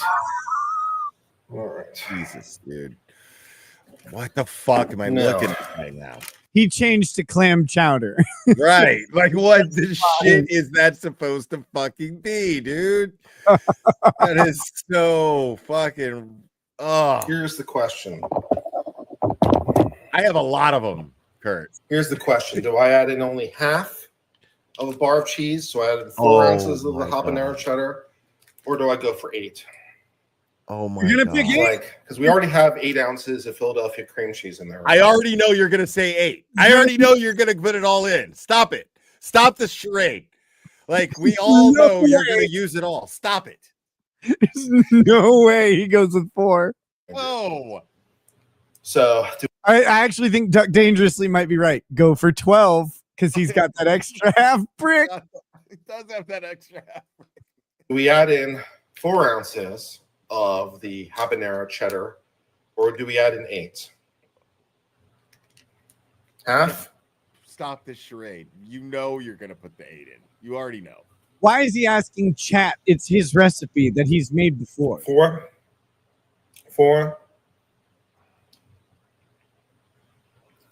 Half? You can always add more later. Fair. Oh, you're gonna be smart. Okay, half of You're gonna talk out of turn. So we're just going to cut that up and add that in. I have a feeling once he looks at it that he's going to change his mind, but we'll see. Lex Like- Ludendi says never eating again. Thanks.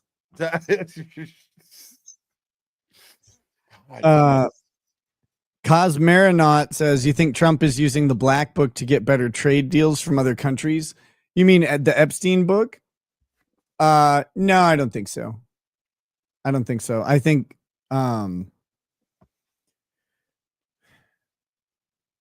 they're going to get the mileage out of Ghislaine that they want. That's my opinion, but we'll see. We'll see what happens. I don't use the black book. I don't use the white book. I don't use the yellow book. I don't use any of these books. We don't even need books. Right now, what we need is a sit down, 1-to-1, art of the deal. My book, the only book you need. That's great.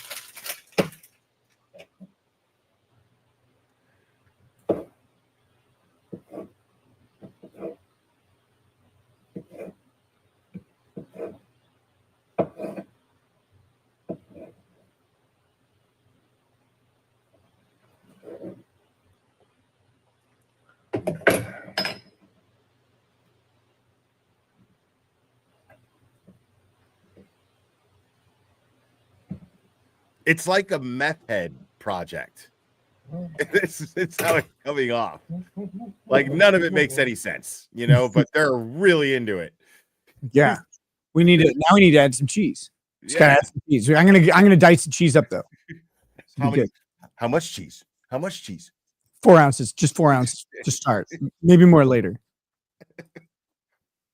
Wow.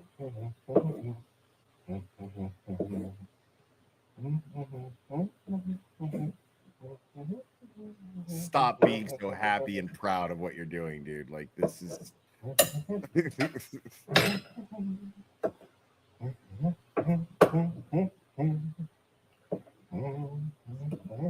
He's just giving the cheese a rough chop right now. That's how we normally deal with cheese, just a rough chop. Jesus. Like, yeah, like what are you doing? Why didn't you just shred it? Why didn't you just shred it with a box shredder? That's it. Yeah.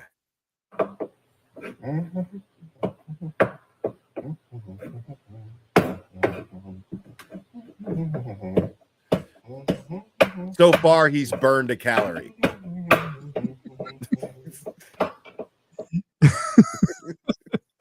An entire work year of this, and his dish will be down to a recommended daily value of calories.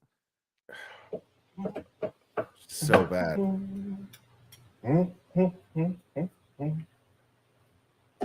I could tell you why the ocean's near the shore. I keep wondering that myself every day, my friend. Why is the ocean near the shore? That is a good question. No, it's not. It's not at all.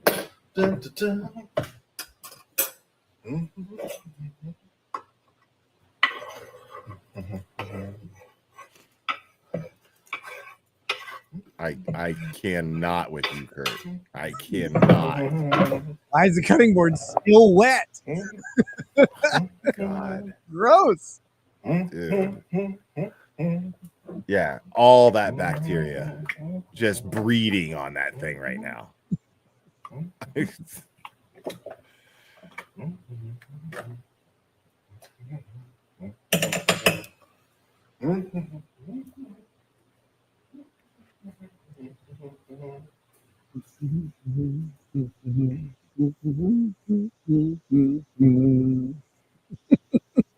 Save the remainder of the cheese for eggs. Well, that's what I usually put on my eggs, to be honest.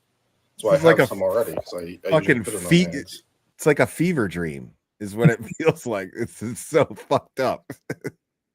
Someone in the chat's like, "Oh yeah, just save those, save that cheese for your eggs." He's like, "That's what I put on my eggs. That's why I have the cheese." Wow. We know.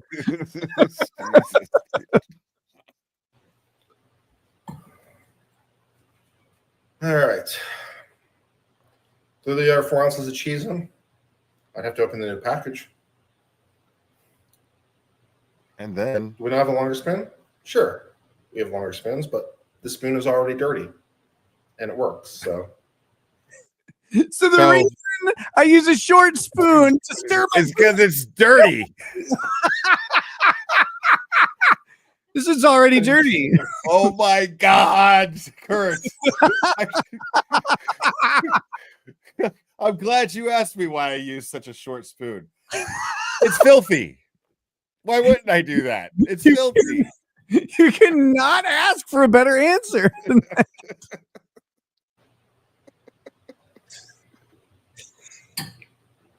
Oh my God.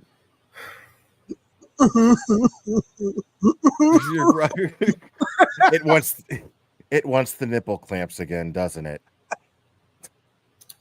Jesus, dude. my childhood fear came true last week when a crab in the ocean actually tried to eat my toes. Drama. Economics of dirty dishes, yeah. So forth, yeah, right. Something like that. All right. Nancy New 12 says, when Will asked at the beginning if he really was a chef. You did ask that. You asked that. Yeah. You have to live with that for the rest of your life that you asked that question. Well, because he said in Texas. So I was like, I don't know, like what a weird thing to just fucking like say in jest. It's a weird fucking thing to say in jest. Like I don't see the humor in it at all. No, it's not. Right. It's not funny, but it is funny that you're like, oh wait, really? Makes me so happy. Yeah, see how much more space we've got in here. Where's the line? Okay, It's yeah. right there. There's So we've got space still. So Jesus. just in case you get he said, where's the line? The Instapot line. He can put more in there. So now he's gonna because it has a max fill line. He's gonna put more food in it. as one to know. Like I The either fluid gotta line is look, up to it's there so and you can crazy see- watching this, the angle is either I'm looking at the fucking goop from the Matrix or I'm looking at a Ginger Hitchcock. And it's both like, the fuck is going on? Like, this is the most bizarre fucking shit ever. It just is. Lex Ladendi says, I've transcended to new worlds of disgust. Lex, it's gonna get worse. It's gonna get worse. There's the line from Max. Oh my Tiffany God. Zabranik says, perhaps Kurt is subconsciously auditioning for Worst Cook in America. And he doesn't need to audition. I didn't think it would be this bad. They're all like this. All of them. Oh, Every one of them is like this. I've never Oh my seen this God. one. I love it. I skimmed I went to 5 points in the video to make sure there were some key elements there, and they were all there. So it's still it's still below the maximum capacity of the pot, just in case you guys cared about such things. No. So the most logical thing to do at this point is to cut up the other piece of sausage, right? And put that in there. The other 14 ounces of sausage that I bought. That makes sense, right? No. Because right now it's 2 pounds of grits, 1 pound of shrimp, and 14 ounces of sausage. So I could cut up the other thing of sausage and put it in there. Jesus. So what we're gonna do today is we're gonna make What do you a guys- liquid what am I making? coronary. Like, what, dude? and importantly, this should not be it should not be liquid. Right. It's not supposed to be liquid. It's not. That's a soup that I'm looking at. It's or like a gravy of some kind or something. But it's very weird that because I understand exactly once it was explained to me because it was fresh. I've never heard of shrimp and grits before. But Yeah. it turns out to be exactly what it sounds like to me, which is Shrimp and grits, right, and shrimp on top of the grits, and it's a pretty solid food. That's not a solid food. It's got solid food in it, but that's wild, man. That's wild. He's so psyched about it. He's so pleased with himself about it. Yeah. Well, now what we have to do is, of course, put another 14 ounces of sausage in. No, Right. you don't do that at all. Oh, It's in the title. Cheesy grits with sausage and shrimp. It's actually what's in the title is shrimp, sausage, and grits. No cheese. No cheese is mentioned. It's not cheesy grits with sausage and shrimp. That's not. It's not there. The title is shrimp, sausage, and grits. You think save the sausage? More sausage? What's the consensus opinion? You think it's good as it is, Tony? Okay. right, miss. That's what I I'll was defer to thinking Tony. too. He's so Tony, arrogant. wise. He's so arrogant, and but there's nothing even remotely appealing about anything that he's making right now. Not at all. And Not a he's, fucking thing. and he's so yeah, my kitchen is the greatest kitchen in the world. You come in here and you're gonna learn. That's the air, and it's dude, That's, this is bad, dude. This is bad. That KK says he does realize that grits swell, right? I'm Cajun and this is killing me. Oh God, yes. You say this is a Cajun dish. I feel so bad for every Cajun watching this. Anybody grew up Cajun and loves Cajun cuisine, I am so sorry that you're subjected to this. Tay Marie says, honest question, is an Instapot like a slow cooker? No, it's a pressure cooker. So it's like a fast cooker. It relies on building up pressure with steam from liquid inside the pot in a sealed environment. And then it uses that heated and pressurized steam to cook things. The benefits of it are it can do what slow cookers do faster. And then the other thing is it can, in theory, it can infuse flavors from liquid into things really quickly because of the pressure. So as like muscle fibers that are cooking down and start to loosen up, they'll kind of suck in the liquid that's around them. It's like braising, but at a faster speed. It's not as good as braising, but sometimes you don't have like 4 hours to braise short ribs or whatever. All right, here we go.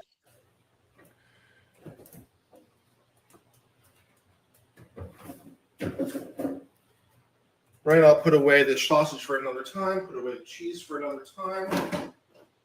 Put the sausage in the cupboard. That'd be great. Spare them. Yes, spare them of this fucking Throw out travesty.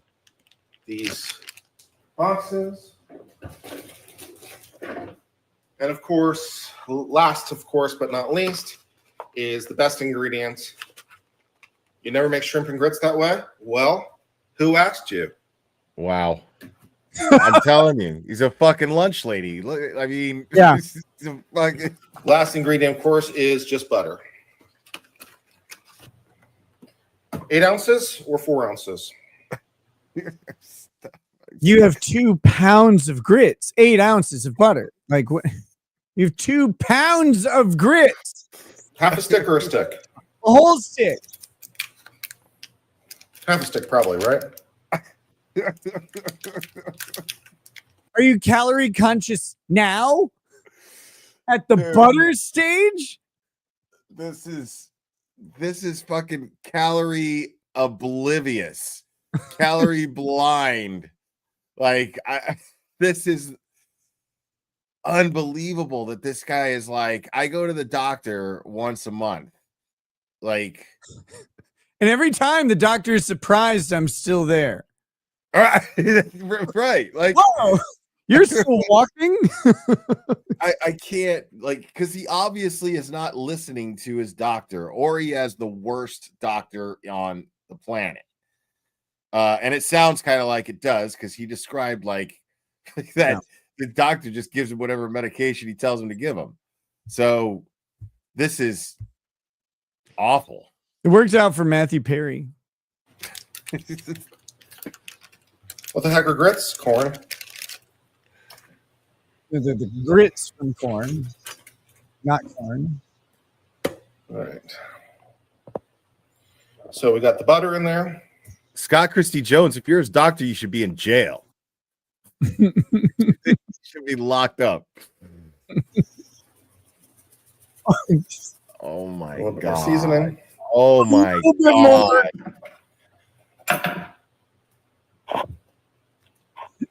The same goddamn spoon. Tiny spoon justice. Yes. This thing is this deep, and he's got a spoon that's this long. Just stick your hand in it, dude. Like, you might as well. As well. I have a feeling that's going to be familiar at some point in his life. Right. Just this deep, but you've got something this long to deal with it. Right. Just Audrey from Vacation, like the Kool-Aid.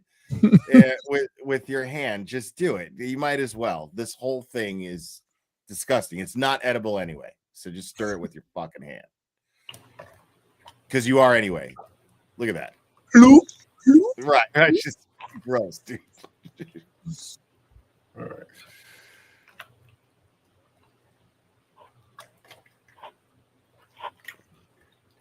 All right. God, and that should be good to go, right?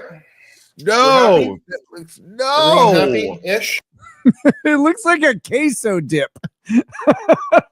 Like, what's funny is his chat is it does look like a queso dip, like, and like a shitty one too, like a runny one. Like, and his chat is telling him like all of this is fucking wrong, bro.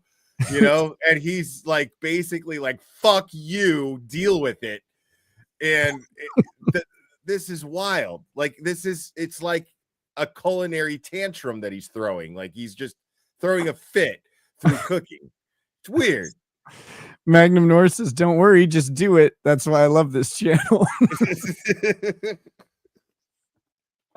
It's like he's making a queso dip. He's like, "What do I do? I just put this Velveeta and I'll pour milk in it and some water." Melt it. Oh my god, awful.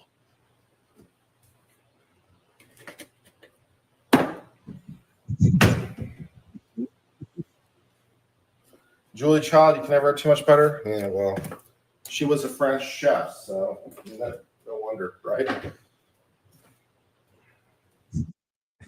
You can't have too much butter. Yes. You don't yet. Right now, like that's one of the only things that he's underselling on is the butter. Like you have so much food. This is like 7 pounds of food in there. And if he used butter to saute the shrimp and the sausage, I wouldn't fucking be mad at him, because what fucking difference does it make? It's already a heart attack. You know what I mean? Like, so I would be like, at least he fucking sauteed the shit. You know what I mean? But like, this is crazy. There's an overabundance of everything in there. Look at how much seasoning you can see in this. Oh my god.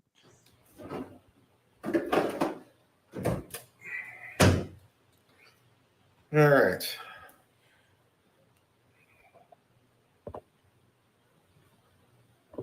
As long as I'm happy, I'm content with the dish. Happy is a whole nother set of problems. Aw. Jesus. Yeah, once he closes this motherfucker up and turns on the pressure cooking, then we get Philosophy Kurt where he sits down. This is going to be great. Right.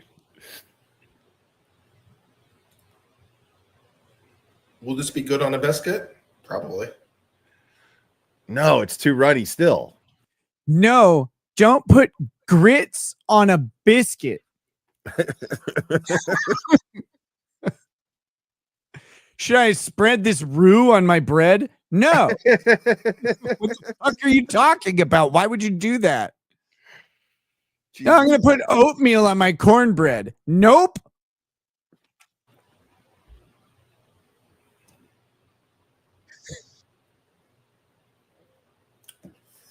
No, that should be good. That should be good. 2 pounds of grits, 1 pound of shrimp, 14 ounces of sausage, jalapeno sausage, 8 ounces cream cheese. He looks like someone escaping an eggplant.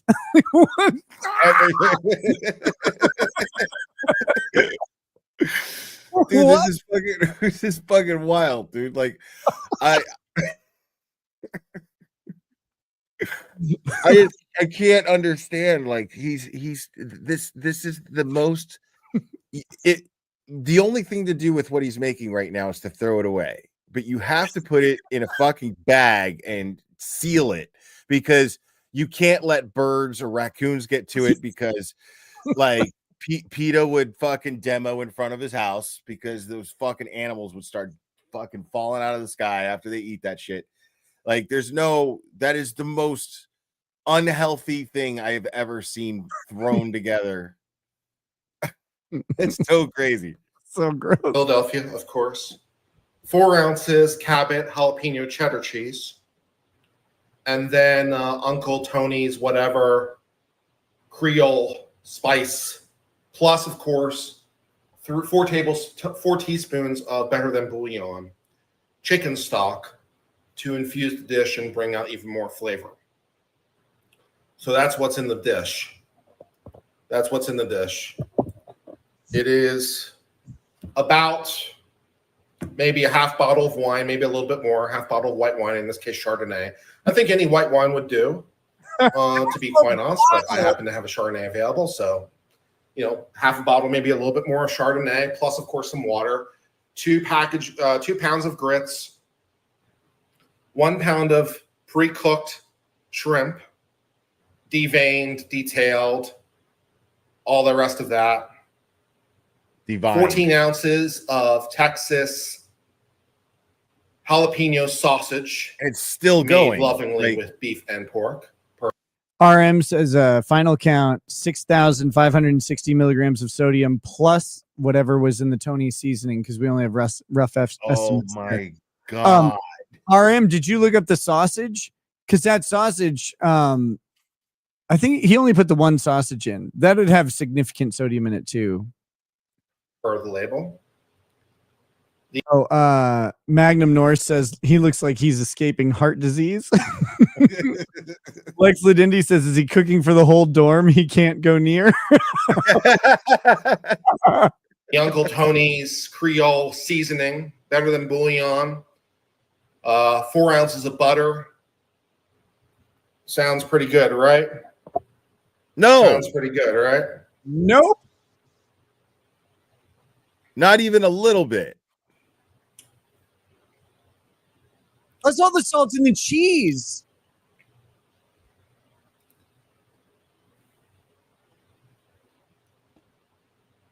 You need to be stopped. Cabot has a nice variety of cheddar. Yeah, I know. Cabot's probably one of my favorite mass market cheeses. Cabot's probably my favorite mass market cheese, to be quite honest. So You're a when I minute. can get it. What's that? What setting?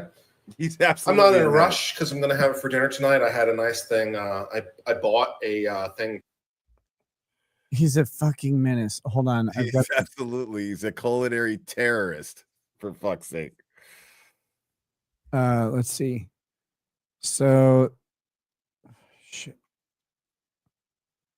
Here we go. So a block of cheese. Did he do a whole block or just a half? I think he only did half. He did the half, yeah.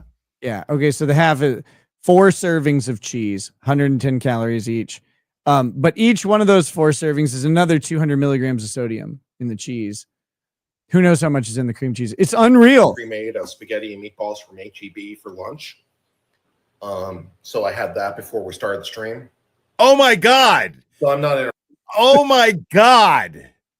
You had He warmed up with spaghetti and meatballs. one of the most fattening dishes I could think of. He had for lunch just before he started cooking this. And then he's gonna fucking put this shit in his face. I can't, dude. So I was a cheerleader in college, and one of the girls, she's like, God, I keep gaining weight. She's like, I don't understand it. I eat healthy. All I have is spaghetti and meatballs and beer. Wow. It's her entire diet, just pasta and beer. Why are you getting fat? I don't know. I have no idea. In a rush, so I'll just Easily put the it most on slow fattening cook things I could consume. for 5 hours, and I'm gonna go run some errands, and then I'll come back and stir the pot a little to help infuse the ingredients. It'll be good. You should get a tripod. I do have a tripod because I'm not holding it. You're not gonna run. It's dude. just a very Stop short it. tripod. It's a very short. I have a tripod too, but it's much longer.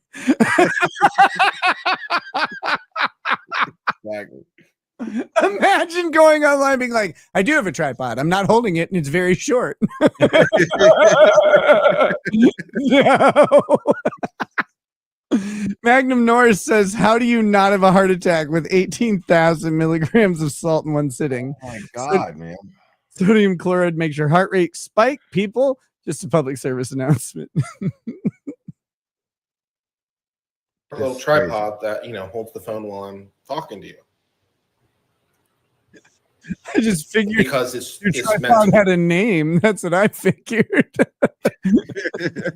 And people looking for it. be convenient, right? Like if I had a full fat tripod, right, that's a big thing. And this is just me throwing around. Now it's great. Who would want a full fat tripod? That'd be awesome. That's crazy. No way. How are you single? So It's it's a just big like thing. I have a little tripod. It's probably all of about Wow. 10 inches tall and works great. Whoa, maybe his perspective is different than I thought. Like, damn. Apparently, yeah. Get it, Go King. ahead. Right. Exactly. King Dingling Kurt himself. Wow.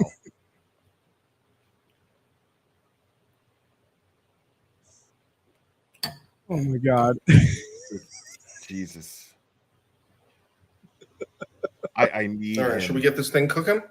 Oh my God, I need Kurt to like change his habits, dude. Like Can add he's a little bit scaring more the water shit in. out of me. Not too much. He won't. I can see that. Yeah, I can see that. Lex Ladendi says he has a tripod, keeps us at waist height? Question mark. Stack up some books and put the tripod on it. Do anything.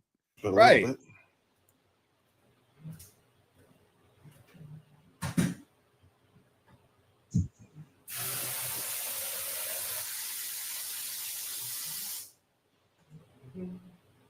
Yeah, that should be good.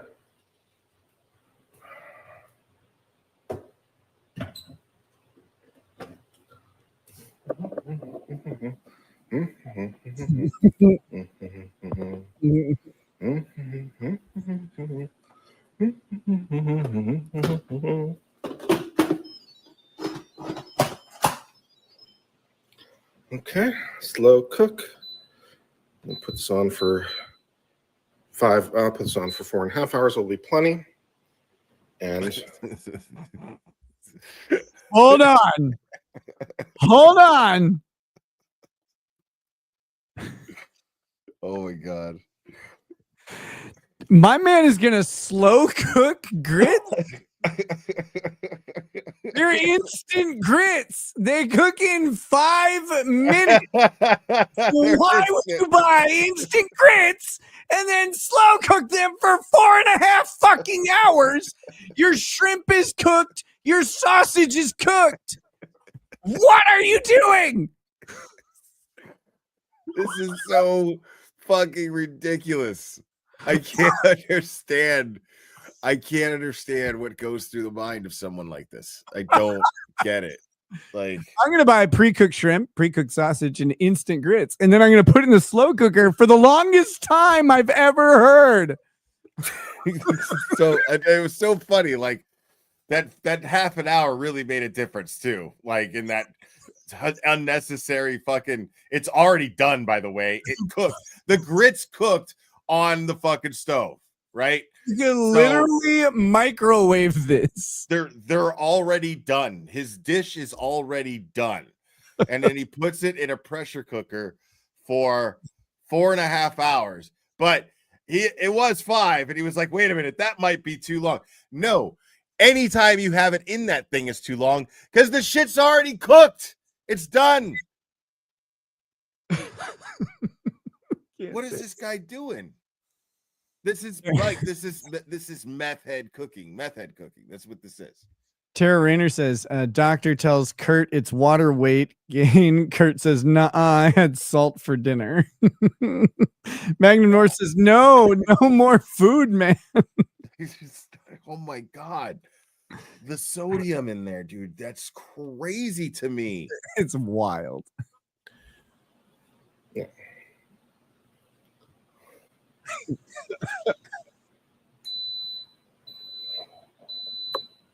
All right. So that's all there is to that. So good to go, right? Good to go. You look like you're melting. Dude, And that'll be lovely for dinner. that shit, I'll just like sit with you for just a second. it looks like it's gonna come to life and then like start terrorizing the town. Like just fucking blah blah. It's just like it oozes and gets underneath people's fucking doors. It's coming in. You're not getting away. So gross. So this is where his cooking streams get really interesting. First of all, he walked 20 feet or so. So he is now winded, which is great. And he is going to read the chat and respond to them. And we won't know what the chat says, which makes it better. Like I could pull up the chat replay. No. We don't need to know. And he's going to just respond. And then he'll probably tangent into something. Who knows? I have no idea what he's going to say. I completely agree. In situations like this, you definitely want to like use your imagination as to what the chat is doing and how they're reacting to what he's saying. Yeah. Let him direct us. Right. On the stream. We are making cheesy grits with sausage and shrimp. We have 2 pounds of grits, 1 pound of shrimp, 14 ounces of You just did this jalapeno sausage, 3 minutes ago. 8 ounces of Philadelphia cream cheese, 4 ounces of Cabot jalapeno cheddar, about half a bottle of white wine, 4 tablespoons of Better Than Bouillon chicken stock, and Uncle Tony's whatever Creole seasoning in a pot. That's what we are making. It's going to be great. No, it's not.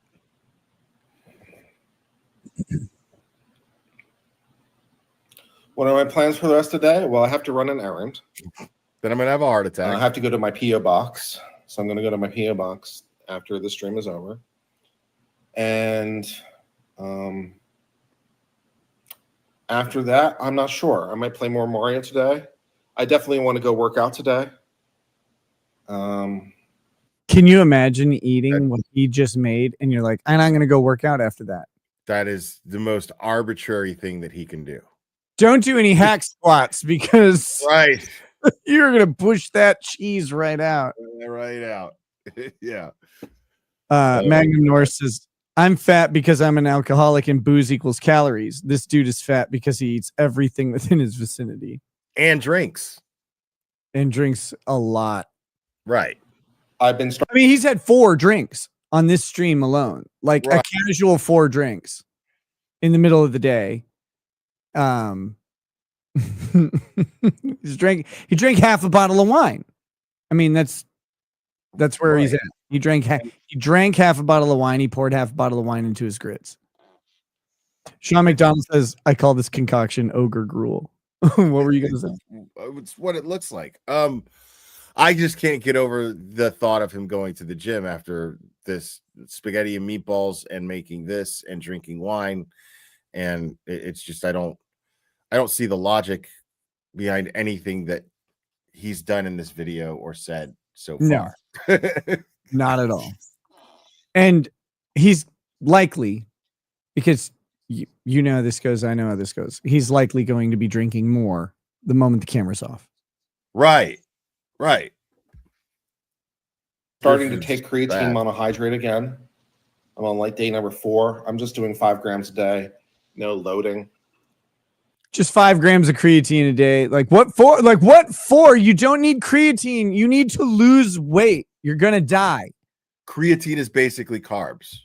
Like you absolutely use creatine when you want to build mass.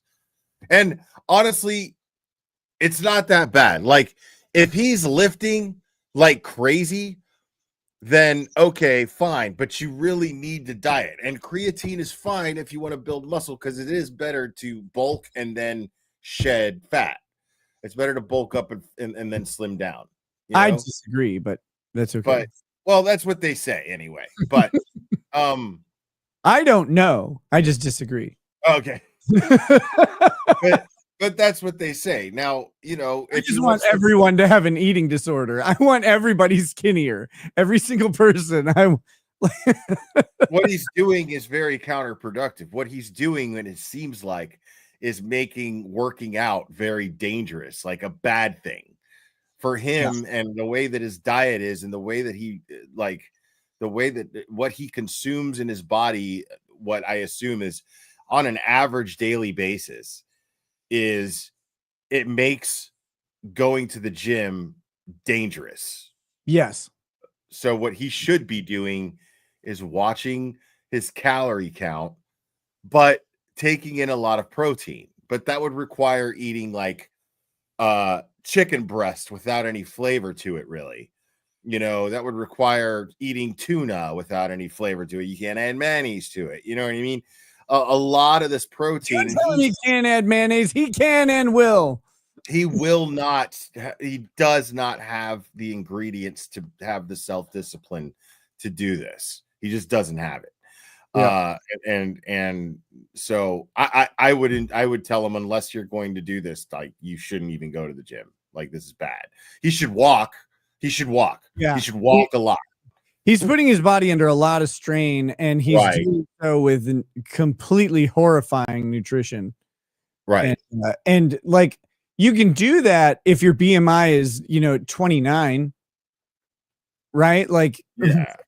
but his BMI is an algebra equation. Right. It is. Like, I mean, you have to like what he should be doing is just watching what he eats and walking and lifting. But he's not going to do that. And if he doesn't do that, I'm not a doctor, but I don't give him living into his old age. That's for sure. I don't give him more than a decade, not like this. This is, and I'm not trying to be mean. I'm saying that like actually genuinely kind of concerned, because I've never actually seen this demonstrated from a clearly obese person. You know what I mean? I've never seen this type of demonstration. He doesn't even care that the food isn't even good. You know what I mean? Yeah, no, it's horrifying. And I'm not one of those. I do not support, like, just in general, for most people, like the crazy amount of like thought and tracking that goes into a diet plan. Like, where they're like, oh, I'm counting my macros and all this stuff. I'm like, you just need to eat less. You just need to eat one meal a day. Most people, like, if you're looking to lose weight, you just need to cut the food out of your fucking diet and then add some movement in. Like you said, walk 30 minutes, walk an hour, walk a couple miles or whatever, but cut the food. You got to cut the food. And guys at his size and a lot of people's size, you're big enough that you're going to be okay. Like, you're going to be okay not eating more than a meal. Right. Eat less, move more is the classic method of being fit. And it works really well. And you don't have to worry about macros or anything else. Just start there. And when you're... I'm sorry. I was just saying, like, once you actually get into a shape that isn't malleable, like, then start worrying about like really making your diet have high impact for your workouts and stuff, because that's when the workouts are going to have high impact for what you're doing. But right now, this man needs to cut pounds before his heart gives out. Right. Like, I haven't driven a car in years. And it's, at first it was because I couldn't afford one. Mm-hmm. I can afford one now. But I've just gotten so used to walking, and it's become part of my management. You know what I mean? Like, it's therapeutic. It's become therapeutic. So that's the funny thing is I look young for my age, aside from my white and gray hair.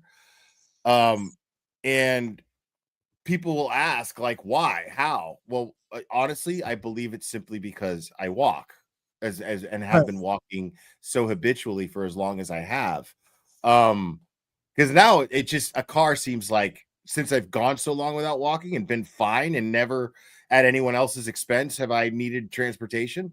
I'm like, it's crazy for me. It's absurd for me to go and just get that expense. You know what I mean? And start paying for insurance, payments and all that shit. I don't want to do all that. Yeah, you live in Atlanta? No, I live in Tennessee. And I live in a very small town. Like, it's the kind of town that most people would say you need a car to have. But before I broke my knee, I was walking 4 miles round trip to the gym every day. I was getting in close to 20,000 steps a day. Yeah. Because I would also walk my dog a lot. You know what I mean? So I was doing great. And I honestly believe that, because I'm a fucking miracle. Like, my diet, my whole life, I mean, considering the abuse I've put my body through with all of my bad habits for decades, Nick, literally decades. It's a miracle that I'm as healthy as I am. And I have to attribute it to walking as much as I do. Walking is an amazing exercise. It's really, really useful. Right. Magnum North says, how about stop putting things in your mouth for 18 seconds? Above Ground says this dude needs prayers. What became of him? Depression is real, funny but tragic. I don't think his depression is funny. I think his cooking is hilarious. And then I think his thoughts about relationships always crack me up. And then he surprises me with other stuff. Let's find it. Which is takes time, but I'm trying to do creatine monohydrate again to get some extra reps out in the gym. That's not going to do that. That's So I'll not do going to some help you workout with that. And please, God, tell me you might see like what we have pre-workout. left over from last. He doesn't what? Please, God, tell me he doesn't take pre-workout, but when he goes to the gym. I have Please. no idea. Oh my God, that is like I shudder to think. Week because I was thinking about doing some edited stories, maybe do like an edited story, maybe once a day. Try to get like a video out every day, like edited, posted it, like say for example, noon or something. So I might try to put one of those together for tomorrow. Well, let me address Stargazer Gaming's comment real quick. He thinks lifting weights makes you skinny. It doesn't. In a way, because the thing is if you're trying to lose weight, it's really good to lift weights because you burn more calories when you're resting from lifting weights. So I would always tell somebody, and especially if you're trying to lose weight fast, what you don't want to do is just stop eating and just do cardio and not lift because you're just going to end up a bag of skin. And to me, that looks worse than being obese. To me, that looks worse. Yeah. I can't imagine going from obesity to like thinness and having all of that extra like just stuff like that would. I am way too fucking vain. Like that would drive me insane. Yeah, me too.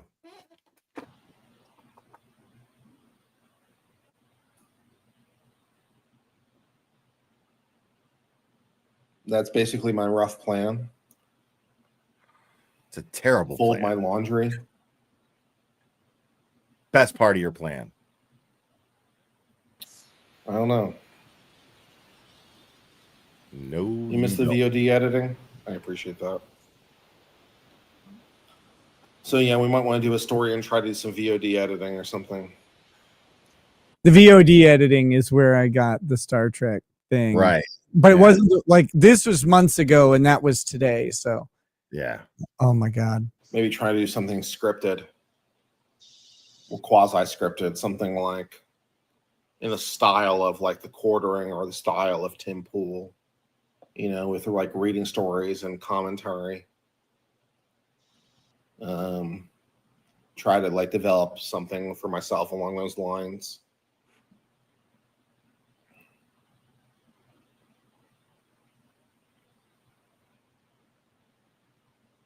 This is a new camera angle. Well, I'm on my mobile phone right now. I'm sitting in my chair in the corner of my living room. I'm in a chair. I'm not at my gaming chair. I'm at my gaming chair. Flip it around. Two chairs. Okay, you can't really see it too well, but there's my setup. There's my Secret Labs Titan. And there is my... Those Titan chairs are like, they're for big dudes. That's the funny, like, it's so good. PC oh, wow, really? Yeah. They're like, guys up to 450 pounds or whatever. There's my microphone and my light box. No, I have a standing desk. That's what you need. All that glorious stuff. Man.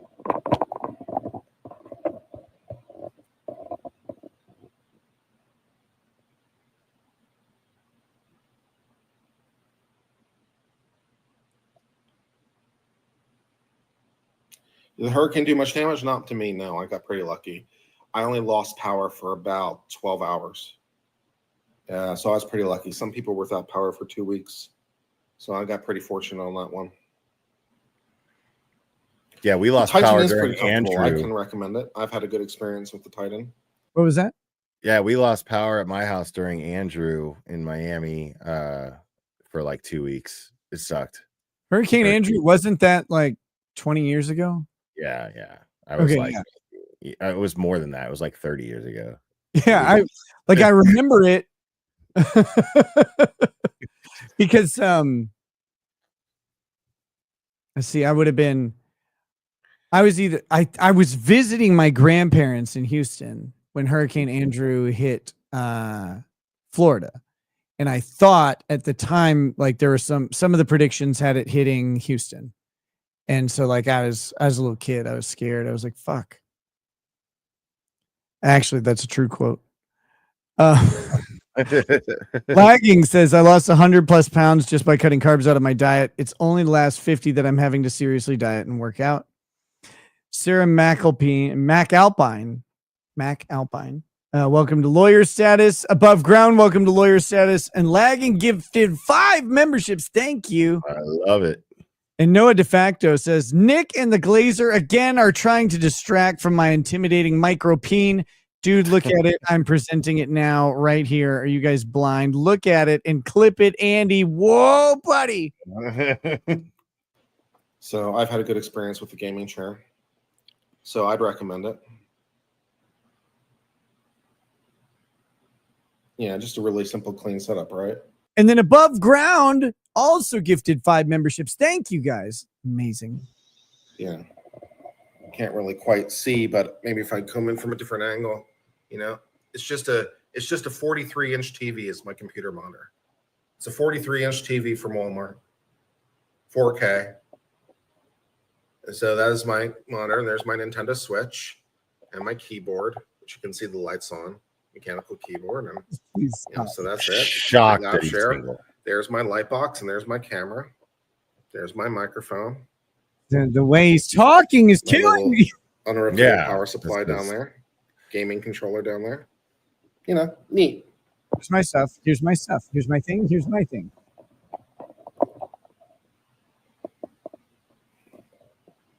No, I won't be answering Sarah Boone's poster. Oh, and I really do love this boom arm, I have to say. This is Elgato's. Oh, wow. I just got an idea of when this was. It's their. I tried the low profile one, but it didn't really work for my needs. So originally. Why is that? No, I just got an idea of when this was. Sarah Boone had just put out that poster trying to hire a lawyer. Oh, like sure. trying to, she was like soliciting lawyers. July 23rd of last year. Yeah, that makes sense. That tracks. Dustman, welcome to paralegal status as well. Cat Randall Dustman. I bought the Elgato low profile one, which you've probably seen some people use, but it didn't work for my needs. So then I just got the regular Elgato one, and I tell you, I love this boom arm so much. It's such a wonderful boom arm.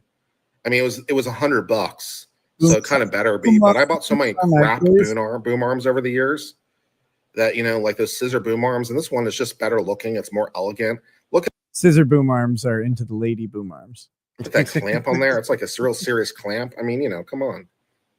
So, you know, it's nice.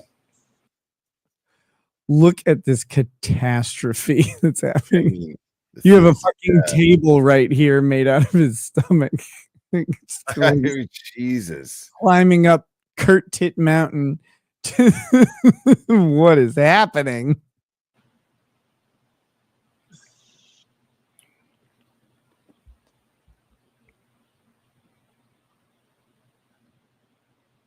Oh, you can't see it when the bar is there, but look right here when I take it off. There's just a pile of gross on his shirt.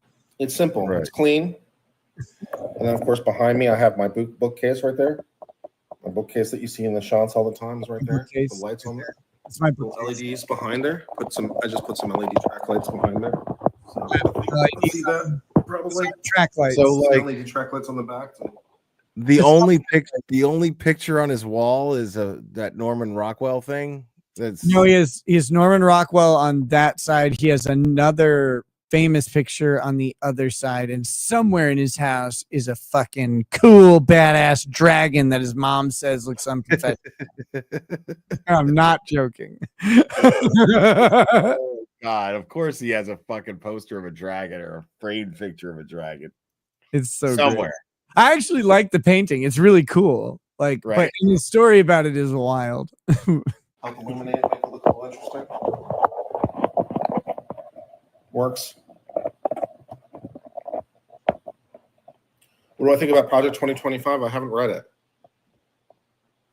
it. And from what I've heard about the highlights, many of the ideas seem quite problematic to me at best. Oh, thanks. Good analysis.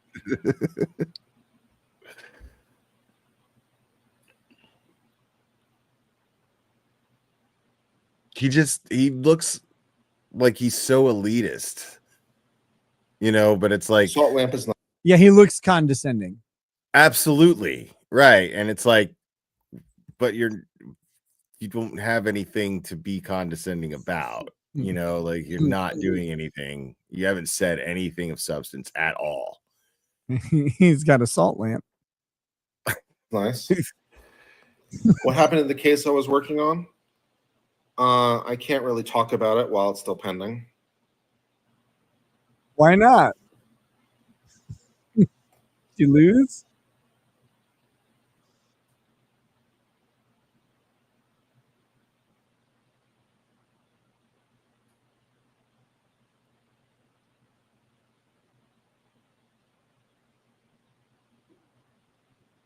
I feel like he's just staring at me. That's why I love these because it's so unsettling because he's reading the chat, which requires him to look right at the phone. It's So incredibly unsettling because he looks so fucking ominous. he's trying to figure out how many bricks of Philadelphia cream cheese would need to go in the pot with me.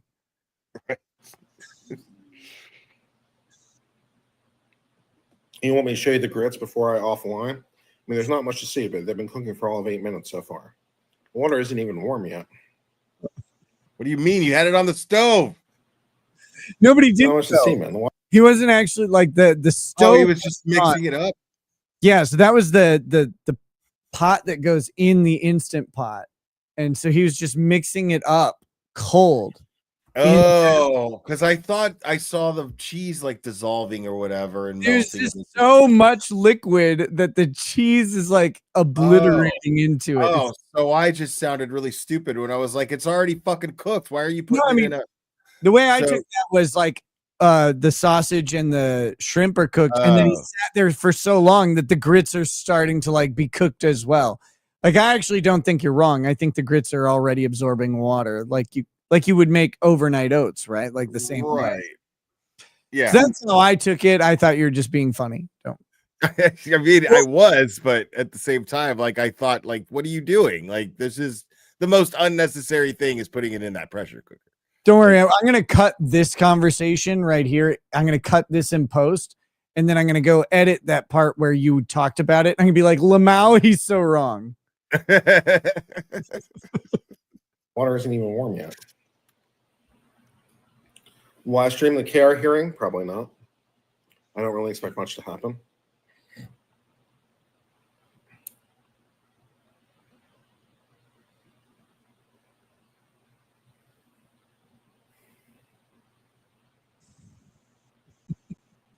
Breathe. What is? Come on, man. Like, are you planning on being live for 4 hours while it fucking cooks? No, it ends in. Oh yeah, clearly. Deb's already said she's 9. I would expect so. Yeah. Yeah, but I mean, like, was that his original plan? Or No. Here, watch me throw ingredients like- in a slow cooker. do we That- ever see the end result? Well, he goes back to the thing, but I would assume no. Right. Like, what's the point? I mean, What are we morning drinking? The rest of the white wine that I didn't use in the cooking? isn't the result Wait a the minute. point of a cooking video? Usually. Right. What the fuck is he doing? I found no wasted time in this. Everything of this is Yeah, found. that's a trial for a retrial. Yeah, January. Everything is Yeah, about. I think she's legally right on this one. I think she's legally right. So she made many other legal mistakes, but I think she's legally correct. On what? Who? What are you talking about? Help us. I have no idea what he's talking about because again, he's just reading chat. So What are my thoughts on the Secret Service director resigning? The big thing I've been trying to figure out is what changed between yesterday and today. The big thing I've been trying to figure out is you. Because right. I don't really think that the hearing really changed very much. because the hearing was very predictable. Like nothing shocking happened, at least to me. So it all seemed very predictable. And so the Secret Service director yesterday was like, no, I'm not going to resign. I'm here. I'm the best person for the job. And today they're like, I resign. Mind you guys, this is 2024 in July. This is before the election. So this is under Biden still. Like this is previous administration shit. So I'm like, okay, what changed between yesterday and today? It was like, was it the performance of the hearing itself? It's like, no, I don't know. Could be, but probably not. Like So you can see, I think you can see the alcohol poisoning in his face. Like, Yeah. you can see it. Like that's not sun. When he was walking over to the chair and the light from the window was coming into his face before he turned and sat down, and now it's like, it's like a backlight. You could see the just splotchiness all over. Like I watched an old video of me, I was like, holy shit, like I look Yeah, that's crazy. Like I've seen pictures of me like where like when I was doing a lot of blow in my fucking early 30s, and I'd just be like, oh my God, I can't even believe I don't even know who that guy is. You're like, why did women have sex with me? Right. I looked And a lot of them did at the time, you know what I mean? Like it was probably because you had blow. no, they did. I couldn't pay for that shit. That's even better. Right. It's a miracle. The miracle. Noah de facto says Nick and the Glazer again. Wait, I read this one already. Never mind. Here we go. my spidey sense tells me that she knew she was going to resign today. And she didn't resign in advance so that she could try to take some of the heat off the Secret Service with her. If you're trying to really Game of Thrones this out and try to think like, where are the incentives, right? If she resigns in advance, then whoever the new director is gets all this fire put on them, and they are suddenly under the gun. Whereas if she takes the hearing and then resigns, it's like, well, she arguably takes it with her. So I think. Do you guys remember when the Secret Service director resigned, and then there was like a big public controversy about the incoming one who had to take all the heat from the prior? No, I know no one remembers this because what he's talking about doesn't happen, and nobody fucking cared. The resignation was probably planned. Oh, you think? She went into that hearing knowing. You think a resignation of the director of the Secret Service was planned? It was spontaneous. She just made that decision on the fly. Like, fuck this job.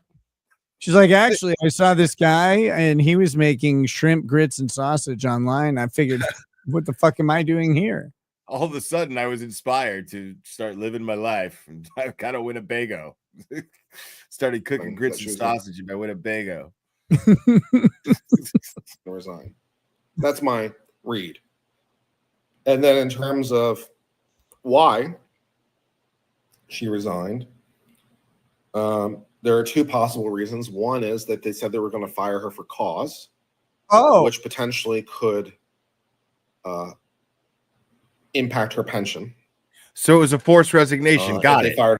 We got it. There's no reason to even there's no reason to even give all these deep thoughts about it. Like it was, I remember this, and it wasn't anything that mattered at all. I want him to tell me about life. That's what I want. I always want Kurt's life lessons. They're amazing. Which is probably pretty substantial because she worked for the Secret Service for 23 years before she worked for PepsiCo and then came back for 2 years. So she's worked there for 25 years. So she probably has a very serious pension and other options that have been vested. And she might have lost that. And that's probably some pretty serious money. So one is she gets to keep her pension, which would definitely get my attention. And two, perhaps she's being offered some position in the private sector. What that would be, who knows? And that was part of the perhaps something with Lockheed, Boeing, or Raytheon. Like, okay, cool. who cares? negotiations. This Like- is so pointless. Right. Like, who gives a fuck where she goes and what she does? I don't give a fuck if she becomes a bouncer, stands at a fucking door of a club. Like, nobody cares.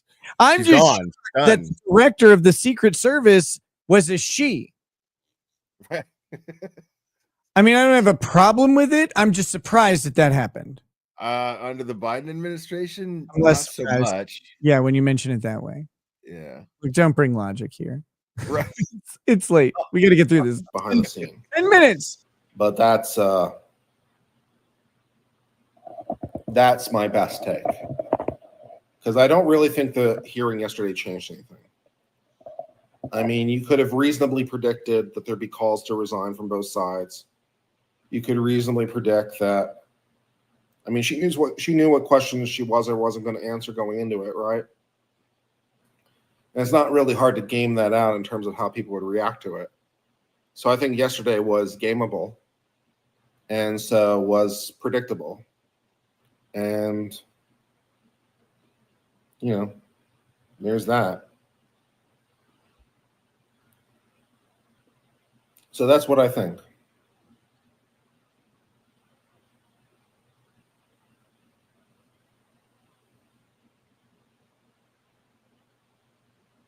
Fascinating, Kurt. She answered a question, well, in so much as she did. I mean, it was predictable.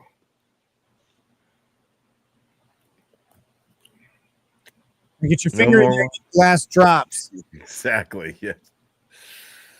Be a good alcoholic. I'm a little down today.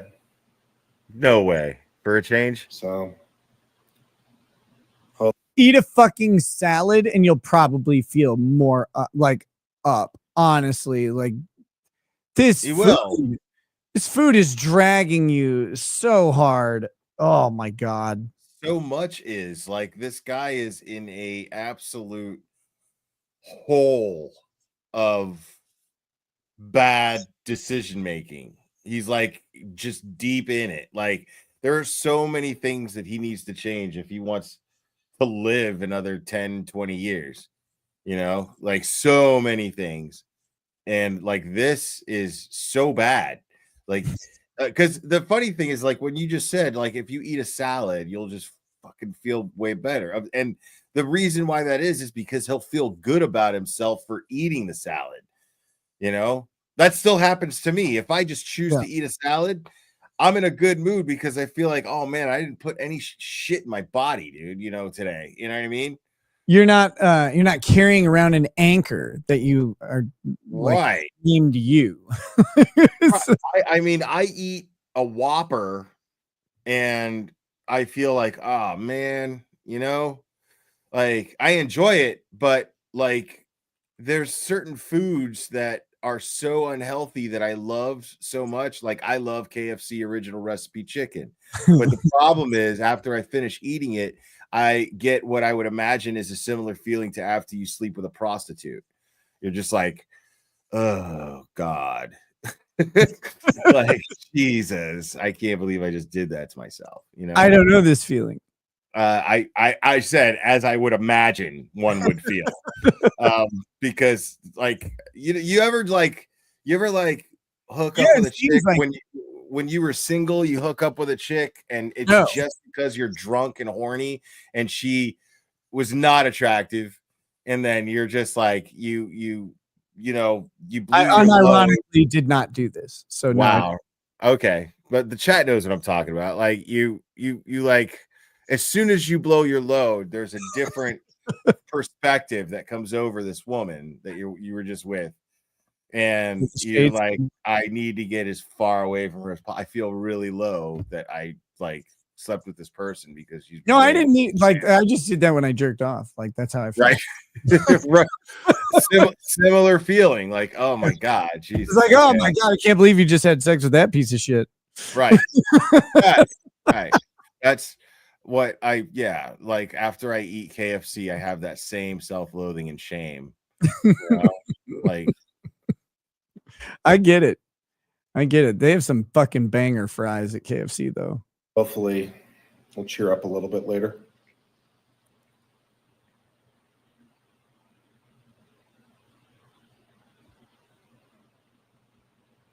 You think that she just resigned after getting torn apart? I can't even believe that's a topic of conversation. I in mean, that it's chat possible, right but I think my analysis is better. Of course you do. Put that on his fucking tombstone. The food is cooking. The food's been cooking for all 14 months or 14 minutes. The water's probably not even warm.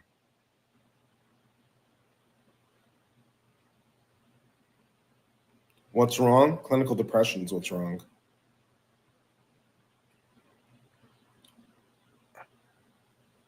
And you do everything you're not supposed to do to Some treat days it. are good and some days are a little bad. I think today I'm just a little bit down today.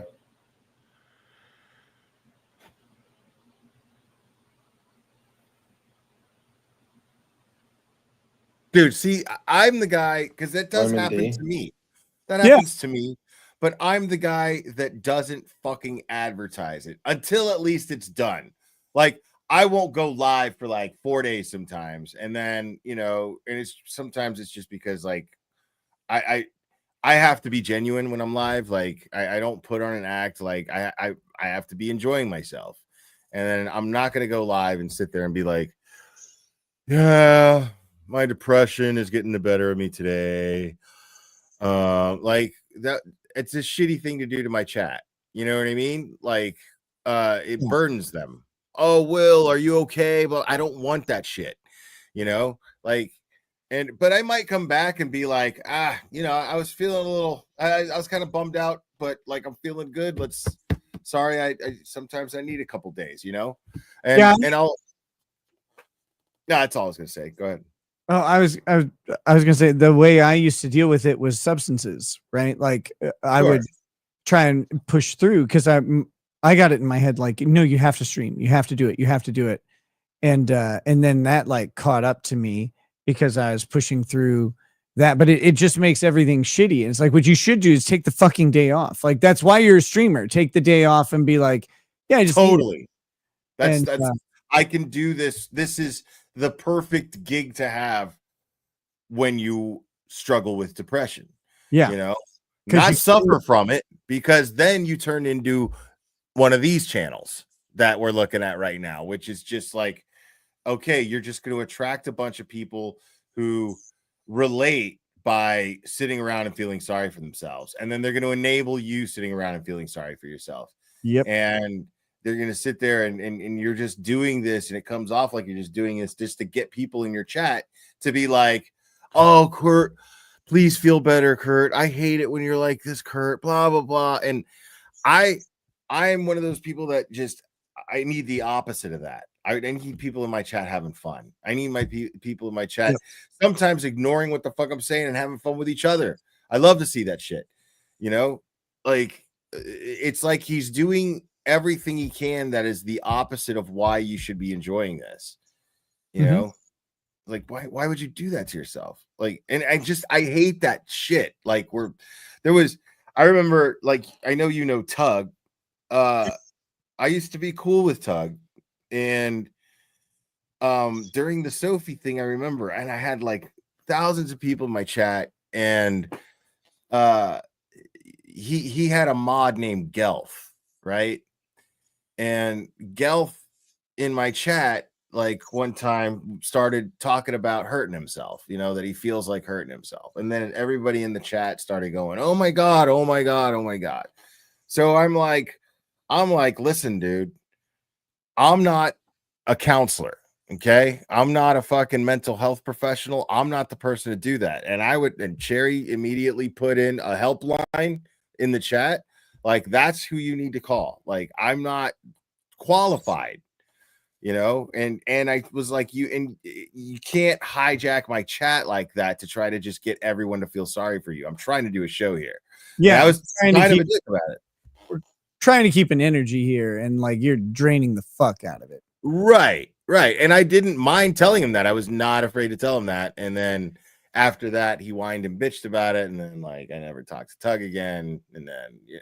Like, so it's just like over that. And it's just like, to me, I was doing the responsible thing, Yeah. and I don't think I don't think it's wrong to expect, if I'm capable of doing what I'm doing, like, you know what I'm saying? You should be able to do it too.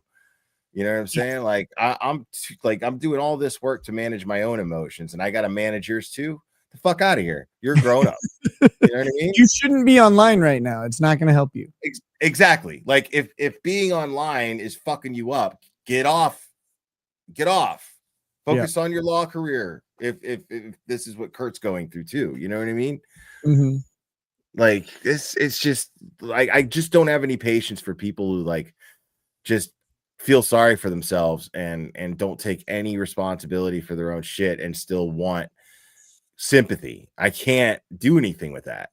Yep. They're not helpable. Right.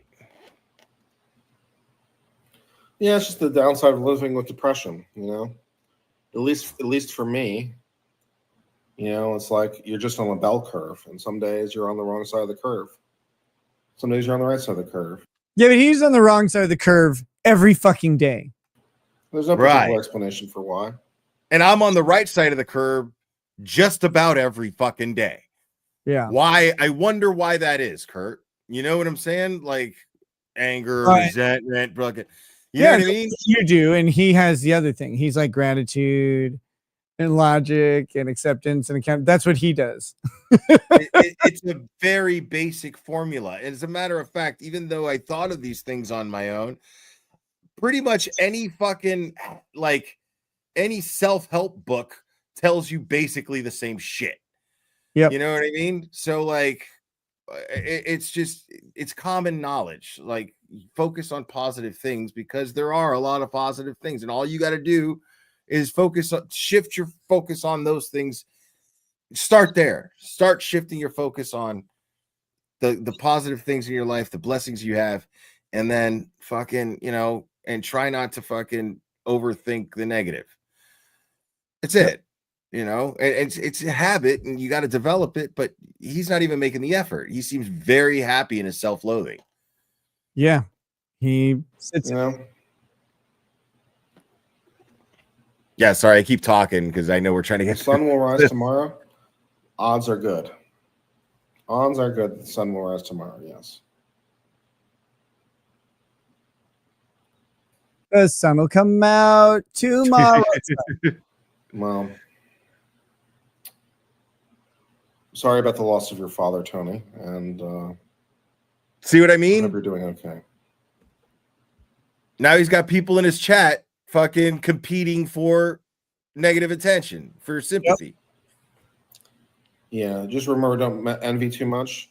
Yeah, Jordan Peterson says that. He says that. So does the Bible. Right. It's like you never really know everybody. Take some fucking pride in your own shit. Jordan Peterson says don't envy. Oh, okay. Yeah, so did Jesus. And like, I mean, there's a simple formula behind that. Like, again, that is an exercise in gratitude. If you're not envying others and coveting their shit, then you're focused on being happy for the things you already have. It's a very simple thing to do. Mm-hmm. Life. You never really know the story of someone's life. He uses the example of, you see this guy driving this fancy car. He's CEO of the company. It's me. He's rich. He's respected. Oh, they're not. He anymore. is on top of the world. And you envy him. And it's like, well, what you don't know is that his wife hates him, his kids hate him, they won't talk to him. His personal life is falling apart. Damn. His father just died or whatever. Like, you don't really know someone's story. Stop picking on this guy, Kurt. Jeez. Fuck. And it's very easy, especially in social media in particular, to only see positive and be very envious. Because most creators go somewhat out of their way to only present positive and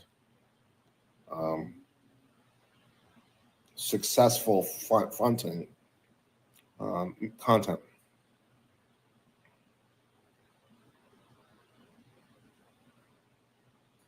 It's because this is horrible. It is. This is. Yeah, I saw Elon. I saw a short from Elon talking about his son Xavier. So yeah, that kind of thing. Sorry, your mom is gone. All these people competing for grief, competing for sympathy. You are like, you attract. One of the interesting things. A chat, like I've always said that a creator's chat says a lot about that creator, and the comments that he's reading tell me everything I need to know. That tells me my chat is pretty fly.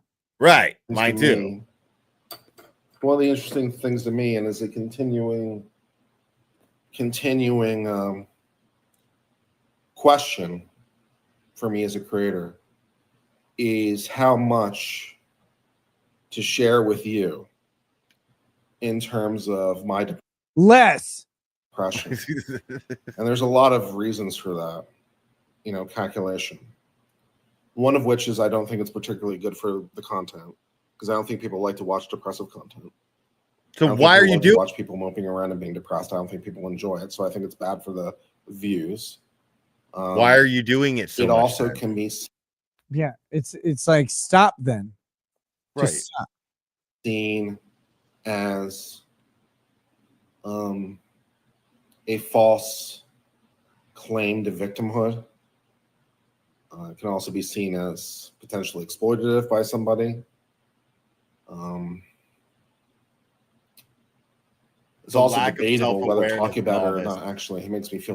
Yeah, it's astounding, the lack of self-awareness in this. Right. Yeah, What I'm saying. it's wild.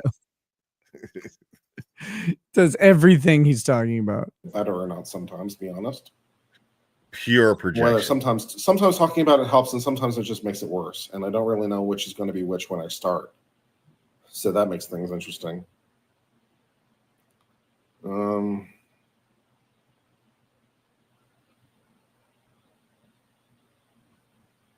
It's challenging sometimes.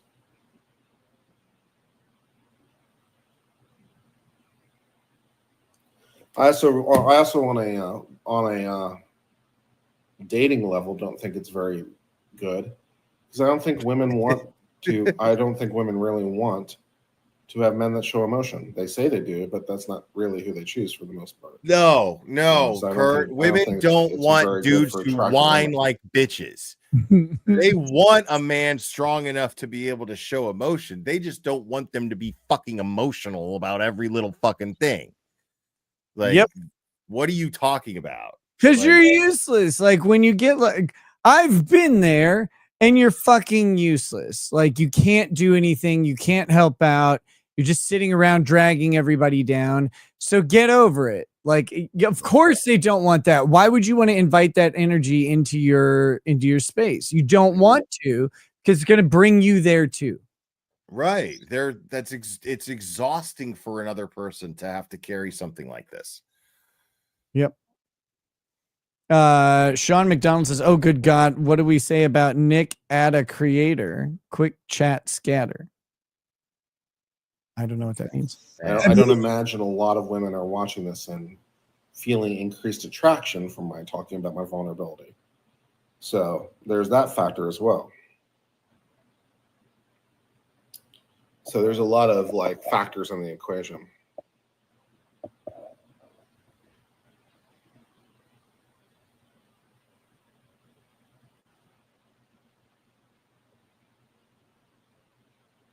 Does being a popular content creator help? Well, first he wouldn't know. We debate how popular I am. Talking about the law helps because I enjoy the subject matter. Unless a woman follows you, really telling them that you're a YouTube creator does not impress them. I promise you that. Well, how many times have you tried? Oh, I mean, sometimes I'm in a position, to where I just have to be honest. I don't date a lot, if you're wondering. No, I don't date a lot. No, like we were walking around, be like, "Hey." I'm a Yeah, YouTube creator. right. They're like, how old are you? You know what I mean? Like, they don't really get it. They just see it as just being like, well, my 10-year-old is a fucking YouTube channel. That's how they look at it. Yep.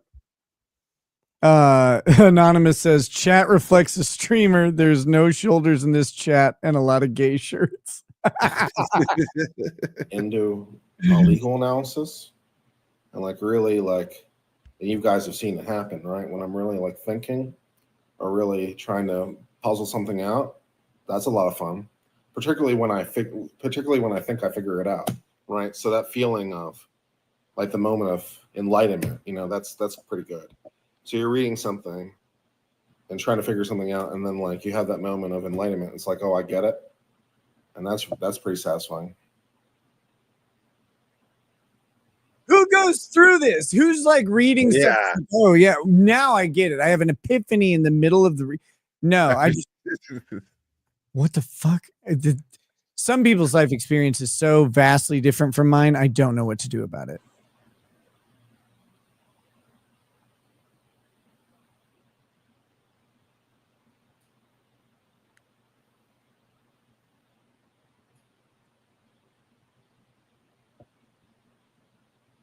God, it's like a stone head on Easter Island. It's so crazy that people are entertained by this. All right, guys, I think it's time to check on the grits and then sign this thing off. It's been a few minutes.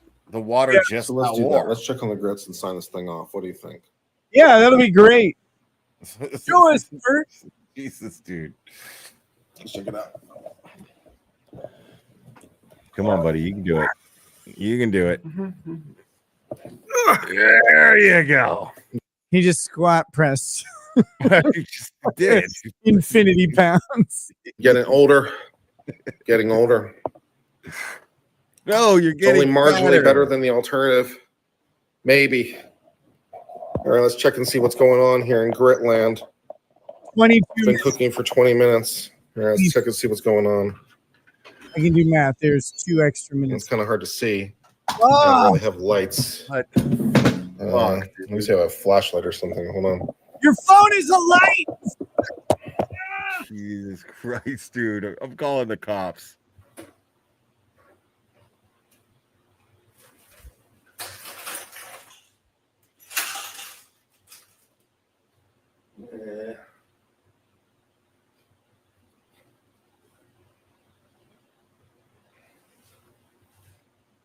Yeah, there's absolutely no way that he's losing weight.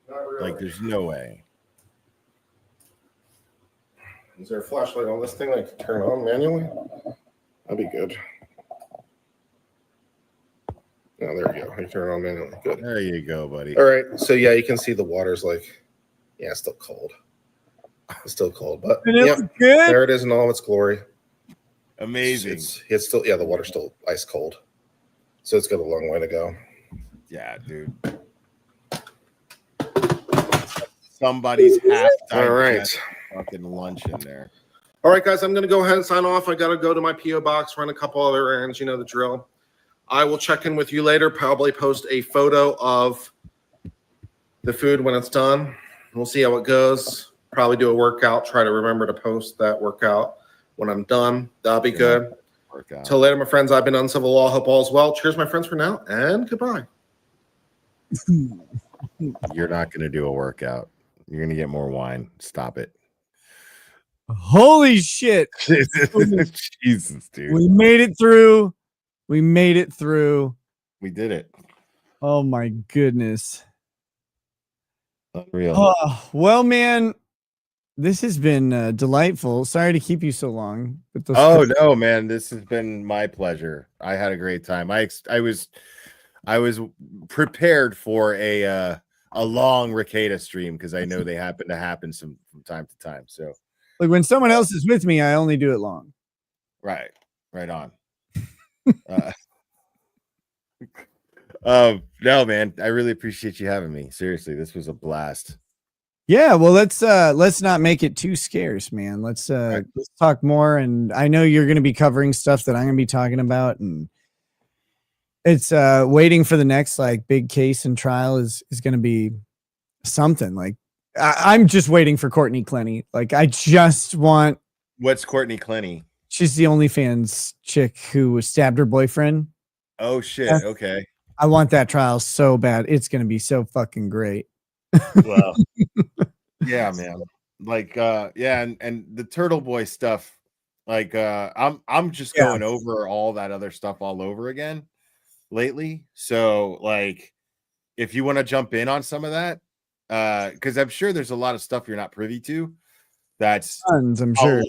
A lot of fun. So, like, I mean, I hate that Aiden's going through it, but the silver lining to it all is that there's the funniest idiots that are involved. Like, there's just so many people trying to destroy him, yet he's just doing his own thing without any effort.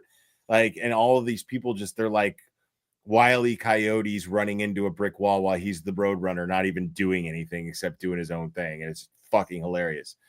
So yeah, and it would be fun going over some of the stuff I've already gone over, like with somebody else. You would be perfect for that. That would be so much fun. Yeah, I know Turtle Boy would love it too. Turtle Boy loves you. So yeah, well, hit me up. That guy's great, and I want only the best for him. So I would love to do some of that. But as for tonight, guys, go check out the Glare on YouTube. Check out his content. If you like it, subscribe. He's got some great guests that he brings on as well. And we'll be talking to at least Auntie Deb at some point here because that guy's hilarious. And with that, guys, later today, Robert Barnes will be on. We're going to be talking about Candace Owens. So that should be fun. How much bouillon? Always more. And you guys have a good night. We'll talk to you soon. Peace. Thanks, guys. Peace.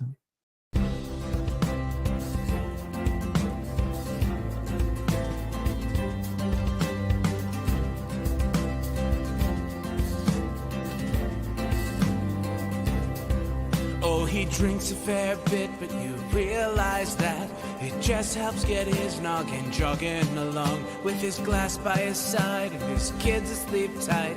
We'll hear some lost-plaining tonight. With his microphone muted, we'll laugh at this boomer until he explains it's all part of the plan. Watch his face become redder as he becomes madder, raging at idiots from Twitter and Erland. From the white shores of Maine to the hills of Glenlivet, there's no one who explains the law better than Nick. So pour out a glass for the ones who have passed to make the law what we have now. Oh, his lady is fair, and she handles herself with the grace of one who has borne many children. As the wife of a lawman, she makes sure that he has the time and the place to provide for them there. So pour out an Ardbeg, a Balmore, a Lafroig, the spirits flow as the ones who get unemployed. So pour out a glass for the tea post on Twitter as we hear lost-plaining tonight. From the white shores of Nairn to the hills of Glenlivet, there's no one who explains the law better than Nick. So pour out a glass for the ones who have passed to make the law what we have now. Oh, the guests are all plentiful, from Dante to Drexel. They bring their perspective and spice to the mix. But the reason we're here and the one that we cheer is the one who is showcasing us his career.